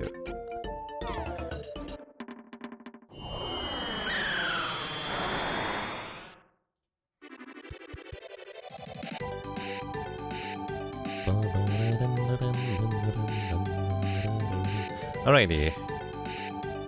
Before we go fire chicken, I want to briefly go land at the city and save. Let's save right here. This one? This one. Why this one? Because it turns it nighttime automatically. As soon as we are entering the city, the moonlight city of Minos. Or Minos? Anyways, as soon as we enter here, it turns into nighttime outside. I actually don't know if it turns the clock backwards or forwards, functionally speaking, or whether it depends on where we're going. It's nighttime now, which is very much more convenient to walk through the area. And I feel like specifically this area coming up is actually where Angela once again can shine quite a bit, because her damage output will be rather substantial against a lot of the enemies in the area. Not all of them, we're gonna once again just ignore the night guys that would one-shot our entire party. Well, actually, he might survive it if we had like full HP. Anyways, we land somewhere around here. Right next to our kitty friends. Welcome back to the Desert of Scorching Heat. Actually, it's up and to the right. It is. Wait, no, I'm going the wrong way. It's down and to the right, and then down again. Wait, it's left first? No, it isn't. Uh-oh. It was to the up direction first. Anyways, these are all the enemies. Kevin casually dealing over 100 damage per punch.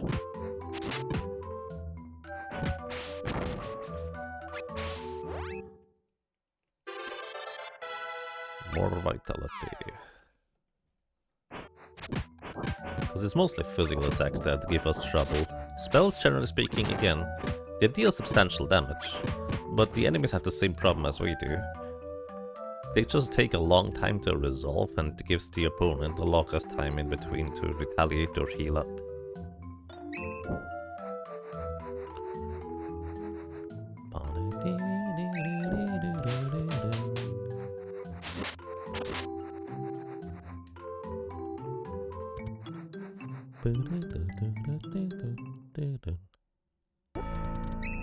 Valley of Flames. Alrighty, Angela, let's see.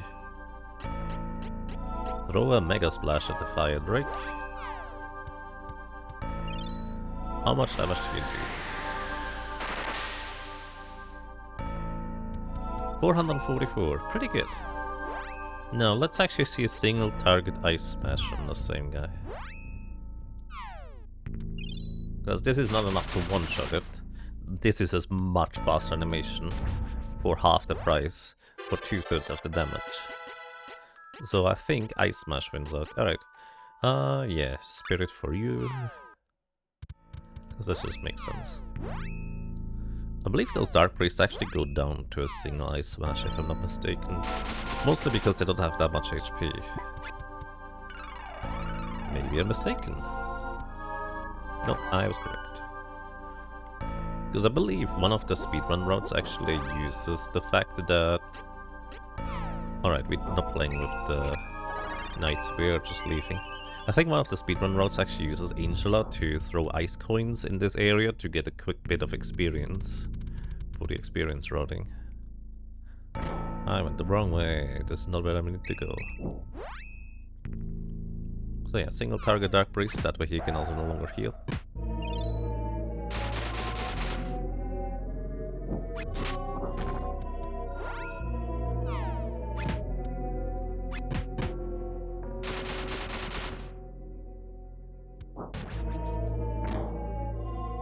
There's multiple ways towards where we want to go anyways, so this might still be fine. Yeah, actually, this is a familiar location. I just went here through a roundabout way. Well, it's actually more of a direct way. The roundabout way doesn't have the forced encounter.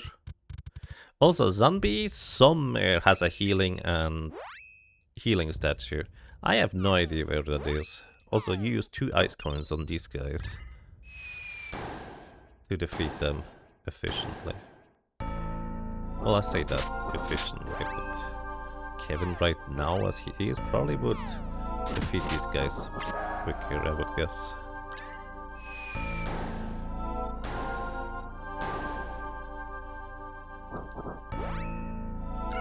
Let's heal everybody. Because yes, these... Oh, I guess we don't heal everybody. Now we heal everybody. Because I'm pretty sure these ducks are actually weak to ice, if I'm not mistaken. By the way, does anybody know where the healing statue is in this area? Because I genuinely have no idea. Did I already miss it?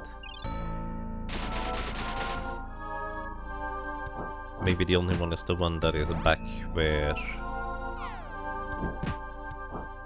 you went to get to the Mana Stone of Fire.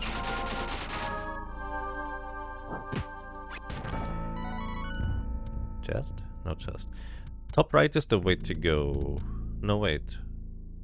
Down here is the way to go. What is right?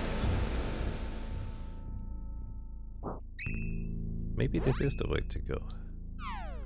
I have no memory.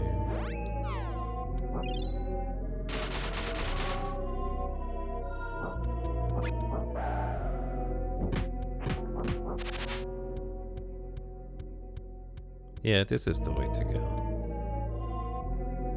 Maybe the other path led to a statue for healing. This is a nice location for grinding. I believe these are always 3 duck generals, and you can ice smash them pretty efficiently.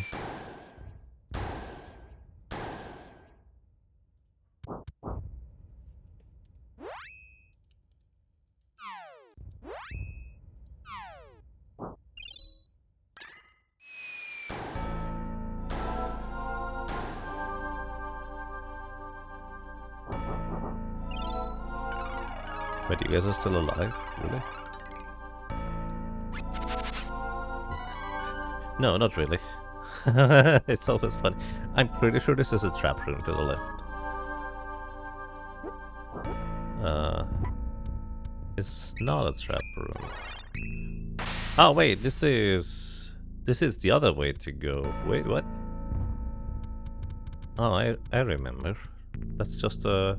There's a trap room to the left of that room. I know that for a fact. Top right of this room here is where Zombie resides. The next god beast, or Benevodon, as they're called nowadays.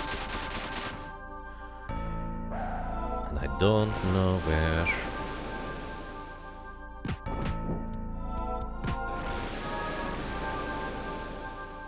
The statue for healing would be rude.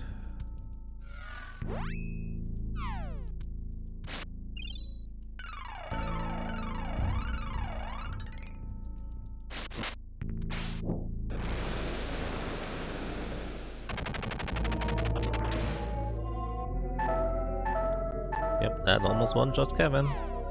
These guys are no joke, but at least they're only single target. But now... There is no healing statue, is there here? Like, I just assumed everywhere when there's a god beast there would be healing statue, but apparently not. This is the room we're aiming for, basically.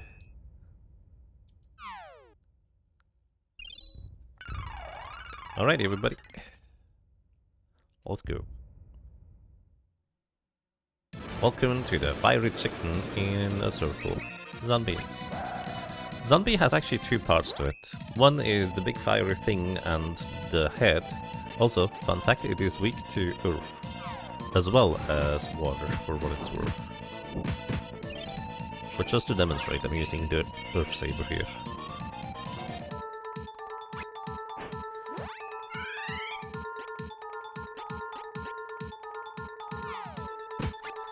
So, zombie consists of the top area, like the oven or furnace, whatever you want to call it, and then the main body.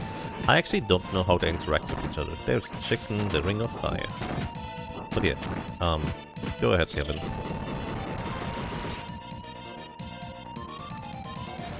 Eat the big bird. It's very tasty. Maybe a bit spicy.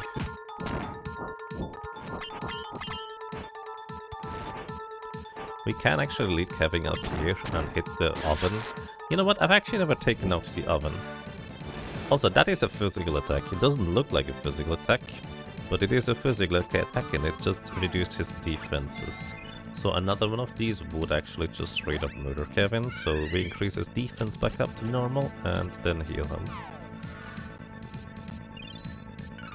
Can we eat the chicken? It's very spicy, but yes. This one is edible. Anyways, I'm just gonna ignore the big chicken head. This is not, like, just wailing on the big chicken head is how you defeat the thing normally. But I just kind of want to see what happens if I destroy the oven first. So I'm taking control of Kevin and just slowly attacking the top here. Lava wave. I think that's a decent amount of damage. 151, yes, that is a decent amount of damage. So, thankfully we have a very powerful cleric in our midst, who can very easily just heal this back up. You remember this one being annoying? I think annoying is a good descriptor. It's not particularly dangerous for the most part. Like, its individual attacks, it doesn't have much of a, like, direct physical attack. Actually, I don't know if it has a physical attack, aside from that big laser thing, which, I mean, doesn't look like a physical attack, but it is.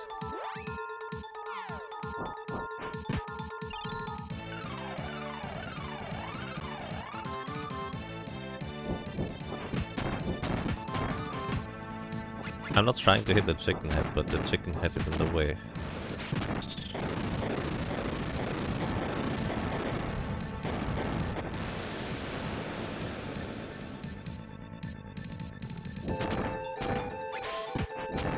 Actually, I wonder, is this oven actually maybe not weak to... Oh, Charlotte is in the middle of animation. Is this oven maybe weak to ice, but the main chicken head is weak to ice and earth? Let's see, I deal 240 damage right now. Now we have Ice Saber. 240, still the same damage, so it's still the same. So it doesn't matter. Alright, Angela, you're kinda low on HP.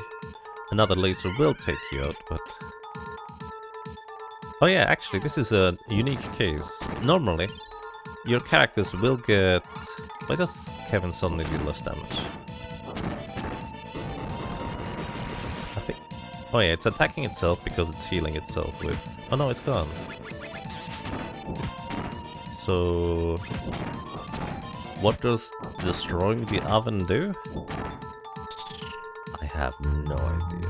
Oh, Giga Burn. This is, I think, the timed attack. If we take too long, this will come out. Well, I say if we take too long, but sometimes zombies just decide to be a big chicken head and not be vulnerable for an extended period of time. So you're just gonna see that one anyways.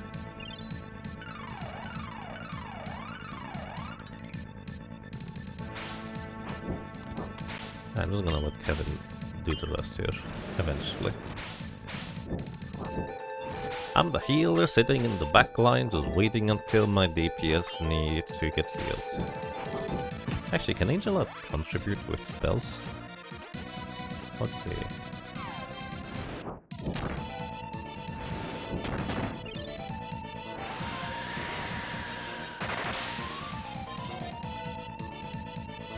290 damage. You know, not terrible. And she can hit it well. It's gone. This is her strongest spell, by the way. And it's as much damage as Kevin just does with a regular punch. Kevin is just way too strong. It's not necessarily Angela's fault that spells are nerfed into the ground compared to Seeker of Mana. Also, Power Up. I guess the only thing that would affect Power Up is the big laser. If it goes into a tornado and lasers somebody, it would deal more damage now. I think Angela's dead. 326, yep. So the funny thing is, Zombie actually consists of two parts, the oven and the main body.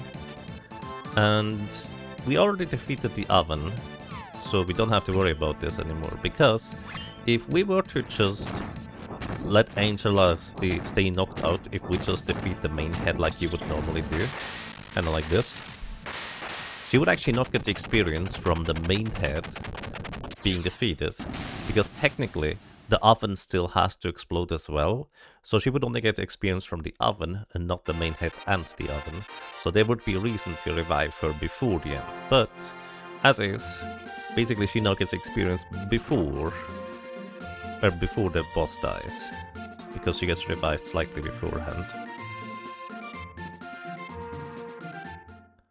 Alrighty, priestess. More spirit. Or pie. We need to level up our pie stat, of course. As you can see, Angel levels up. How convenient. Intelligence for you, friend. Maybe she could have her vitality. And strength. Nice. Alrighty. I think this is a good time to take a bit of a break. So, I'm gonna fly towards nice music. Then I'm gonna get up, stretch, walk around for a bit, get some food, and then we're gonna continue. We're probably not gonna finish this game today, almost certainly not actually, because the plan is to get to 3rd shop classes, and that's going to involve a bunch of grinding. But it's gonna be nice and comfy grinding, so no worries there. In the meantime, everybody, thank you so much for watching, thank you so much for listening and for lurking. I hope you enjoy your stay, and we're going to take a break in just a second right here, because I like the music here. Can I just point out that we also have footsteps? It's very nice. Break time. Thank you, everybody.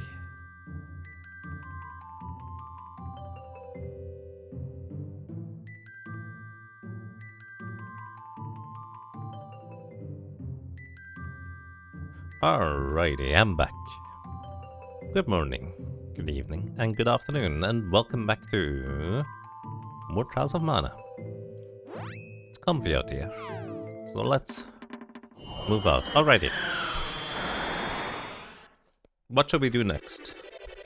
Pumpkin, two-headed flying beast, or big annoying cloud? Which one should we tackle next?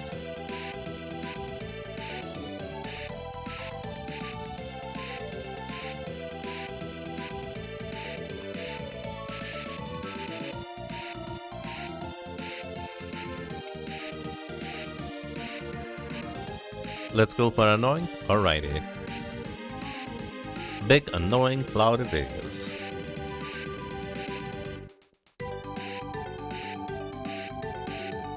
I have absolutely no memory of if there is a save point anywhere here, so I'm gonna briefly go over here and save. Oh. Well, I guess we're not gonna save here because Astoria has been destroyed. You know, I just realized we never visited Jad.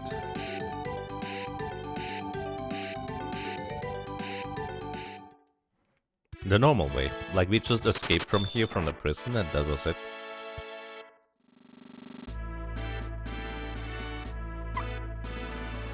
Save your game, yes please. Nostalgia, thank you. thank you so much for the Prime thing. For 4 months. Welcome back, and I'm glad you enjoy your stay. Hope you're doing well. Alrighty, big annoying cloud it is. Let's go. I also forgot to use my ice damage item on the ice place. Whoops, I probably should do that.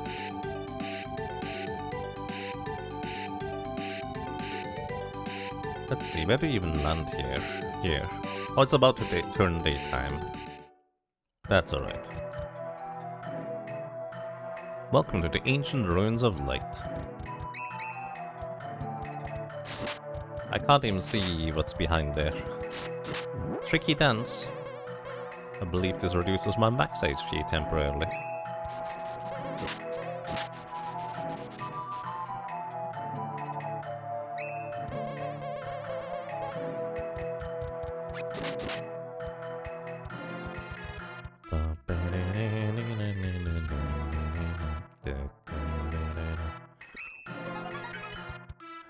These are sirens. I believe they are wind elements, so hitting them with ground would be nice. We haven't seen Earthquake until now, so let's just demonstrate that real quick. This is Earthquake. It's just a gigantic rock being smashed onto an enemy's head. That's this game's idea of Earthquake. Well, maybe it might be more of a translation thing, I guess. Anyways, Angela is muted, so she can't cast any more spells. And Kevin just lost his verbal form. You're gonna quake when I rock you with this, indeed.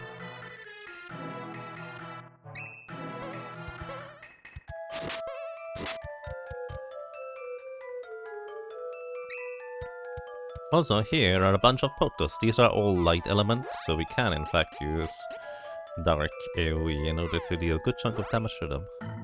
So let's do that. I should do at least one physical attack so Kevin starts attacking them too, because no reason not to.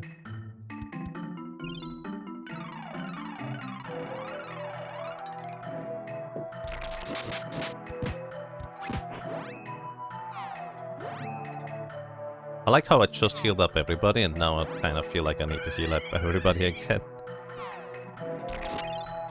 Welcome to Hakizawa. Hope you're having a lovely day. I see, and thank you for your kind words. That's really nice of you. You love the Mana games and the Quintet series. Yeah, they are just comfy, I would say. On a bunch of them, I've been kind of burnt out for a while, I guess you could say. But just kind of playing through Tyrannica again and revisiting it was really nice. We did this at the 1st and 2nd of December, in case you haven't seen that one yet.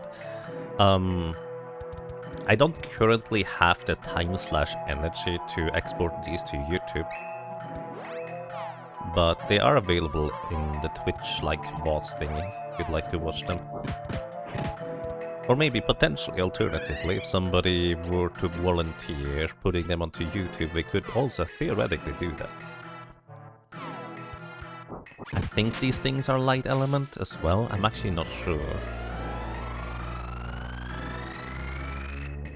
Let's see how much damage we deal. Maybe. Wow. That guy just moogled everybody. Can I just say, the moogles in this game look super fluffy and funny. I like them. This is, however, a fun reminder that... Oh, it just unmoogled. No, it didn't. This is a fun reminder that moogle status in this game does not wear off in combat, which means if we are ever moogled, we cannot cast spells. And if we can't leave the room where we're moogled, we're in big trouble, because I wouldn't be able to do literally anything. So... what I should do is I should go and get the... up until now, useless medical herbs, the pui pui grass, back into our menu. Because there was generally nothing I could do against these guys just now. Also, I believe their attack was a response to Angela casting a spell. So once more, unfortunately, Angela's spell attacks are just not healthy for us in the grand scheme of things. Also, this guy would have probably responded with more attacks, but he was dead before he could do that. And Kevin is just murdering this poor guy. He didn't counter spell attack this time though. I guess they don't always do that. Just.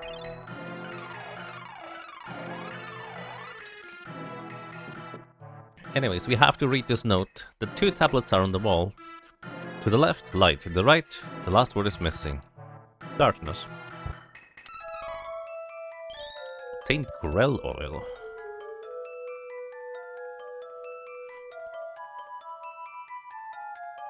The heck is Grell oil? Oh, I remember.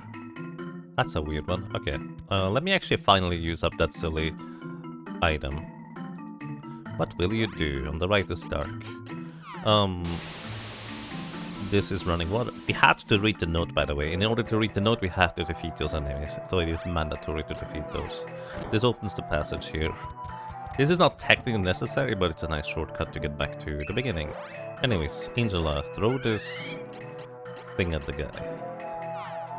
Whoever throws the item is the one that deals damage to these things. Snowman. Also, that is actually a level 3 spell, not a level 2. Huh. Interesting.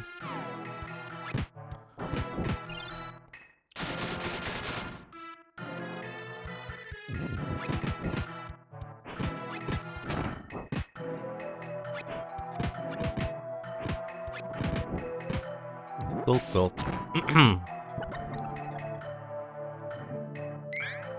Anyways, Grell oil, let's take a look. I believe Grell oil maximizes your tech bar at the bottom, if I'm not mistaken. Like the green bar at the bottom, like the little dots that you use in order to execute the tech attacks. I believe that's what it is for. Let's go to a room where I actually want to fight things. Like this one. Let's throw the Grell oil. Yeah, full count gauge. To Kevin. I don't think I've ever seen that animation before. And there it is, full count gauge right off the bat. Go, Kevin.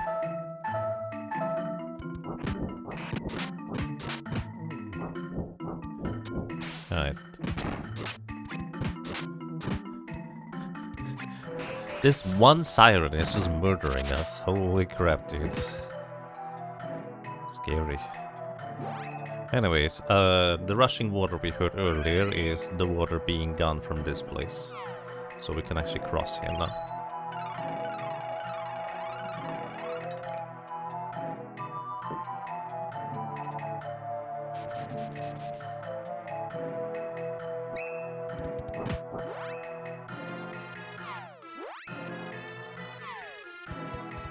When characters are in the middle of attack animations, you also cannot use... Well, you can't select them in the menu, because they're in the middle of attack animation, so you can't cast spells with them or throw items in the meantime. And because AI characters love to attack even though they just deal 1 damage, well, that's just what's gonna happen. Also, Papa Poto.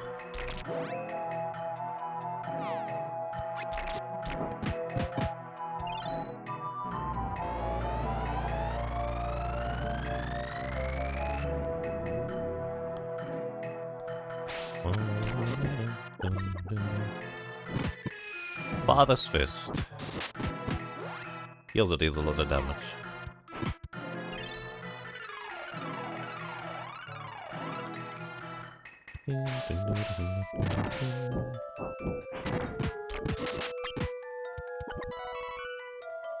Chest? No chest. They do have a chance to drop an item that imbues your weapon with Holy Element, which is, I think, the only way to get that item. I'm actually not entirely sure.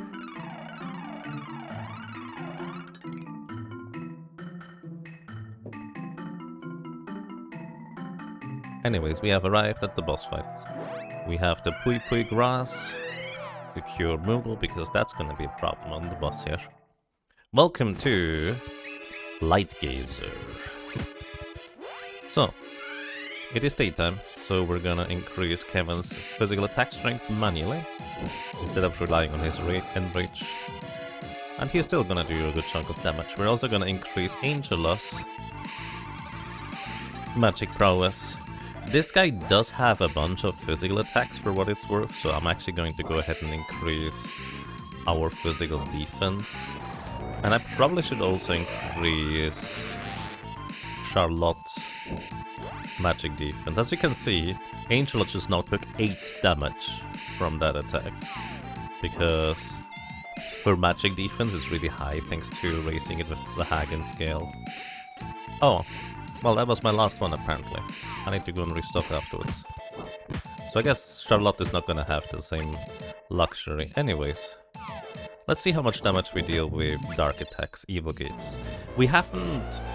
Well, we prioritized survivability for Angela instead of leveling up Wisdom.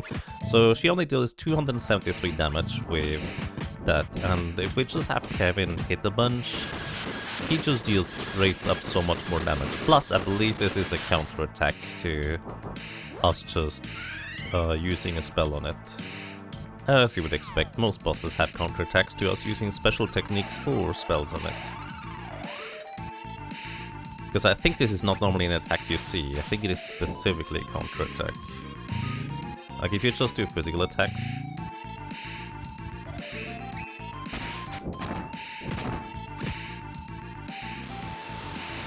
that's mostly what you see. Also, laser rank 2.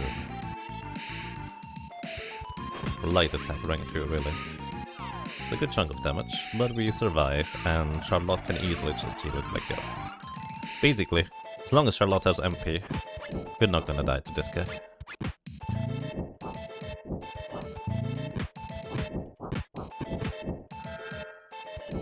Attack power down. Not on Kevin though, so it hits somebody else.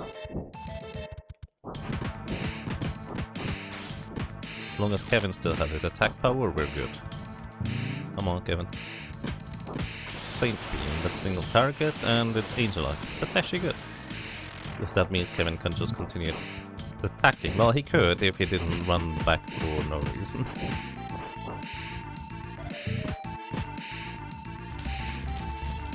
This is the timed attack. This is the reason why you needed to have a way to counteract Moogle. As you can see, everybody Moogle, which, as adorable as it is, and it's genuinely very adorable, it's also a bit of a problem.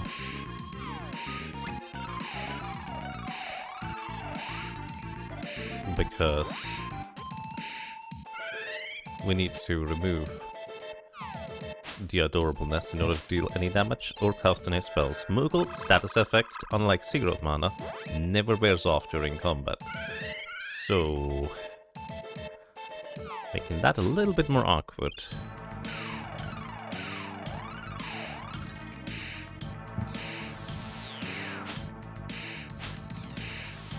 Saint Beam.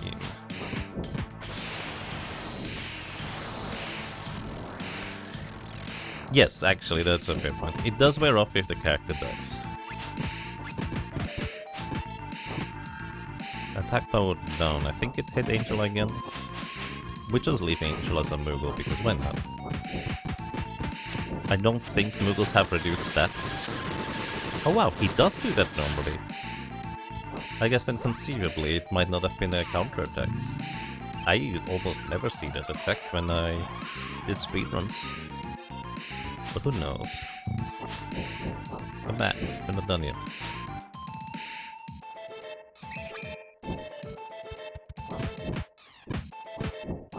That was weird.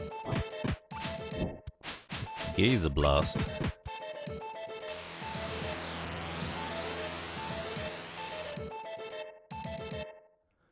But you could theoretically let a character get knocked out and then revive. Which I believe is what I needed to do during the speedrun for the most part.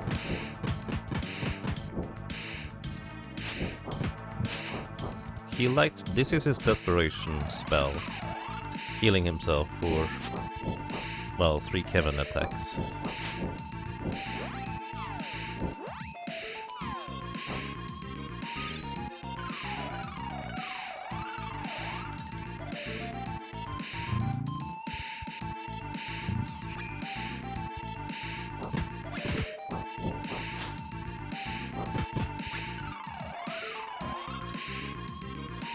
Oh, that's interesting. We didn't actually deal enough damage to keep him below that threshold, so he did the second desperation healing. Attack power down. Let's see if it hit Kevin this time. Because he has the right idea to try and survive, but nope, he hit the wrong person again. Attack power down. Once again hits Angela. You know what, Angela? You are doing a fantastic job of being the bait for all of his attacks, it seems. Well done.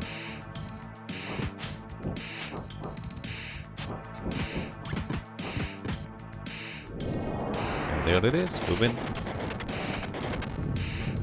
And yes, the mini hammer does take off Moogle, if you still have it. Basically, status effects in this game are entirely exclusive. So you can use the Midge Mallet as a cheap remove any other status effect item. Which is what clever speedrunners do, but sometimes I forget to grab that item. That's actually a good point, Crime Fridge. I forgot about that. Kind of like I forgot about that in my speedruns too. Sometimes at least. Usually, ideally, you actually defeat the God Beast of Light here before it ever gets to the point where it can do that, but that is easier said than done. Right, more vitality for Angela. We are level 26. Super high level. Crazy. Well, maybe not super high level for most people, but higher than necessary. Alrighty, so we have Pumpkin and we have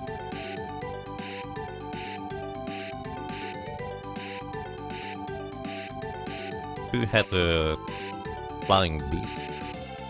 What else do we have at this point? Is that it? No, don't go into Mana Holy Land. I accidentally stopped above the island again. Yeah, I think that's it. We just have Pumpkin or Two-headed Beast. So, by the way, fun fact, while you're flying around on Flammy, time passes significantly faster than it would when you're just walking around. So right now what I'm doing, I'm waiting until it's nighttime and then we land in Beisel because we need to restock on our buff items.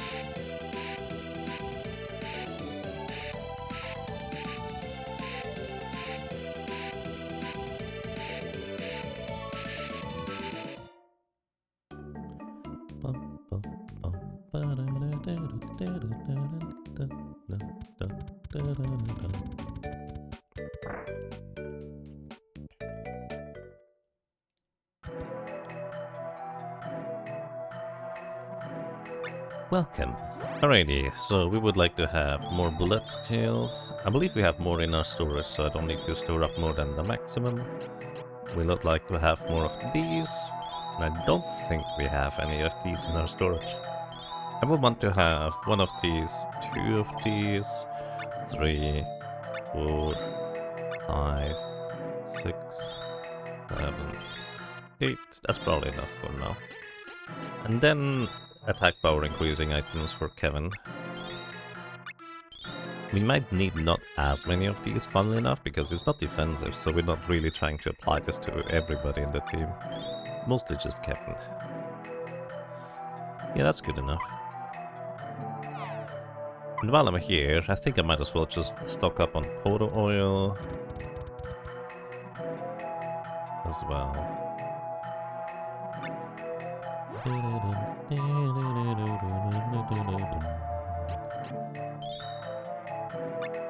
Oh. I guess it's mostly stocked up anyways. Fun fact, Pumpkin Bomb actually deals Dryad element damage as a throwing item. And it also restores a little bit of your MP while you deal damage with it. So theoretically this could be like a weird alternative way to restore MP. Alrighty, pumpkin or two-headed flying thing. You know what? We're gonna go two-headed flying guy because it's amazing how cheap the black market is. It is actually, I agree. We're gonna go two-headed flying guy because normally in the speedrun you actually Downguard is its name in this fan translation. You normally go and fight the Downguard. You fight the pumpkin first, because it's the easiest of the god beasts to take down, basically. Now we're gonna make it last. It's a nice juxtaposition. Path to the heavens.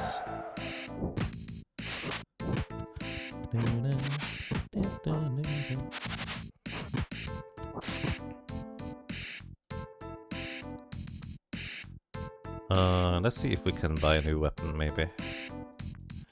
Again, we're gonna skip the armor here because it's not necessary. It would be convenient, but not necessary. But the next set of stuff costs a lot more. Yes, there we go. A jug puncher and a rock claw. Look at the price difference. This thing costs, what, 400 more coins? What's the damage difference? It has like 2 more attack power in comparison. Kind of weird that there's 2 weapons this close together, isn't it? But I think, and feel free to correct me if I'm wrong about this, but I think what is happening here is this weapon here is actually for baseline classes, and this one here is the weapon that only specifically the advanced classes can equip. I believe that is what is happening here. So even though these weapons are very, very similar, advanced classes get slightly better weapons. At some point, there's even weapons that baseline classes can no longer equip at all. So you have to drop class change or just try to go through the entire game with what you have. Anyways, we get 14 more attack power. Not that huge of a difference for Kevin, but, you know, we take what we can get. Wrong character. We now have the jug puncher. You know, if we were playing Tunic or Zelda, punching jugs, that's just a baseline ability, but Kevin apparently needs to unlock that one before he can do anything else, huh?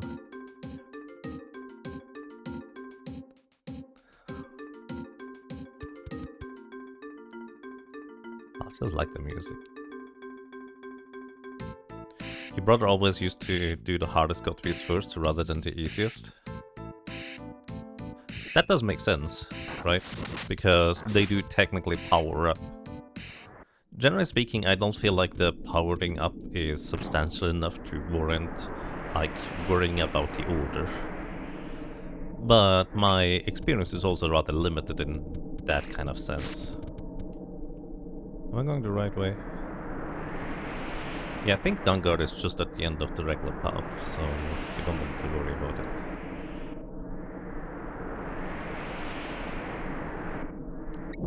You played through this a week or so back because of Forge Up Fiestas. I posted a challenge for it. Oh yeah, I forgot about that. I could have done the Fiesta challenge thingy. Ah, that would have been an idea. Greetings to you, Thalphon. Welcome, I hope you're doing well. I forgot about that thing doing that, yes. Yes. Anyways.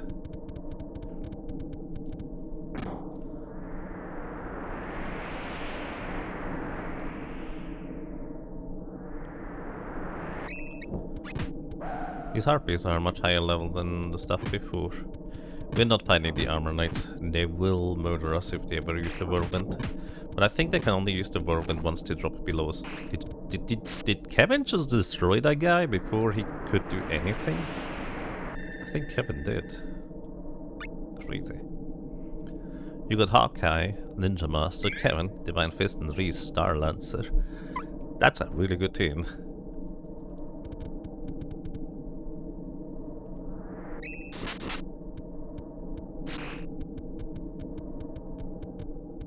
I was thinking, how difficult would the game be if you're never allowed to upgrade your equipment?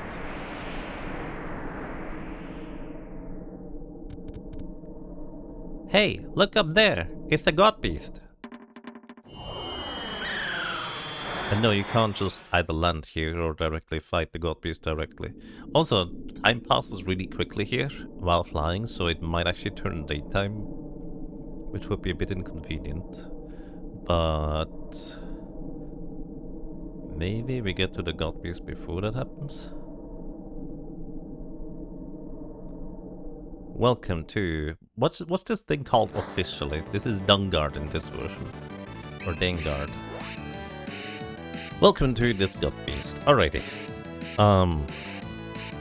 First of all, I absolutely love the flammy art that we're standing on, and conceptually it is really fun to just fight this God Beast here on top or on the back of like our own like flying friend. Just conceptually I absolutely love this. What I will say is the fight is also a little bit annoying because it is split into 4 distinct phases, each one of them being forced to like have different phases, and consequently, because each one is distinct phases, let me heal. Each one has distinct phases, and that means you have to rebuff everything again if you rely on buffs, so to speak. The fun part about the battle is really just kind of the setting, in my personal opinion. I just love it conceptually, as well as, again, we just get high resolution-ish pixel art for Flammy, which is always a good time.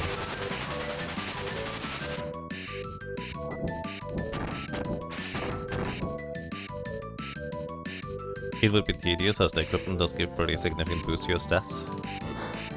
Yes, well, I guess tedious is one way to put it. I'm mostly curious whether it would be challenging in an interesting way, I suppose. But yes, you're absolutely correct on that assessment, I would think. Anyways, thanks to having Diamond Saber as a spell, we don't have to worry about ever running out on that side. One thing I will say is about this Blood Beast is it kind of, like, it doesn't do animations. Like, we just took a physical hit right there, and again, Angela got hit physically twice, and I'm like, it doesn't do animations, is what I'm trying to say. Like, it just happens. There's probably a bit of a weak point. Also, by the way, Flammy is blinking down there.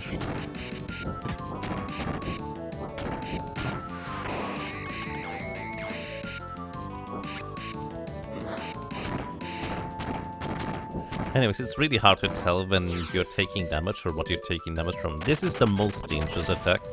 I believe the damage of that attack is specifically split among all party members.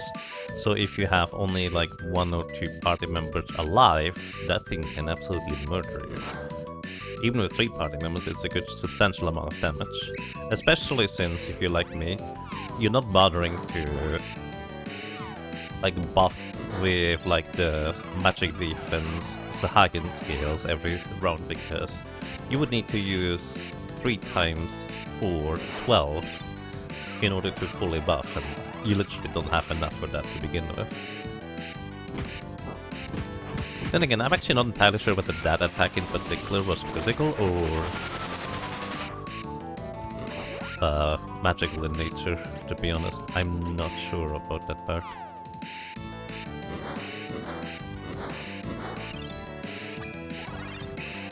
Vanguard is also the official name? Oh, interesting. For some reason I thought this thing had a different name. Anyways.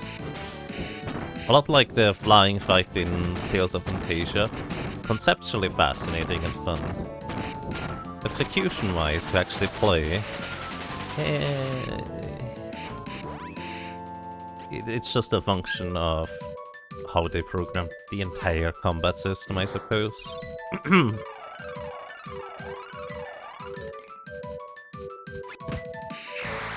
Air Slasher.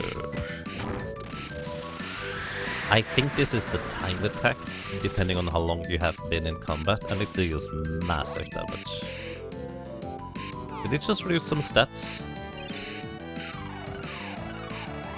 I didn't actually catch that. I think it just reduced some stats. I don't know which one's down. Defense down. Ooh, that's scary.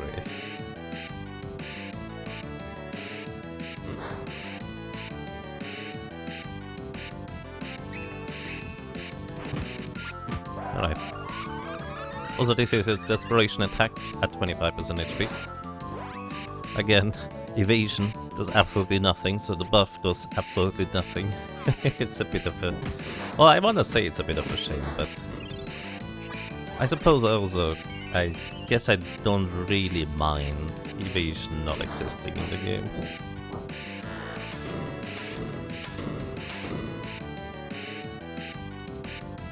Yeah, defense down has worn off because of the battle transition, so I guess that kind of has convenient sides too.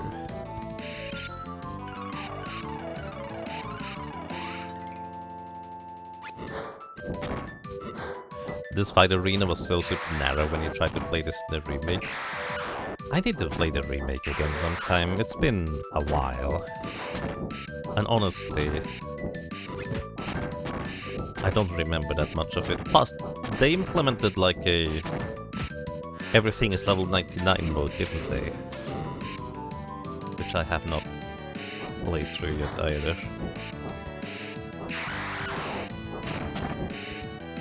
Oh, this could be bad. Now our defense is down.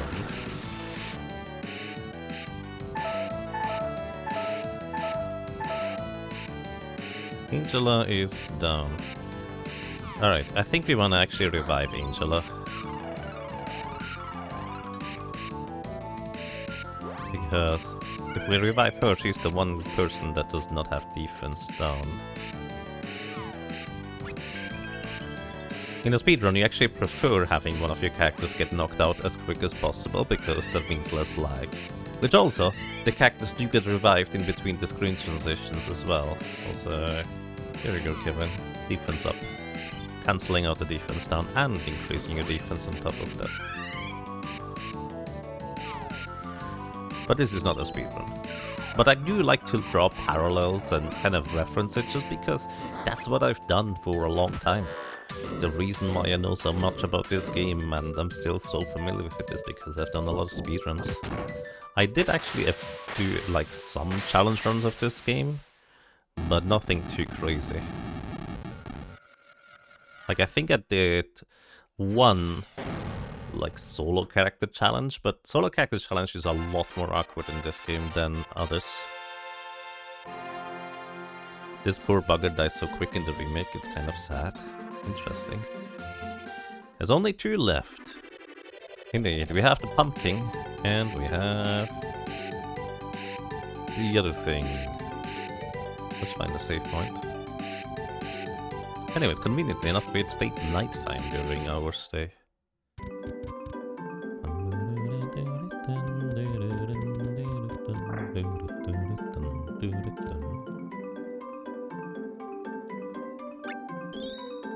Enjoy your stay. Thank you.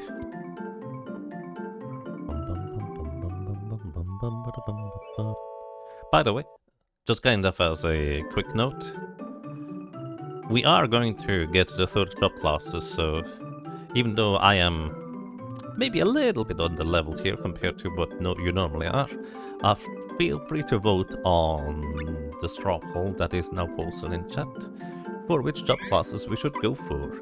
As a point of reference, we're going to basically consolidate all the votes and then just randomly roll which job class we get, but based on the weighting of what people voted for. So there's still going to be, like, even if only one person votes for Light Kevin transformation, there's still that 1 in whatever chance that it could still get picked, basically. So feel free to vote. Also, we could make it nighttime here to go to the pumpkin thing, but I'm not too worried about that. Sable far? No. We need to do the pumpkin before that one. Can I just say that the environment in this game is just really good.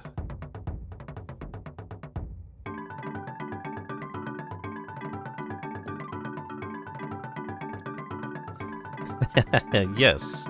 You know nothing of the official classes, so mind if you just randomly pick some of the chaos moves. I invite the chaos. Please do so. In fact, if you don't know about it, it's even better because you just pick whatever class you think sounds the coolest or whatever. Right? Because I feel like that should just be part of the game. Like if you think Dervish is a fun name, because I think Dervish is a fun name, just vote for that or whatever.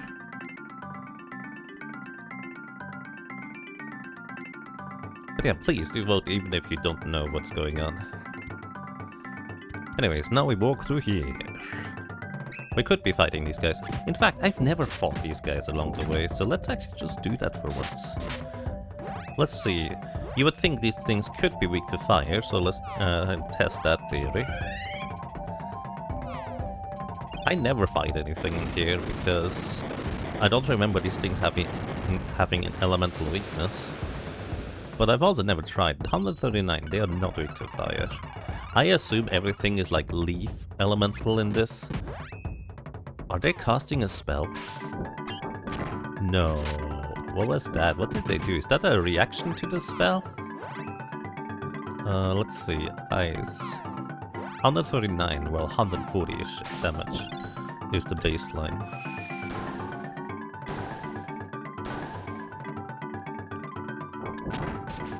Did that deal no damage?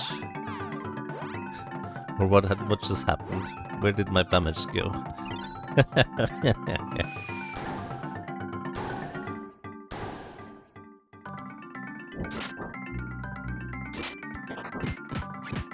I think that was about the same again. So let's see. Air.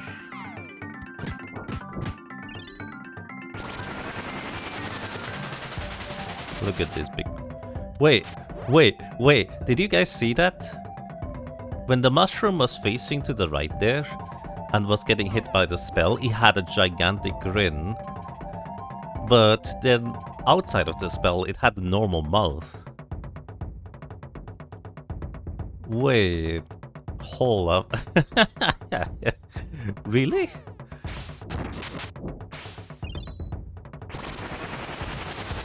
Oh, I think it's just the little shadows that happened to be playing. Like, it just looks like it had a gigantic grin when that happened. I think it just happens to be like how the spell transforms shadows. Yeah, look at it. It's just the white spots turning to that other distinct shade. And conversely, that's what it looks like. Also, I think these guys reflect spells right now. Yes. It's like a big... yeah, it's just the white spots are turning into a distinctly different color than the other spots around it. And those white spots just happen to be formed like a big grin. That's pretty fun. Anyways, intelligence for Kevin. That way he gets elemental defenses. And Charlotte. You have max vitality for now, so you get spirit. You know, I kind of fully believe in the Ragnarok Online version of priests and clerics, that they should be first and foremost tanks, and secondary should be healing. That's kind of fun. Then again, there's a crusader in that game that is even more tank. Also, I don't remember where to go. Let's pick a direction and run. I'm pretty sure that's correct. At Robin Leader.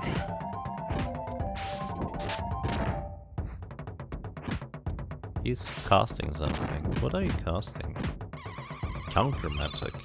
I'm not using magic though. Oh, did you see the little particle animation? I think that might be the particle animation that kind of clues you in on the fact that this is counter magic, isn't it? I believe that's what's happening there.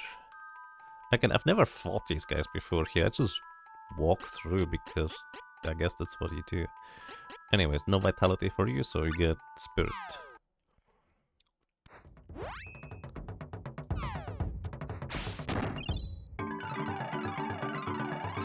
When your healer instills fear in the opposing PvP factions, you've done the healer right. Something like that, yes.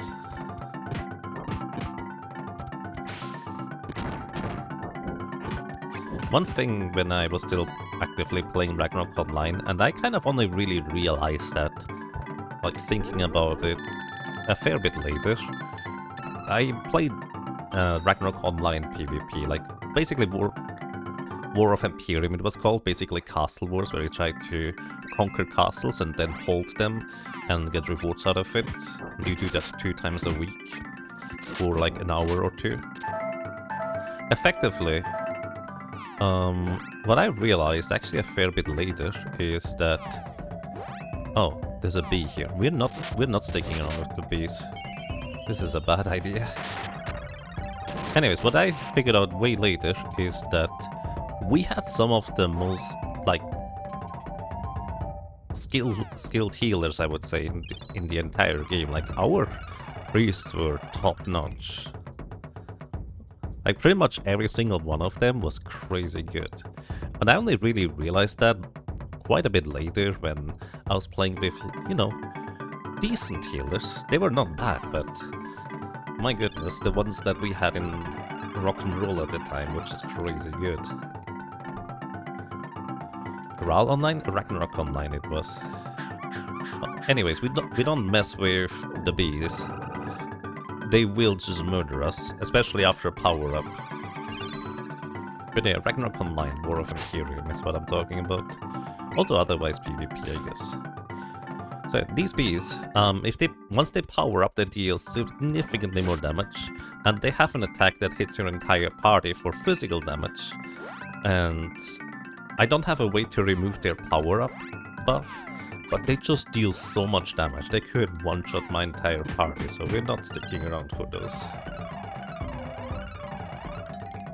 Priest was one of the most played classes. You didn't really think Priest was particularly difficult. Oh yeah, no. Like the baseline, Priest is kind of straightforward. But basically, when you kind of try to do like various things at, let's say, a reasonably high level, you start noticing the difference between like the good ones and the great ones, if that makes sense.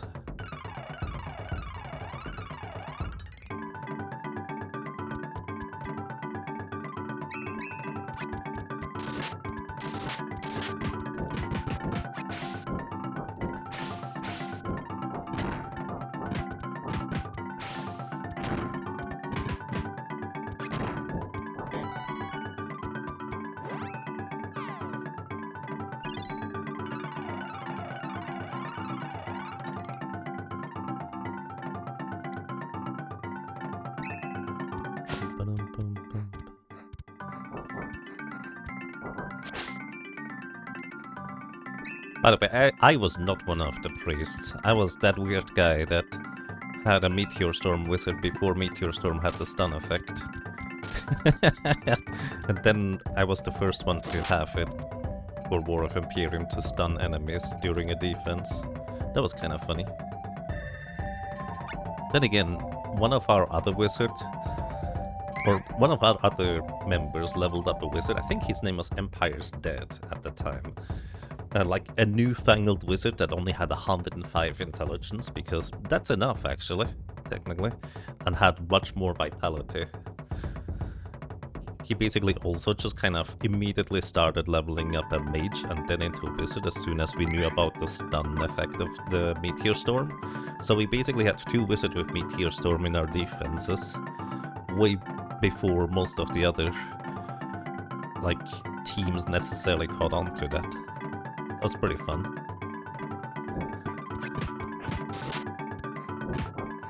Of course, eventually that was pretty much the standard. You had like one high wizard spamming Stormgust, powered up Stormgusts.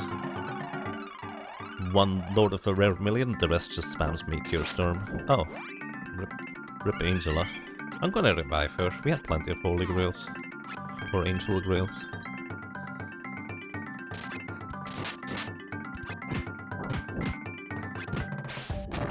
Meteor Storm wasn't bad to break Stormgust.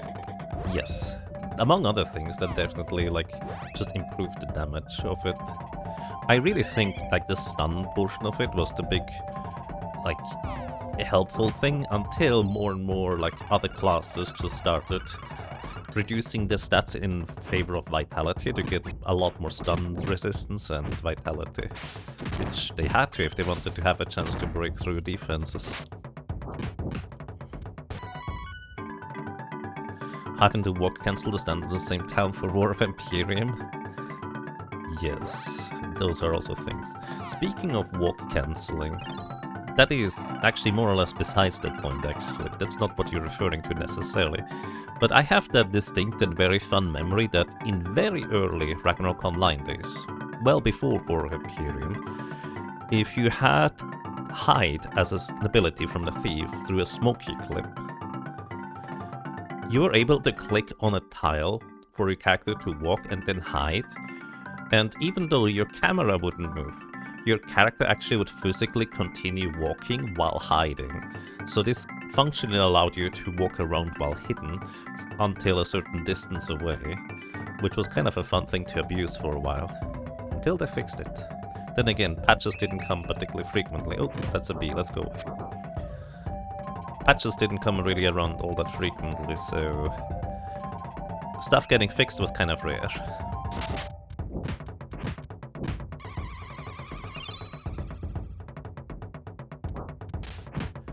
Your brother was a notorious Ragnarok Online player, knew a lot of finicky PvP text that would just decimate others. Nice. I was all about the little stuff and techniques. In the later stages of War of Empyreum, I ended up leveling up a Take 1 Master, which basically the main purpose originally was to catch other, like, jumping leaders that would try to, like, bypass our defenses by jumping onto towers to just be able to chase them down. But it also largely kind of became, like, my favorite class to just play as, because I was able to build a very tanky one and just disrupt defenses if I ever get back there. Or just, you know, go behind there through the towers. I think I had a book with triple silence that I exchanged with a book with triple curse to jump into the backlines and then just spam Magnum Break. Anyways, good times reminiscing. Welcome to the Pumpkin. This is Miss Palm. He's a big fun one.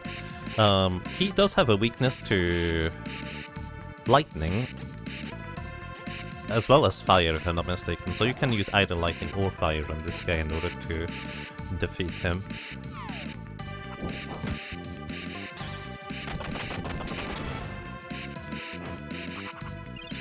Though this might have been on the private servers, there was a class he used that had a skill that did damage equal to current HP -1, reducing it to 1 HP, no defense. Yeah, I don't remember that being a thing. If it was a thing, then it was way after I stopped, let's put it this way. Like, I never really played when you could level beyond level 99. I stopped quite a bit before that, so I will just refer to, if it exists, it might be after that one. I occasionally went on to private servers that had like insane rates, just to kind of test out various things as well, to be fair. Which was kind of fun to me, because I liked testing out things. And insane rate servers, as long as they were reasonably accurate to the original, were just kind of like the ideal playground for me. Sometimes I would even go into PvP in these servers with like a really obscure, extremely high like magic defense build.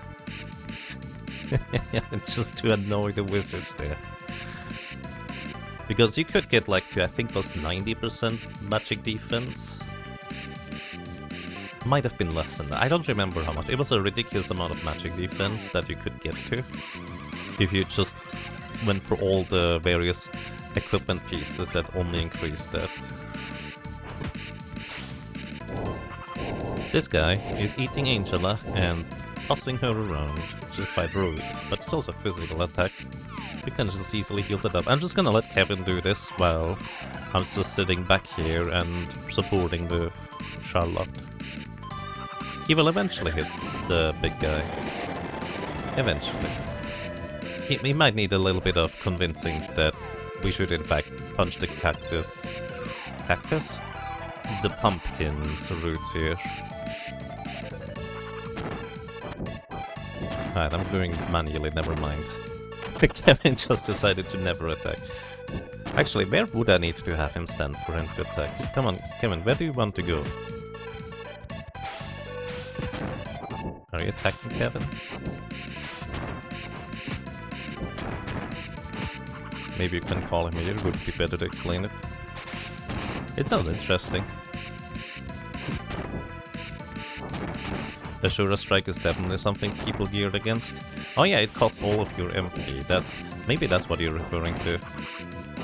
The thing is, I never had a character that could reasonably survive in Ashura Strike, except for my Take 1 Master. If I unequip the weapon, I would be able to literally dodge anything with a chance. It was just not exactly reliable. Well, aside from having a hiding clip. But especially later on with the high dexterity monks, there was little chance that I was able to... Oh, that's it already. Basically, the high dexterity meant that their Asura Strike was extremely fast, and most of the time I couldn't time it properly, or it was just guessing at that point. Victory. Anyways, I've run in circle with Charlotte because the little mouth on the side was trying to get to me. And because of that, the big pumpkin itself was doing nothing because it sent out the mouth to do an attack, and that attack hadn't resolved yet because I didn't let myself get caught. You always love the little face expressions from a pumpkin, they're great.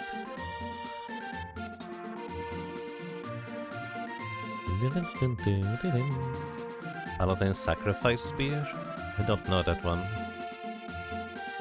But yeah, Ashura Strike was definitely something that one-shot most characters if the monk was like set up for it.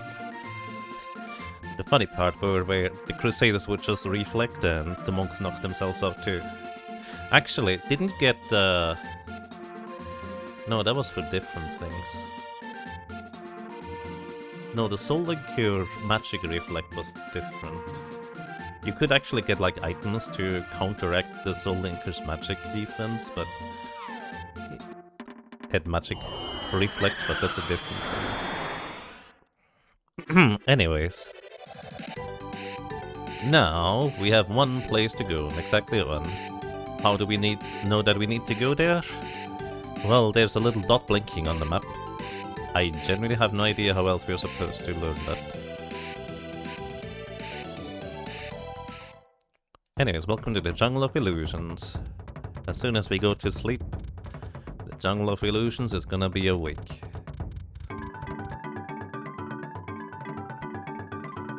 If they aren't instant cast Asura, you have hide and you can definitely dodge it. Could you reasonably get instant cast Asura?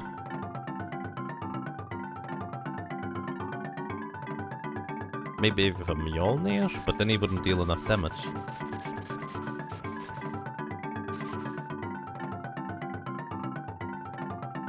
Hello. Will you be staying with us tonight? The price is under 50 monies. Sure. Black hole in the wall. We're staying here and pay you the price. I generally don't know how else you would know that. Perhaps a strategy guide? Yeah, I mean for this part in particular, there's not really... Like, you can see it on the map blinking. You know where to go, but like story-wise... It's could have been a bit scarce, I guess you could say. Anyways, welcome to the ancient city of Pedan. We need to go and talk to this guy here, if I'm not mistaken.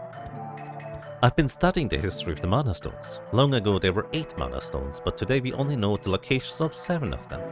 The missing one is the Mana Stone of Darkness. I've examined the ancient scripts and I believe I have located the Mana Stone of Darkness. It's close to Pedan, in the Jungle of Illusion to the west. Right, we're actually literally right here where we need to be. The other 2 storylines would either get you to the Glass Desert in the southwest or the Cave of Darkness in the northeast. But this one is actually right here.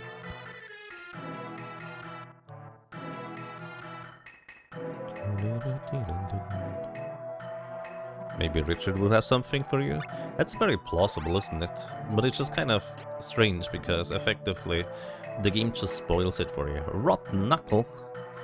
If you ask me if a Rotten Knuckle would be a particularly strong weapon, I would say probably not, but here Kevin's attack heals up by another 14 points.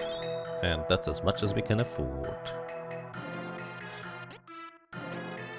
Actually, wait, wasn't it that the Vampire Claw basically is slightly better with half the price? Or not almost as good as the Rotten Knuckle, but with half the price? I think that was correct, isn't it? I think I just paid way too much for a weapon here. Then again, we're gonna be grinding here for a while. Base class only though? No, I'm pretty sure you can equip this. Let me double check real quick. I'm pretty sure you can equip this. I might be wrong. Hello guys. I'm talking to the barrel. What? I didn't realize you could talk to the barrel in order to buy stuff here. Let's see. Let me go and sell previous weapons with Kevin.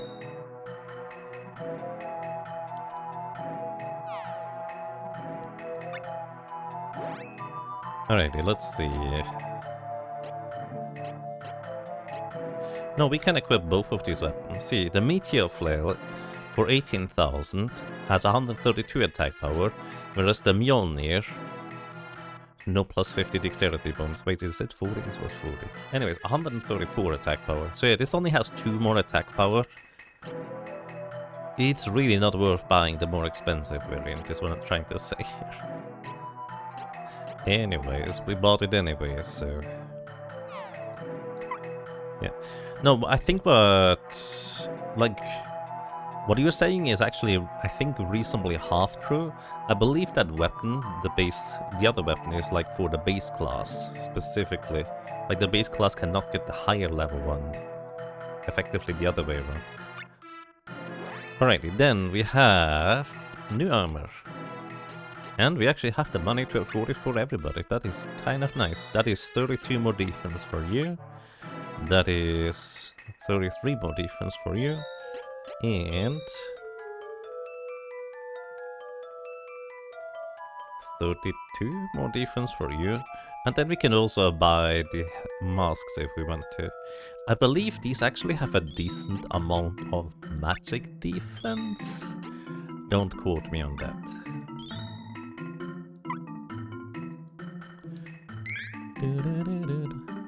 Rotten Glove is dark element, so it could be a problem. Really? I didn't realize there were elemental weapons in this game.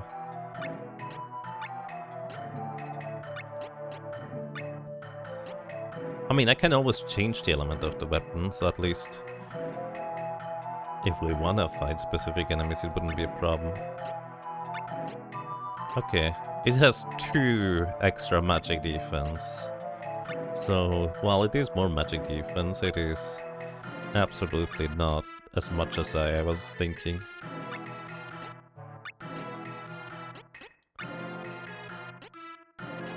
Can you, like, check the stats of a weapon or something?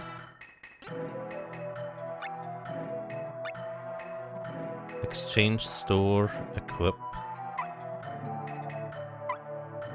Like, is there a way to look up what these weapons do in-game? I genuinely had no idea that there could possibly be, like, elemental weapons that you can equip. I guess I can try and punch a Potos to see if we deal more damage. In the circle menu, you guess, but you don't have the weapons ever in the circle menu.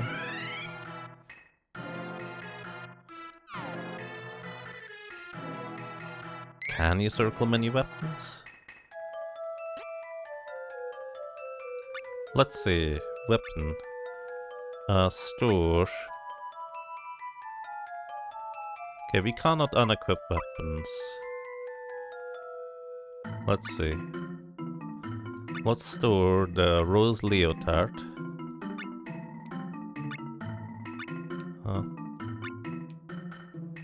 Select the unwanted item and press A. Alright, we now have stored The leotard. Wait, is that deleting the item?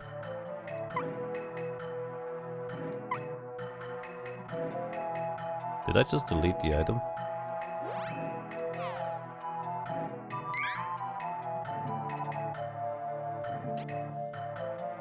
Now this might just be a case of fan translation didn't know what it was translating.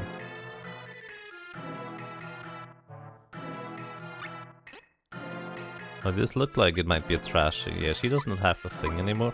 I was thinking maybe it would actually get stored in the storage here. And we would be able to put it into the...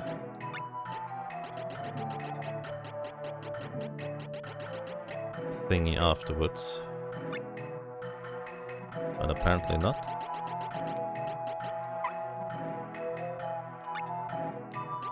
I don't think so.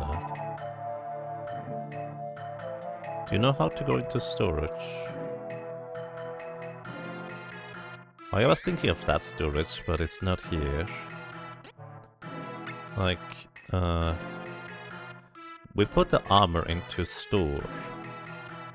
But I genuinely think this means we destroy or delete the armor instead. Yeah. The armor is gone now, I think. Unless there's a storage elsewhere that I don't know about.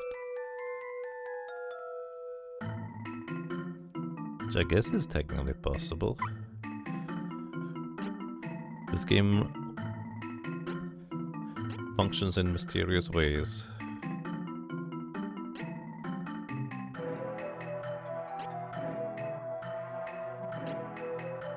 Oh well.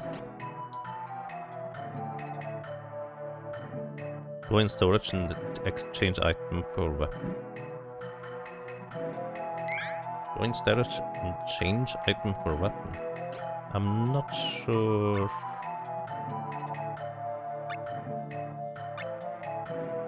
I can't select the ones that are equipped for what it's worth.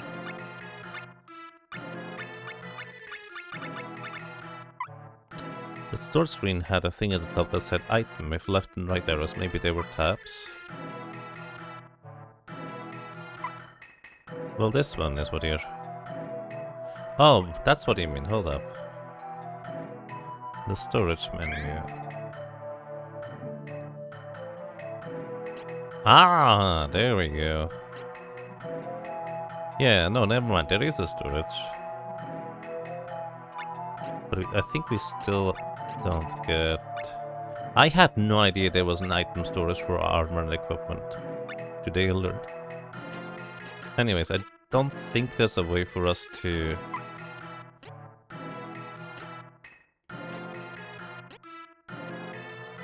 see those, or well, analyze those. Thank you.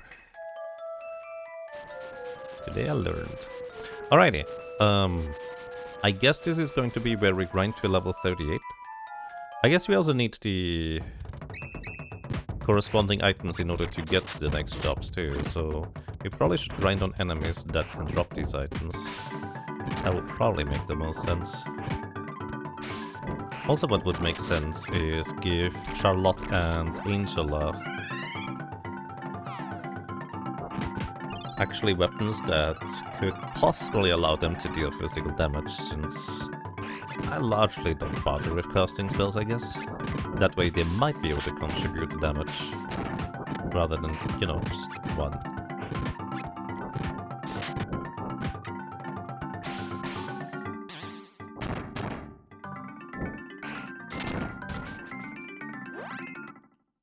Level up. Charlotte gets vitality.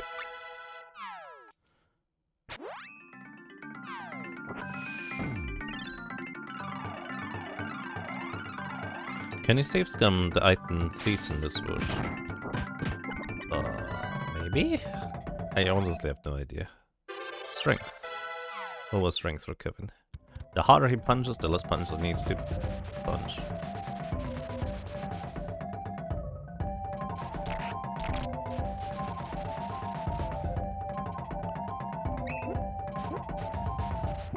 I think these are weak to light element. Let's see.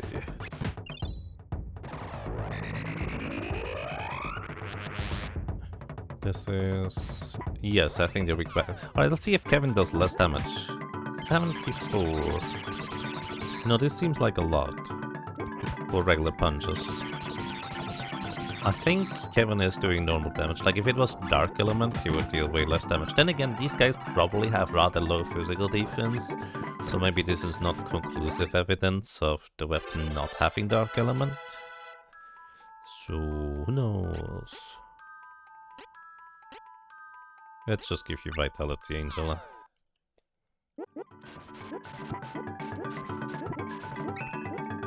Summon level 41 Chibi Devil. Good job.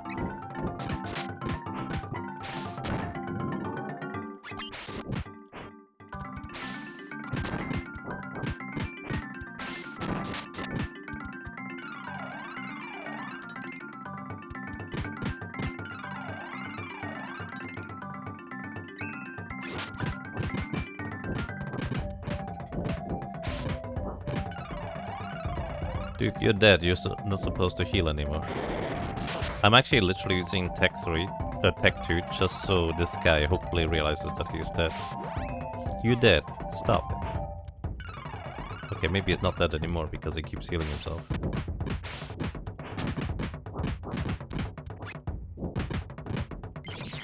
Okay, now he's dead because he didn't use healing. Yeah, this is so messed up. These guys can just live forever as long as they just keep immediately casting healing themselves again. It's just really rude, but that's just what happens, I guess. Sorry for the screen wiggles. Anyways, who even drops the question mark seeds in this version? Oh, I do not... These should be weak to lightning, right? 60. 182. That doesn't look like they're weak to it. Maybe. Let's try fire.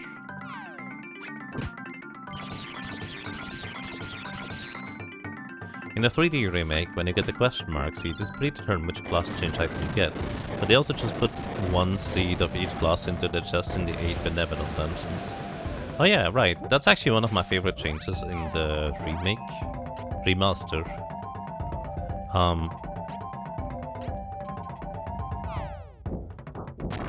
They actually have dungeons that are worth exploring rather than, oh, you went to that end and have to fight a bunch more enemies kind of rooms. They actually have items and chests and things to find. Which, straight up, this version does not have. Like, I believe this is the one final dungeon that we're gonna enter that has like a side room where we find... I think it's like a honey. Like, one honey is what we find in a side room here. As if they were, like, began putting out items for, like, side dungeons and then just stopped doing that.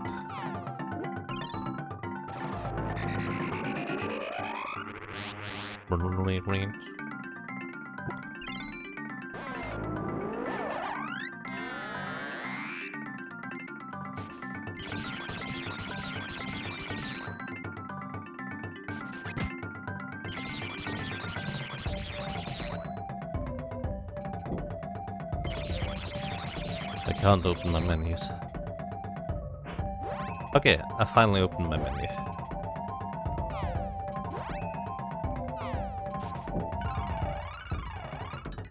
We healed the other clone. What a silly goober. You're gonna die for it, unfortunately for you. Wait, why did your spell go off first? I casted Angela's first. This game and spell ordering. Truly a mystifying element.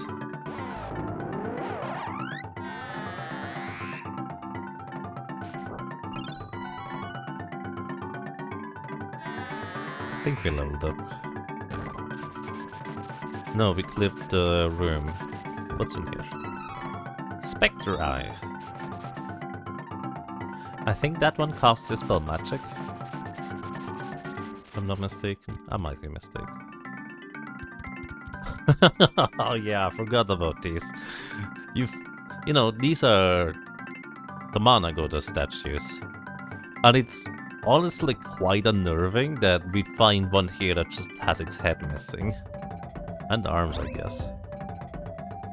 Wait, I'm what? I did not remember this part. Very? Nothing happened. Okay, it's probably a Dryad then.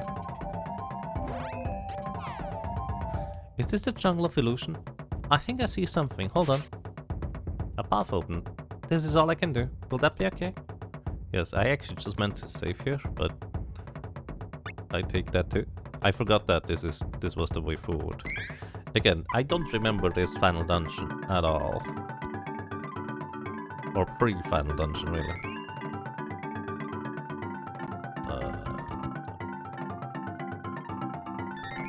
Alright, right, up.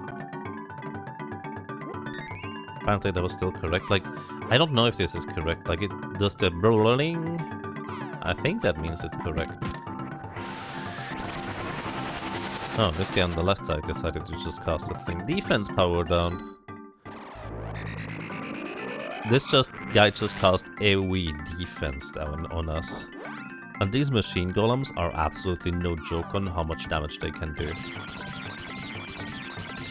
I unfortunately don't think this removes defense down. But this guy just did, even though it's Dispel Magic, maybe it does?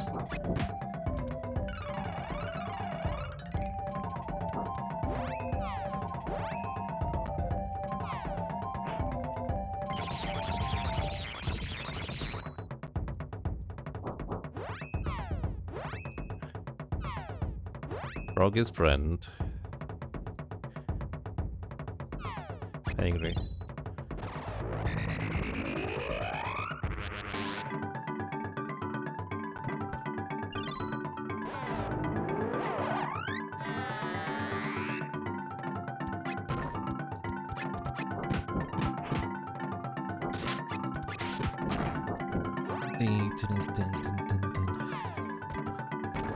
Okay. Good news, the machine guy didn't murder us. Kind of expected that guy to murder us. 100 damage per hit when he hits us. Man, defense down is brutal in this game. Chest?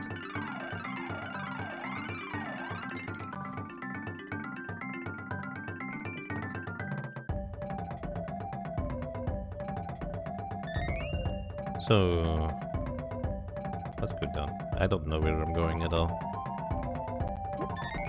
I mean, I keep hearing that jingle. I just assume that's a good sign. But it could also just be like, haha, you're getting confounded. You're getting confused. Which game had the confounded status effect? Secret of Evermore, I guess? I think it was Secret of Evermore.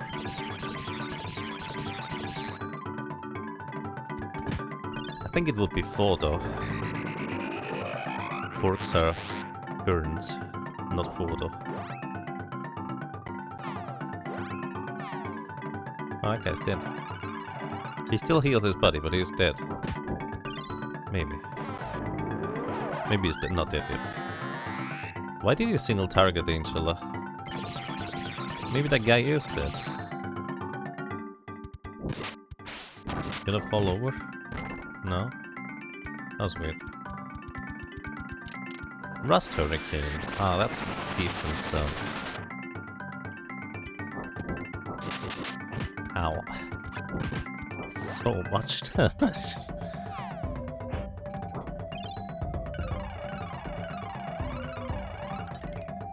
Also, while we are slowly trudging through the dungeon here, maybe now would be a good time to mention that this is a stream with an unfortunately large donation bar at the bottom. I wish it was not that large, but it's basically kind of, in a sense, a bit of a Hail Mary of mine to see whether I should reasonably continue full-time streaming or whether it would make more sense for me to find a regular job, so to speak. that's kind of the short version. A more detailed description that you can find in the links that Jagabot just posted.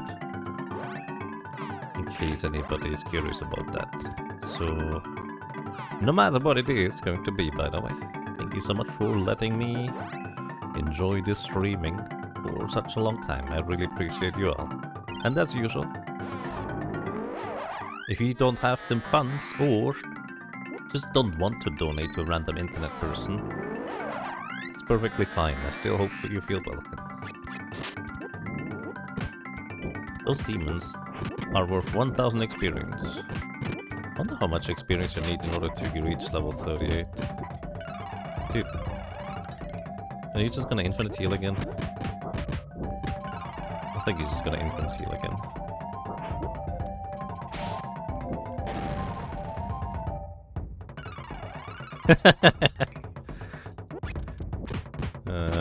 This is so annoying.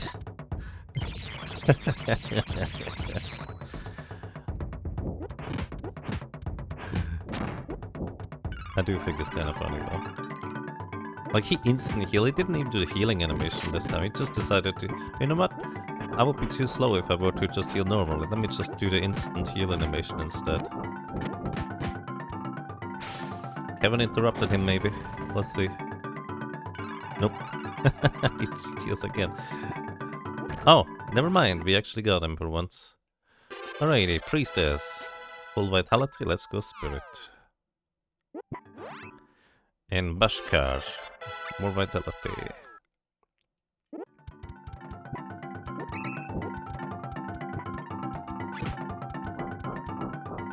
Ah, there is a path to the left here. Where am I going?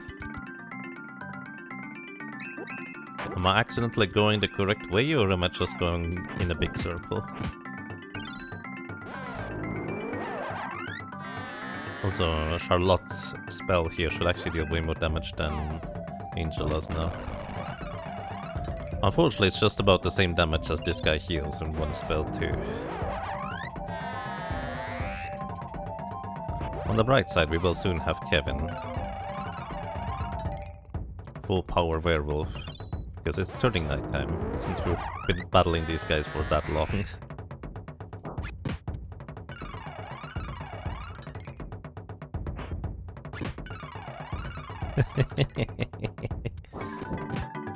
Is there a silence spell or something like that that I could use?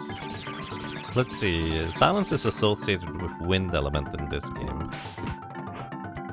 Wind coins don't inflict silence, but maybe there's like a status effect item you can throw that inflicts silence. Maybe you can buy one of those. Hey, we got him! Kind of funny. This is like the one game where I consider maybe actually buying an item that specifically silences. Let's see.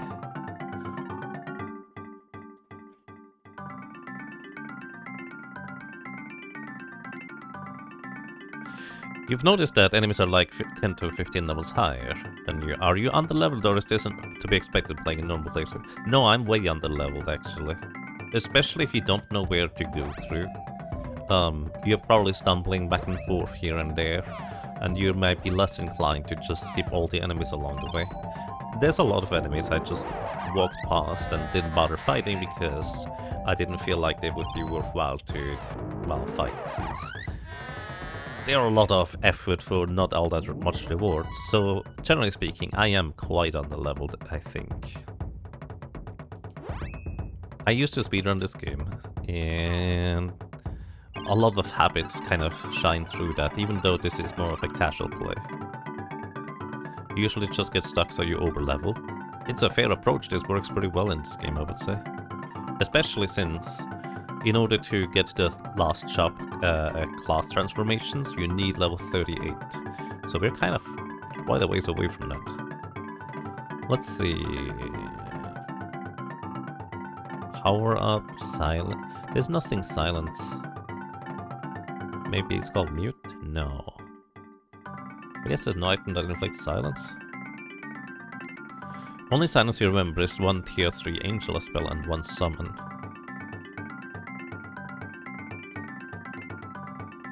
Interesting.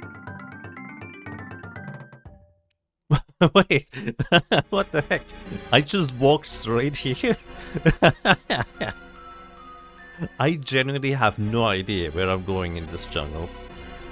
I think the jungle earlier was supposed to be some form of a lost forest type area, and I just happened to pick the correct path and I ended up here, I guess.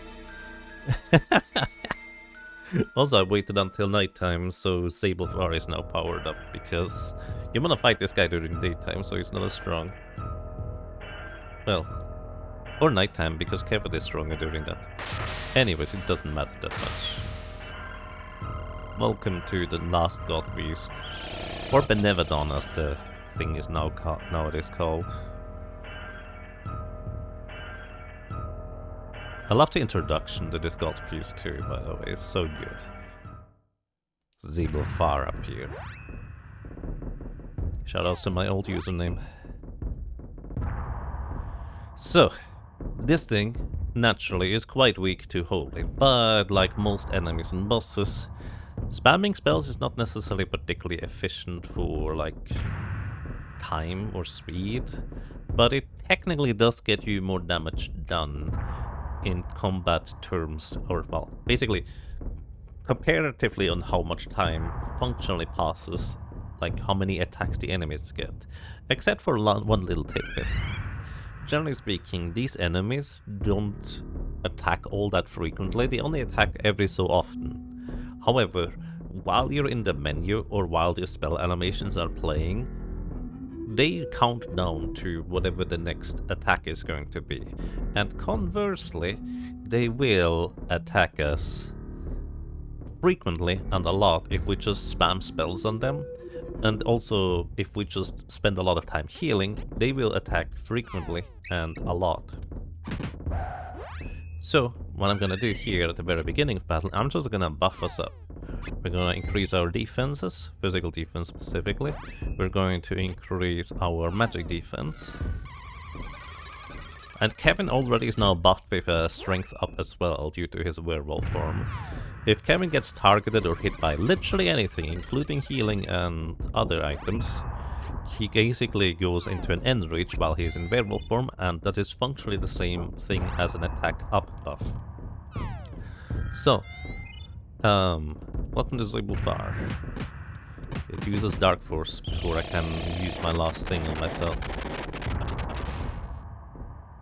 Okay, that's just 110 damage, so nothing too terrible. We are decently high level, and especially if you have Charlotte here, she can keep your party alive for a really long time. And as you can see, Kevin is just punching this thing like crazy. Also, unfortunately, that right there, my friends, that is Dispel Magic. So we need to now increase Kevin's attack power again, because, yeah, I mean, Dispel Magic is a dark spell. 84 damage, magic effectiveness down. Okay, that means we also have reduced magic defense on Charlotte. So actually this means I think this is going to deal extra damage to her. 78. It's actually not that crazy. Still less than Kevin.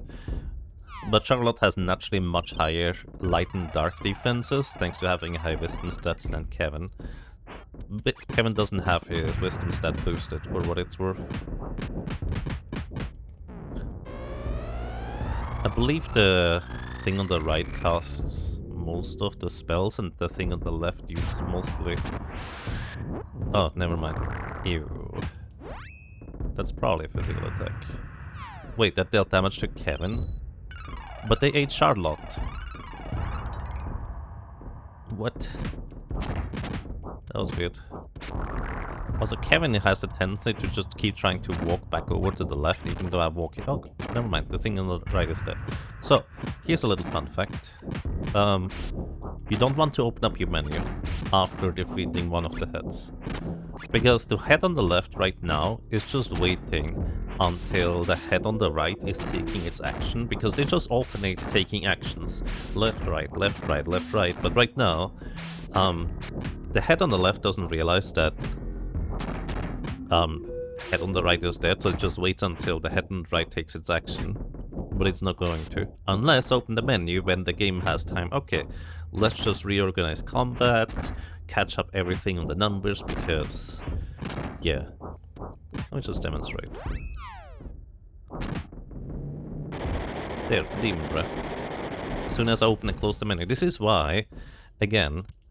ooh, everything down. And immediately more attacks. I couldn't even open the menu in between. This is a big reason why, by the way,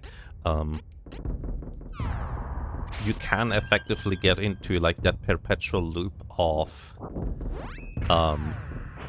you open up your menu in order to heal, you open up the menu to recover a character that has just fallen, you want to heal because they are at low HP, and then they basically got enough time to immediately cast another spell, because normally there's a waiting period before they can cast another spell or an action, but that waiting period runs down while they are... Kevin, what are you doing? Kevin? That waiting period basically runs down regeneration and...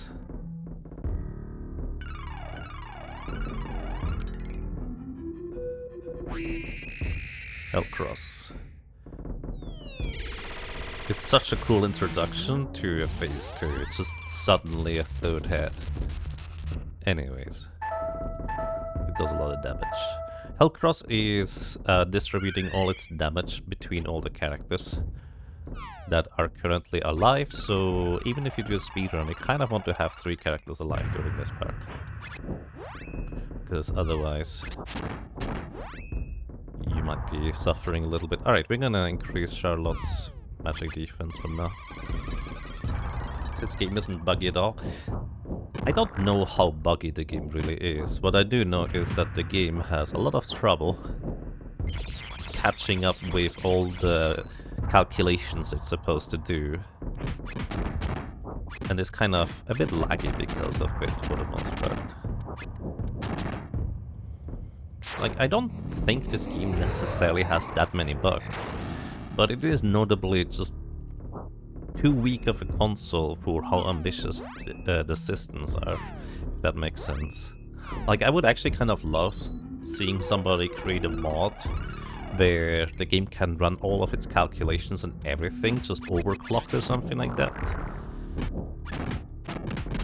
And see how it would function when it's like running full speed. Like, I would be kind of intrigued to see whether that would be any better or much worse.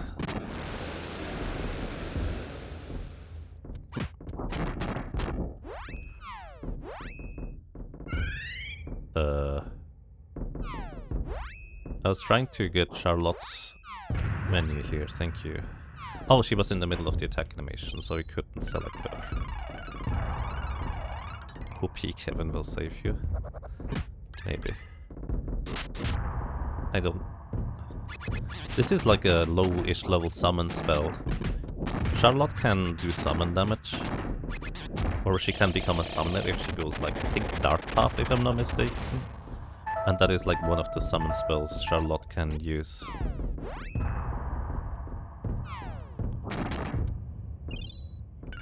But yeah, effectively, we're not getting into a heal loop here because I try to minimize the amount of healing I'm doing to begin with. But also I want to keep all characters alive just in case they use the big Grand Cross attack again. Like, I'd rather revive a character than heal too much, and I think we have to revive Angela here.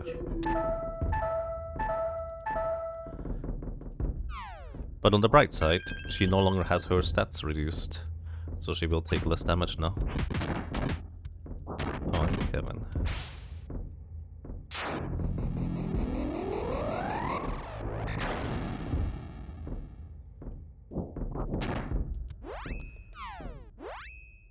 Oh, I'm Charlotte. Heal. That's the wrong person. Well, actually, I meant to heal everybody. It's technically the correct person, just not the correct type of targeting. I also have to keep grabbing Kevin manually and move him up to the middle, because you can kill the head on the left and the right, but the only head you need to kill is in the one in the middle. 342 damage. Oh, and we win. As you can see, Charlotte didn't even get close to running out of MP, and we still have mana recovering items if necessary.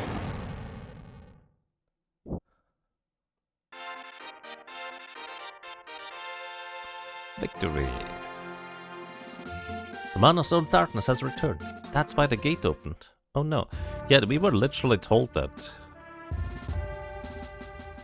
Actually, were we told that? We were told that the Mana Stone of Darkness returned because of the Dark Prince sacrificing his life to beam it from up from the underworld. I guess we don't know who put it down into the underworld, including the God Beast, or Benevadon, I guess. This is a trap! We've been defeating the God Beasts in order to raise their power. Now the Sword of Mana contains the power of all 8. Uh-oh. You mean we made the bad guys get stronger? That's okay, Fairy. We can still get them, right? Let's go. What's that? Obtain the illusion mirror. Too many items. Oh, I forgot about this item actually. I love Charlotte's just kind of like idea here. Uh-oh, we made the bad guys stronger. It's fine, it doesn't matter that much. We can still beat them, no worries.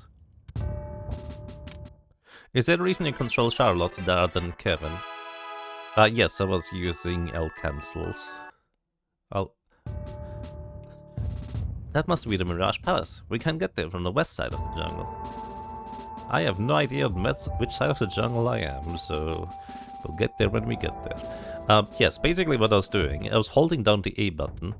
Oh, hey look, the rare Great Rabbit, the green ones. Anyways, I was holding down the A button, which normally assigns your character to be AI controlled and attack. Ooh, this might be bad. Oh, Kevin survives it. We're fine. Oh, what the heck, dude?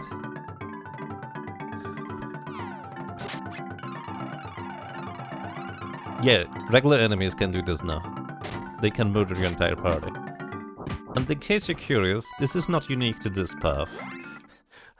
Enemies in other paths also will just murder your entire party. If you go into the Cave of Darkness, good luck for the ninjas not to do the same thing to you. It's just mean. Yeah, like entirely unbalanced. Anyways, let's try this again. I'm controlling Charlotte, and then basically I hold down the A button, which functionally gives her over to being AI controlled. Oh, armor weapons, neat. Which functionally brings her over to being AI controlled, technically, but because I then tap the L button, which in case you don't know, if you hold L, or R for that matter, you temporarily switch to another character. So I'm holding L down. While I'm holding L down, I'm controlling Kevin. If I hold down R, I'm controlling Angela. If I hold nothing, I'm controlling Charlotte.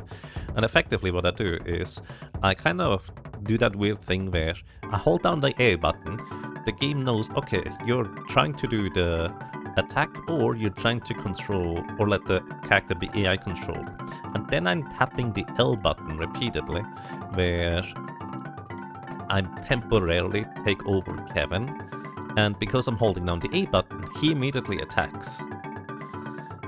Because the way the game keeps track of whether you're allowed to attack with your A button yet or not, is it effectively assigns a cooldown timer to a character.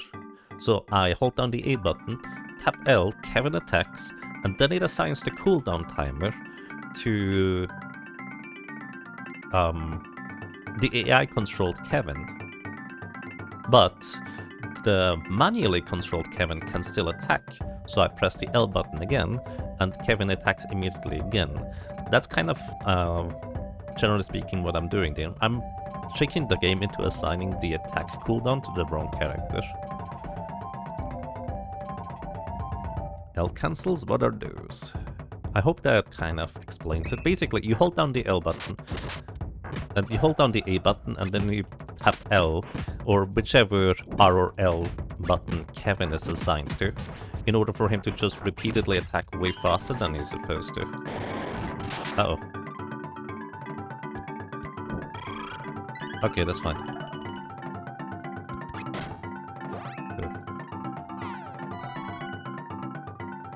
Yeah, it's basically just a habit that I've built up at this point. Like, if I want to not use that, I have to actively try and not use it, because my brain is just hardwired that way nowadays.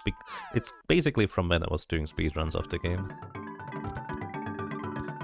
It's very efficient. You can do this with any character. It doesn't have to be specifically Kevin. I'm just using Kevin because, you know, he actually deals damage with his physical attacks. Oh, I'm already back here. So this was a lost jungle kind of thing. I just genuinely happened to walk the correct way right away. That was weird. So the bottom line, you're skipping the cooldown so you increase your DPS by abusing how the game is coded. Yes, actually that is a very nice and succinct description. I'm gonna steal that. If you don't mind.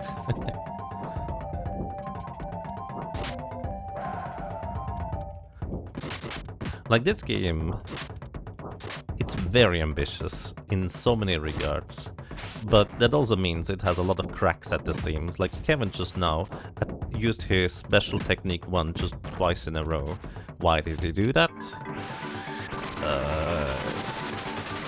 Because the game thought I was executing it, and maybe the game thought the AI Actually, I have no idea why they did that. Like, genuinely, no idea.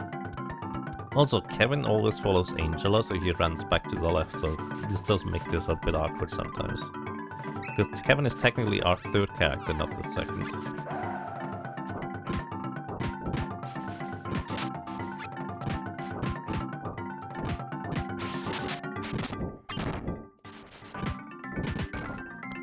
These guys, I believe, have a chance to drop the question mark seeds, right? Ah, but I need to have them be the last enemies we defeat to get those.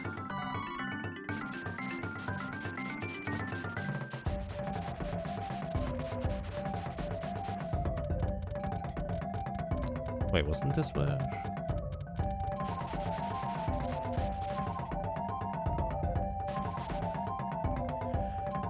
You know, when you watched H.C. Bailey, well, that's a name I haven't heard in a while. He said that regular enemies only use those tier 3 techs if you use tier 3 techs on them first, so it's a counter. That isn't what it looked like back when with that werewolf, though. Are you familiar with this mechanic? Yes, it's not quite like they only use tier 3 techs if you use tier 3 techs. They have basically counters to techniques and spells, is the short version. So basically, here, if I use this technique, it's tier 2 or tier 3, doesn't matter.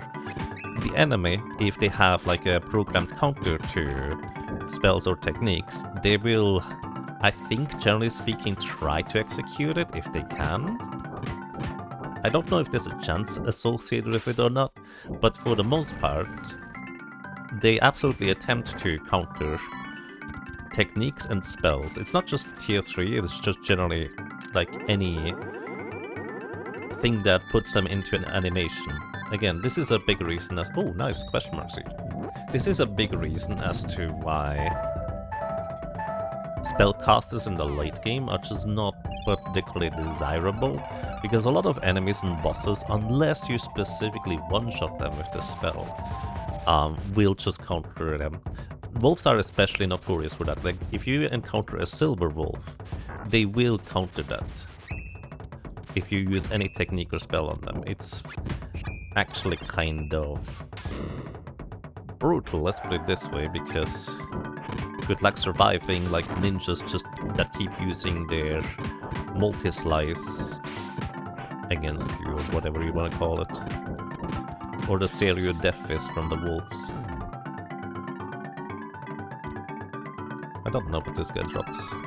Oh, weapon armor seed. How nice.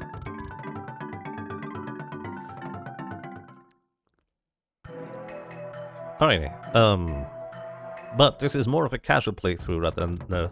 I could go to the final dungeon and beat it right now, but... I wanted to be this more of a casual playthrough, so I'm gonna go ahead and do the casual thing and actually go and get enough levels to go to the third job.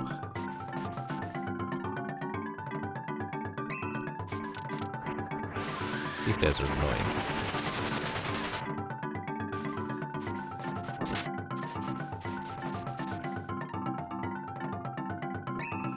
There. Why are these enemies called boulders? Excellent question. But they dropped the question mark seeds, so I think we want to get at least 3 question mark seeds. I believe you can manipulate the drops in this version? Maybe. Probably. You might have to put some extra work in order to manipulate them, but I think you can. Oh, that's kind of rude. But you're dead, right? Yeah, you're dead. Question marks? No question marks. But I think this room here reasonably frequently, or maybe even guaranteed, has those eye things. There's another technique you can use in order to trick the game into assigning the cooldown to other characters. If you control Kevin directly, and then you basically press the attack button, and very shortly after you press the R or L button, it basically tricks the game into thinking, oh, the player is supposed to receive the attack cooldown, but you're currently controlling Charlotte. So it assigns the attack cooldown to Charlotte specifically. And so I can basically just attack with Kevin much more frequently than I'm supposed to. Right, we needed to ignite them in order for these boulder enemies to show up, right? Also, what is a good reset screen? This is a screen where you run through Guardians. Here you have to climb the stairs. I guess this kind of works. You always have to run 2 screens away in order to do that. Also, by the way, I don't remember if you need to use the mirror. Rust Hurricane. I believe you can actually go and fly away with Flammy now, if I'm not mistaken. Not here, I suppose. But I think we can fly away with Flammy and land at Pedden because we've already visited Pedden once right now. How many question mark seeds have dropped so far? 2. I think we've gotten reasonably lucky. Then again, I have no idea what the probability is to get... Yeah, I guess we can't land there. I don't know what the probability is of getting a chest. It feels like 25%, but I don't know how accurate that is. Never mind, we can go directly into Pedden. Pedden?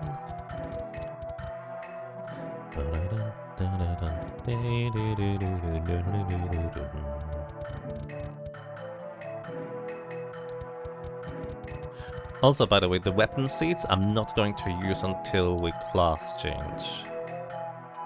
You know what? Actually, I probably should use them right now.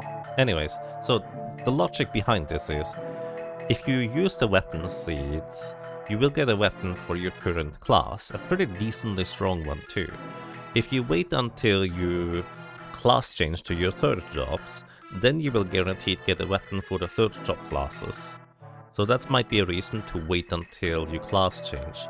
But now that I think about it, I'm gonna do the bulk of the fighting while I am second class, and then probably just run through the areas after we job changed. So maybe it makes sense to actually grab the weapons right now. You wouldn't worry about the correct pronunciation of Pedden. After all, that would just be pedantry. Ha! Thank you.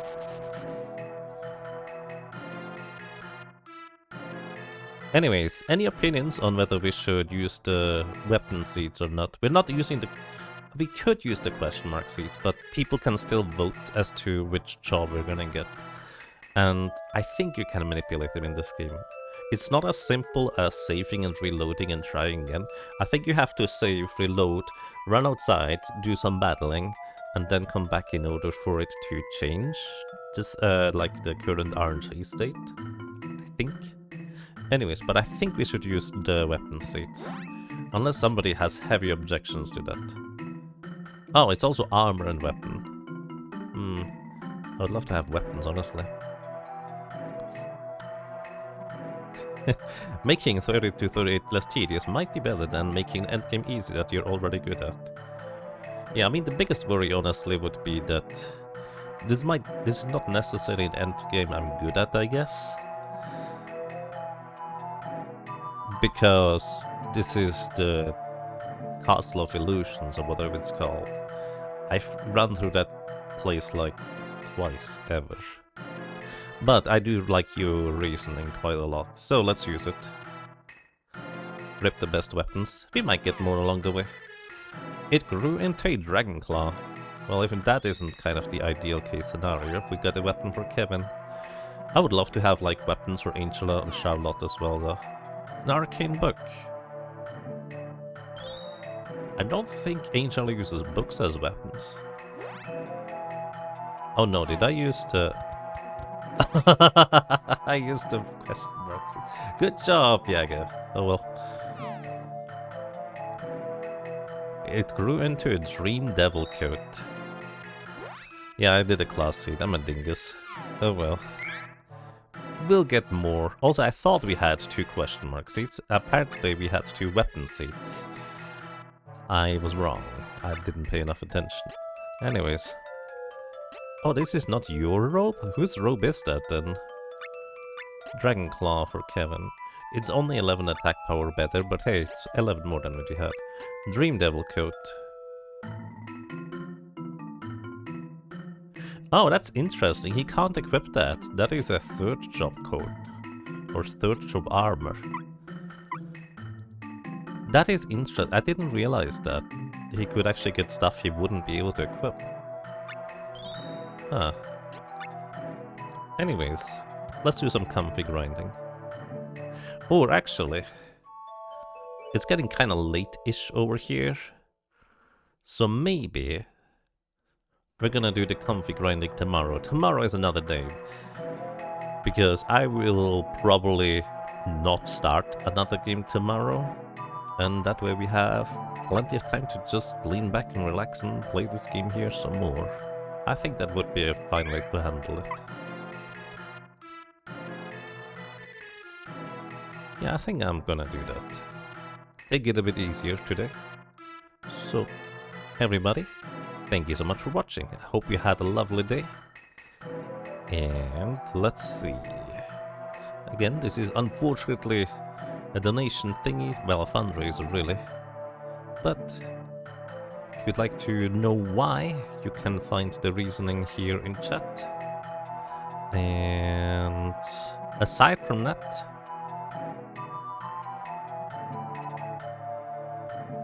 well, I didn't do that right. Yes? There we go.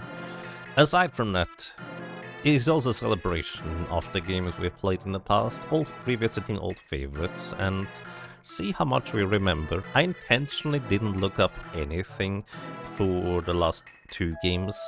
Here in this game I looked up a little bit of something for knowing what the job classes are named at, but aside from that, I just tried to see how memory serves me.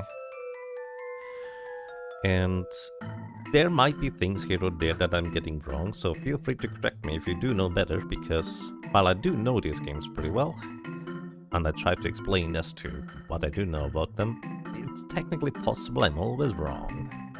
I will always accept that possibility. But again, as usual, thank you so much for watching. Thank you so much for listening and for lurking. I hope you enjoyed your stay. I hope you enjoyed being around, and well, hopefully until tomorrow, because we're gonna continue this. We're gonna get to level 38 and change jobs to whatever people vote for with a random element attached to it.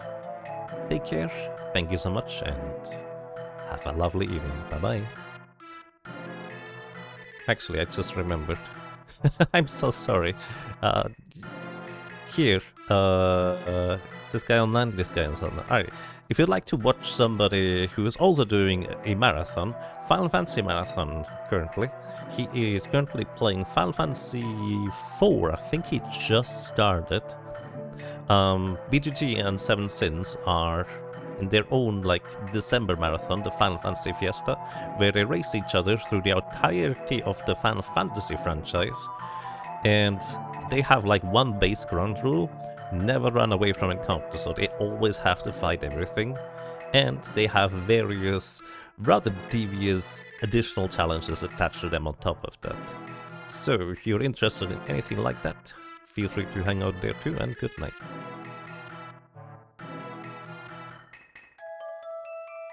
See you. Thank you, Stefan.